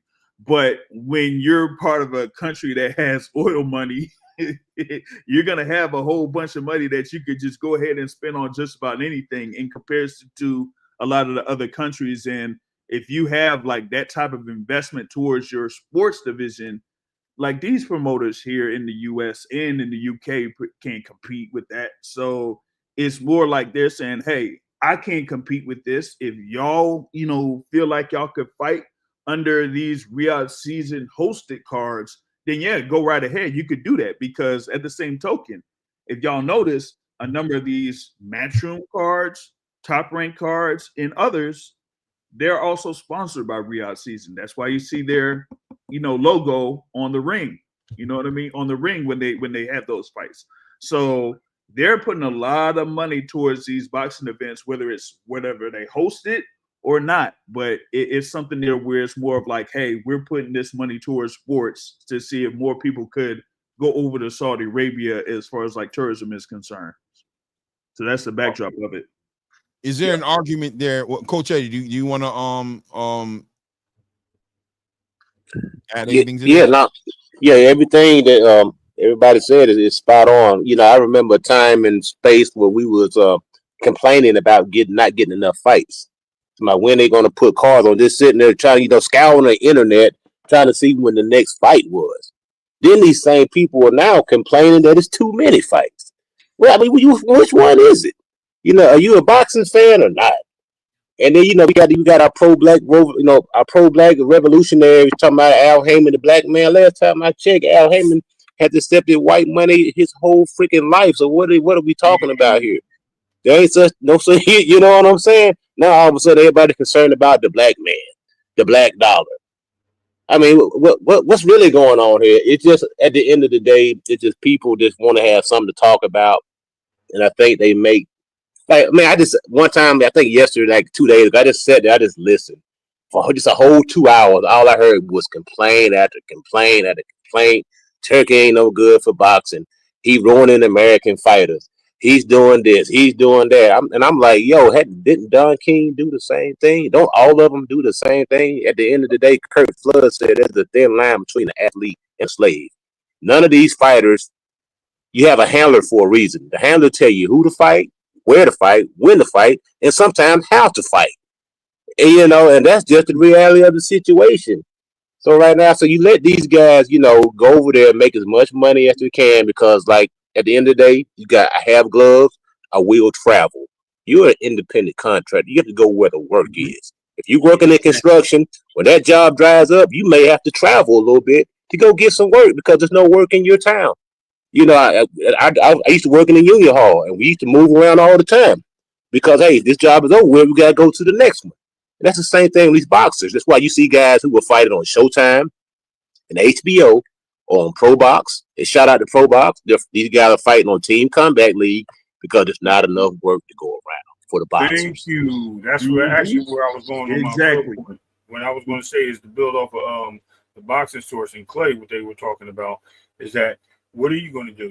You mentioned that Terrence Crawford card last August, right? And all those fighters and different promoters on that card. The reason why is because these guys are sitting on the shelf.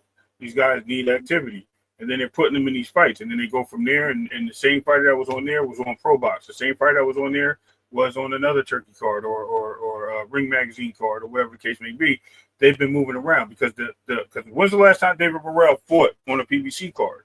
That's a great question, right? When's the last time? David Benavidez. Yeah. But yeah. Okay, but technically, who made that card happen? Who was the first person to put that it was fight Sanson. into? No, not that. David Benavidez. Yeah. What I'm saying is, who put that thought into David Benavidez and Morrell's head to make that fight happen for an undisputed championship? Who put that thought out there a year ago before that when they asked David Benavidez if they wanted to take that fight? Who put that out there? It was Turkey Al-Sheikh. So that fight probably happened off the back end of that when he got both of those guys to eventually move up to the light heavyweight division. And Clay, we talked about it on this channel where I said David Benavidez. You said, "What do I think about his move there?" And I said, "Don't be surprised if David Morrell follows him up there." And not only that, you're going to start seeing because David Benavidez is moving out of that division and stop chasing Canelo. We were talking about Mauricio Sulaiman giving him an ultimatum. I said, he's going to have people start following him up to that division. When they start following him up to that division is going to be built back to its promise that it was as a light heavyweight division because of the fact. And he might even get the Canelo fight at the end of that gravy train of light heavyweight. And the reason why we're going to see that is because these fighters are now understanding that even though you're with a promotional company, it's the activity that matters. It's what keeps the fans in the seats. It's what brings the money to the game. And you're getting paid a ton of money for it. You're not sitting at a co-main and getting half of what the main card's getting. You're getting a substantial amount where you can survive. You're putting your life on the line, and this guy honors that and respects that. So at the end of the day, should it matter if they're fighting on PBC, Pro Box, whatever, when they're getting paid MVP and they're getting paid a decent amount from Turkey also on the back end of that? Because these promotional companies have to compete with Turkey, and it has to build the fight up and make sense. And that's what it comes down to. Market value has changed. Is there an argument there to say that the PBC operated with the same game plan? Oh, yeah. So that was your question earlier. Is there an argument to say that Don King is operated with the same tactics and strategies? Is there an argument there to say that Eddie Hearn operated with the same tactic and strategies? And the reason I think that's significant and important for us to understand is that you open the door and let space in for somebody to come in and operate under your own rules that you've set. When in Rome, right? When in Rome, you made it easy for a Turkey Al-Sheikh to come in and take this away from you because you made it all about money and you took away the structure. You never applied structure, because the structure was always up in the air. It was always been the Wild Wild West, but you never applied structure to the game. You never made the game about integrity. You never cared about the belt structure. Here we have Floyd Schofield Sr. joining the band, the join along, get along gang, discrediting the value of belts, saying that it's all about the fights, pulling his phone up and saying it's all about the phone and all about the following and it's all about the money. Well, somebody like Turki Al-Sheikh in Saudi Arabia, who have unlimited access to the resource that you made everything about this, you've left the door open for him to come and take the sport away from you. So you're suffering from the same sword you created. You're dying on your own sword. Live by the sword, die by the sword. You made it about money, and now you've gotten to the conversation with somebody who you can't compete with about money. It should have been deeper than money. The best fight should have been being made. The integrity of the sport should have been intact with the money. It should have grown organically. Championships should have mattered. Ranking structure should have mattered. The sanctioning body should have had more integrity in its space than selling their soul for trinkets and money, right? But now it is what it is. You've set it up. Turki Al-Sheikh is coming in and playing the game that you've taught him the rules to play, and now you guys are upset because the rules of the game that you've set have backfired in your face, and now boxing is being taken away from you. Mm-hmm. But that being said, you're still upset about your fighters leaving, as if your fighters aren't choosing to leave, as if you're not holding your fighters accountable and saying you guys are messed up for leaving. You're not holding your promoters accountable by saying, why in the hell are these fights being made on cards here in America? Why isn't the PBC putting together an event for David Benavidez to fight Anthony Yard? Why isn't the PBC doing better? Why haven't they acknowledged Gervonta Tank Davis and Lamont Roach too? What's the holdup on the announcement? Where is the accountability? Because as concerned as you guys are being for boxing to stay in America, whose responsibility is it for boxing to be in America? Is it Turki Al-Sheikh's responsibility to put these fights together and put them in your backyard? Or is it his responsibility to go ahead and check the interests of the country he represents, of the people who have hired him, and the assignment he's been given to put Saudi Arabia and Riyadh season on the map for the biggest sports events? Where is his accountability to his own country in comparison to your promoter's accountability to put these events in your backyard to where you can access them? You guys have been licking boots, talking crazy, speaking against your own fighters, speaking against Devin Haney, speaking against Shakur Stevenson, speaking against Terrence Crawford, only bolstering the respect of your own fighter that you love in Gervonta Tank Davis. And where has it gotten to? I'll tell you where it has you. As Gervonta Tank Davis refusing to sign a contract to follow Lamont Roach, as Gervonta Tank Davis refusing to put his good foot forward in order to make the biggest fights for you against Shakur Stevenson, against Devin Haney, against Teofimo Lopez, against all the fighters that we know would be great fights.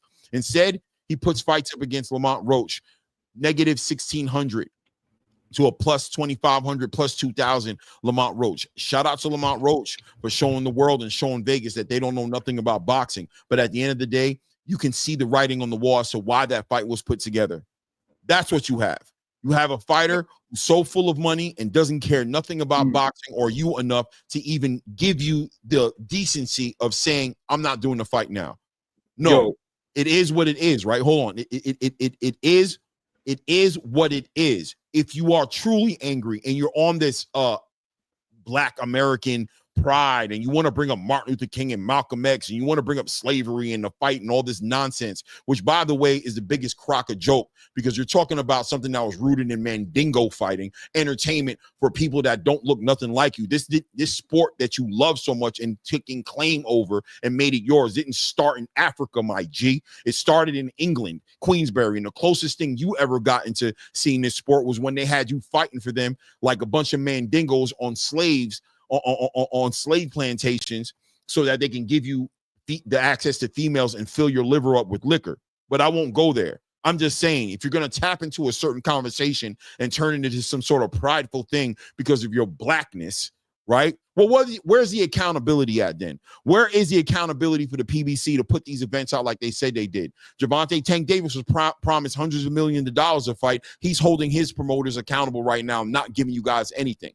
But I personally don't see the need to hold them accountable that way because I'm assuming they're growing. But who are you guys to sit there and trash a sport, the whole entire sport, where your promoters cannot clearly afford to give you the amount of events that you want to see? Now you have boxing being brought to you on a massive world level where fighters like Shakur Stevenson get to show chase their talent, get paid. Devin Haney, Brian Norman Jr., Terrence Crawford, Abdullah Mason, Shushu Carrington.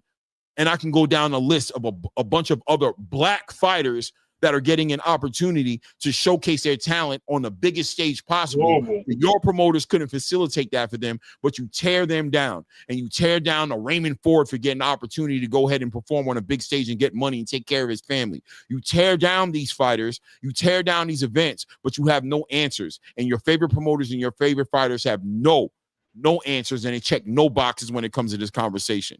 So what are we really talking about? Exactly. I gotta roll out here because got something conference call thing. But to your point, right? These promoters are pretty much like put in this situation twofold. One, because they can't keep up with the purses that a number of the fighters ask for. But two, because fans don't necessarily support the product to the level to where they could keep up with those costs. So the thing about it is that no matter if it's, Golden Boy Promotions or Top Rank, or as we say, PBC or Heyman Boxing, or all the promotional companies that are involved with it, they could come up with the events, but it's up to the fans to support it, up to the level where they could keep it going. If they can't do that, then, hey, that's why you see all of these networks, they're dropping boxing and all that type of stuff, because the support is not there. And particularly in this time, or in this day and age, as they say, with the digital age and the streaming age, yeah, of course they're going to be losing lots of money because the people ain't supporting like how they're supposed to. So you got that on one front, but then on the other front, like you're talking about with Gervonta Tank Davis, right? For me, his particular deal, this guy, I know, right? This particular deal with Amazon was interesting to me because it gave me the feeling that it was similar to what Floyd Mayweather had with Showtime. But the thing with that Showtime deal was they knew that they needed one type of fight that they could get their money back from. Because if you're going to have Floyd Mayweather involved with you, he's going to ask for a very high guarantee for every fight. So they wanted to make sure that they get a return of their investment. So they said, hey, you're going to have to face Emmanuel Dapidran Pacquiao in some part of your contract. So right here with Tank Davis, are they doing the same thing with him as far as like him and his agreement? And is he holding up to that? That's the question. Truth. So with that, I'll roll out. Shout out to you, Brother Claymore. Shout out to you, Brother Ray Davis. Y'all support the channel. Hit the like button. If you haven't done so already, hit the subscribe button. He's been putting in work with these 3-hour and 4-hour lives and all that type of stuff, man. I don't know how you do it, man. I can't do it. But I'll catch y'all later, yo. Peace out. The conversation is so intriguing. That's why. Salute, Boxing Source. By the way, Boxing Source, you're part of the problem as well, man, because you're the reason why I'm doing 4-hour. People like you who come up here and make these interesting boxing conversations, make it difficult for me to get off the channel because I got to get off. I haven't eaten all day. It's about that time. It's about to jump into my window, into my feeding window. About that time, wifey came home, gave me the crazy side eye, like, what are we eating? Are we going out? Are we eating at the crib? It is what it is, right? That explains the shirt. Yeah. No, I mean, listen, man. I just thought listen, it looked good on you though. You know what I mean? Pause. You know what I mean? I had to step out this morning and go handle some things. I'm getting ready to take going on a trip next week, so I had to do some things and step out and get some things in order. But look, guys, at the end of the day, man, stop hating on boxing, man, because it helps. What Turkey's doing, you don't got to be a big fan of Turkey, right? I don't know Turkey to be a fan of him. I don't know him. But at the end of the day, if he's willing to facilitate the sport and infuse into the sport what the sport needs in order for the biggest fights to happen, I don't know if we get an Abdullah Mason versus Sam Noakes. I don't know if the sanctioning body pushes Abdullah Mason up to get into a conversation of Sam Noakes if Abdullah Mason's not a Ring Magazine ambassador and they don't understand that their sanctioning fees are going to be huge if they can get a belt around this man's waist. I don't know if we get David Benavidez versus Anthony Yarde. I don't know if we get David Benavidez versus Dimitri Bivol or Beterbiev winner. I don't know if we get Devin Haney versus Brian Norman Jr., or if we get any of these fights that we've seen, if we get an undisputed heavyweight champion or undisputed light heavyweight champion. I don't know if we get these things that we've seen in boxing without the presence of a Turki Al-Sheikh. right on time. And a time to where your favorite promotional company is still trying to find themselves and get their legs together to put together events. It's not about hating them or crapping on them. You guys use that word too loosely. We're in a content creation space, and we're creating content, and we're speaking on what's really going on in boxing. Stop me when I'm lying. If I'm not lying, stop hating on me from speaking on an inconvenient truth to your narrative. That's not what this is about. If the sport is going to grow, it's going to grow as a community. It's not going to grow just on the back of one promotional company or just on the back of one fighter. It's going to grow up as a community. When Alexander Usyk and Daniel Dubois fight, boxing wins. When Conor Benn and Chris Eubank fight a second time, boxing win. When Terrence Crawford and Canelo Alvarez fight, boxing wins, right? Yep. When Corey Stevenson fights William Zepeda, boxing wins. The whole space wins when boxing is doing great, not just on the back of your one particular company. If you're really a boxing fan, then you need to broaden up your eyes on the whole landscape and have perspective and have vision for the future of boxing, for the future of fighters like Abdullah Mason, who are getting great opportunities out of this. Bruce Yushu Carrington, who's waiting on getting a great opportunity on the back end of this. All the fighters outside of those one or two fighters that you feel like, which aren't struggling off the strength of this, but those two fighters that you're not happy with, what about everybody else? And as long as we continue to carry this narcissist energy, and we keep on trying to tear down boxing that's not happening the way we want it and acting like it's not tearing down boxing in total, then we're going to run this sport into the ground. Yep. There's an argument out there to say that you guys with that mentality are a big, huge part of the reason why boxing has been running to the ground the way that it is. And it's crazy because I hate bringing the PBC up in every part of these conversations when we're talking about the mindset of boxing fans, not boxer fans. I hate it. But it's the fact that you guys live and hang your hats on one program. You know what I mean? It's a group program. It's actually just like high school football or basketball, right? You have multiple schools and they play in the conference. If that conference goes to the states, they play other conferences, wherever the pace may be. Turkey is actually facilitating, not only bringing back the heavyweight division, which we did not have a heavyweight division. And you can't say when's the last time we had a great American boxer, heavyweight champion, because you're going to say Deontay Wilder. But was he really a great heavyweight? You know what I mean? Because he had 10 title defenses and things of that nature, we give him the accolades. But was he really that great? No, we don't know that because he hasn't fought the rest of the world that we wanted him to see. All right, let's put it into another perspective. Earl Spencer was supposed to come back, and he was supposed to be the PBC GOAT, right? He was that guy before they nominated.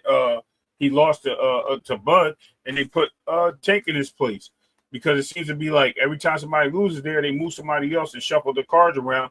Earl Spence hasn't been back, and they're contemplating retirement. So what are we really talking about? Are we really talking about what Turkey has done when he put on all the companies in the world working together? He put on 3 or 4. He built 3 full-fledged boxing entities in Riyadh season. And not only that, he has now TKO.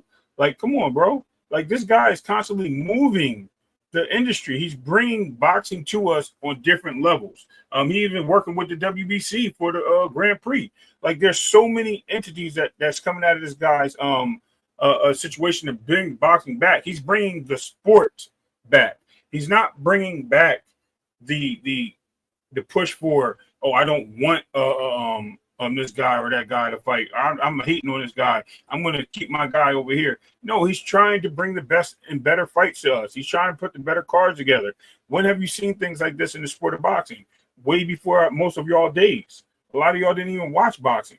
So now we're starting to get something that we're used to as a sport, a competitive sport, where he's doing it on a UFC level, where you're starting to see the best fight the best. And that's what you guys are complaining about. And I don't get it. It's so weak, and it's like selfish in a way, to say the least, right? It's because they haven't they think they have an affection and a passion for the sport, but they don't, bro. Like they don't, you know what I mean? Because the alternative to the current space that we're in is a space to where we don't get what we're getting. And that's where the issue lies, is that in a perfect world for you guys, Turkey wouldn't be here. But my question is, what would we have then? Right. It doesn't make any sense. You know what I'm saying?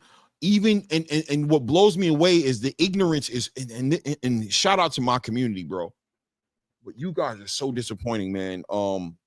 We've been watching you guys way before boxing, right? This community, it's way before boxing, right? You guys have been accused of tearing down a lot of other things outside of boxing, right? It's just now you're in boxing and you're spreading this toxic energy in the boxing space. But when do we grow up and grow out of this crab in the barrel mentality that our community brings to every space? And you're so proud, and you guys celebrate each other for being just a cesspool of ignorance that just has no ceiling to the levels of clout chasing and nonsense that you'll do for a moment of infamy. It's sad. Right. You tear down very feral-minded, very feral, like feral pigs, very feral-minded, just so caught up right here. You can't see past your nose, and getting an opportunity to participate in growing something special, something that has a history way before you, and adding to it and bringing some excitement to it and bringing intrigue to it and celebrating boxing growing, but instead attacking it and now trying to split up your own community, hating on people that look like you who are pushing the space forward and trying to highlight nonsense about their backgrounds now and their foundational space as Black Americans. And it's gone so far. You guys are such pariahs. So build nothing and tear down everything. It's just it's nonsense. It is what it is. You know, I don't want to get too deep on it. I just want to add a small piece to that, and I don't want to be disrespectful to anybody, but I just want you guys to really weigh your hats on what was said about being. Don't bring that up. I know, but listen real quick. Just listen, Clay. My brother. I love Gervonta Davis, right? I think he's great. But we're talking about Gervonta Davis being the great Black athlete that he is. But do we know that he's mixed? He's not 100% Black. But you're kicking Devin Haney's back, who is Black. His mother's Black. His father's Black. But then you also want to give other fighters credit. You're saying, well, because his mom's Black, that makes him okay. Okay, so is Caleb Plant okay? Because he grew up in our environment and he has that same soul and characteristics. His wife is Black. Do we give him the same respect that we would do with Gervonta Davis if that's the case? That's my point, Clay. And I'm not trying to be funny when I say these things. I'm just saying, like, it's boxing, bro. Get the color shit out of your mind. All right? We understand that there's certain things and red tape laws and things of that, but the laws only hold you back for a certain amount of time. You can still push through it because there are successful people that have made it. Whether you think they're shucking and jiving or they're whatever you want to call them. Not everybody's on that mindset, man. Y'all got to get out of that damn dungeon that y'all live in and stop thinking like everybody's against you. You're only holding yourself back when you do that in your community. You're not helping your community when you do that. So at the end of the day, man, let's not point fingers at the people that really try to build the right thing for our people and for everybody. You know what I mean? It's time to unite and stop this nonsense, bro. And I'm not on political shit. I'm just saying generally, this is all ignorance, and we got to move forward. And especially when it comes to boxing. We can't keep holding ourselves back based on one company. It's the same thing, right? And then kick everybody else's company down. Now that Turkey's in the picture, Top Rank is no longer an enemy. Now it's Turkey. Like, I don't watch the needle move over the last 7 years on who's the bad guy, who's the good guy, and it's crazy. All right, I'll land my plane, Clay. My bad. Go ahead, Coach Eddie. No, everything you guys saying is right, man. You know, we surrounded by like a bunch of vampires, bloodsuckers, vultures. Just circling something and just hoping that it dies down. And for what? I mean, these people, some of these content creators are so selfish that they don't realize that if these boxers do not fight, they don't pay their mortgages. They don't get to pay their car insurance. They don't get to put their kids through college. This is really how these guys live and eat and breathe. This is their freaking living. So if they're not fighting, I mean, they're sitting there praying for the downfall of a Turkey Al-Sheikh, a guy that's putting a lot of people mortgages, paid a lot of mortgages, paid a lot of car notes, put a lot of kids through college, and you praying for the company to fail? Then this company support a lot of Black people. It's crazy. It makes absolutely no sense. A lot of these guys are getting generational wealth going over there. money that's changing their lives, and they're like, oh, you paying the fighters too much. Okay, so what's the alternative? not fight at all and starve. Get put out of your house, and then you're gonna talk about, oh man, you seen such and such at the grocery store? He's shooting bad. You know what I'm saying? He looking bad right now. So it's like you dang if you do, you dang if you don't, man. And at the end of the day, a lot of people just really the Turkey Al-Sheikh has actually gave these people content because it gives them permission to hate all day long, every day, and they're capitalizing off just hating. Yeah, you know what I'm saying? They're making money, content and monetizing hatred. And it's a lucrative business. The push narratives and the hate, tell lies, and the tear people down. And the internet it can be a good place, but it can be a toxic place at the end of the day. So you got to remember, we got good people in here, but we have a lot of vampires, got a lot of zombies, we have a lot of vultures, we have a lot of locusts, we have a lot of weeds, we have some sheep, we have some goats, it's all here in the boxing content space. Right. So we just gotta I'm enjoying the ride, man. I'm gonna enjoy the sport of boxing because if you love boxing, you love boxing. You don't care who's putting the fight on. This wasn't even a conversation, contracts and A side, B side, and all this extra stuff. So it's gotten crazy. It's out of hand. But I'm gonna land my plane right there, man. Thanks for having me up, brother. Yeah, no doubt, man. That was good talks. I like it. For sure, man. I appreciate you guys, man. Hold on a second here. I gotta see something here. Clay, go get some food, man. I'm hungry my damn self. I just woke up, ran on the computer, and chopped in. So yeah, no time doubt. for you to go eat, bro. I'm about to go take my kids out somewhere. Hold on a second. Really? Okay. Hey, man. Salute to everybody in the building, man. I appreciate you guys, man. You know what it is, man. It's that ATB Combat Media Show. Shout out to everybody who popped up on the panel. Shout out to the Color in the channel. Man, great week of boxing coming up, man. Let's celebrate that. Let's speak on that, man. Great fights that are already scheduled and fights that are to be announced, man. Boxing is in a great space, man. Let's keep the energy positive, man. And it is what it is, right? It's that ATP Combat Media Show. It's your boy Ray. It's your boy Clay. And at this point, we out.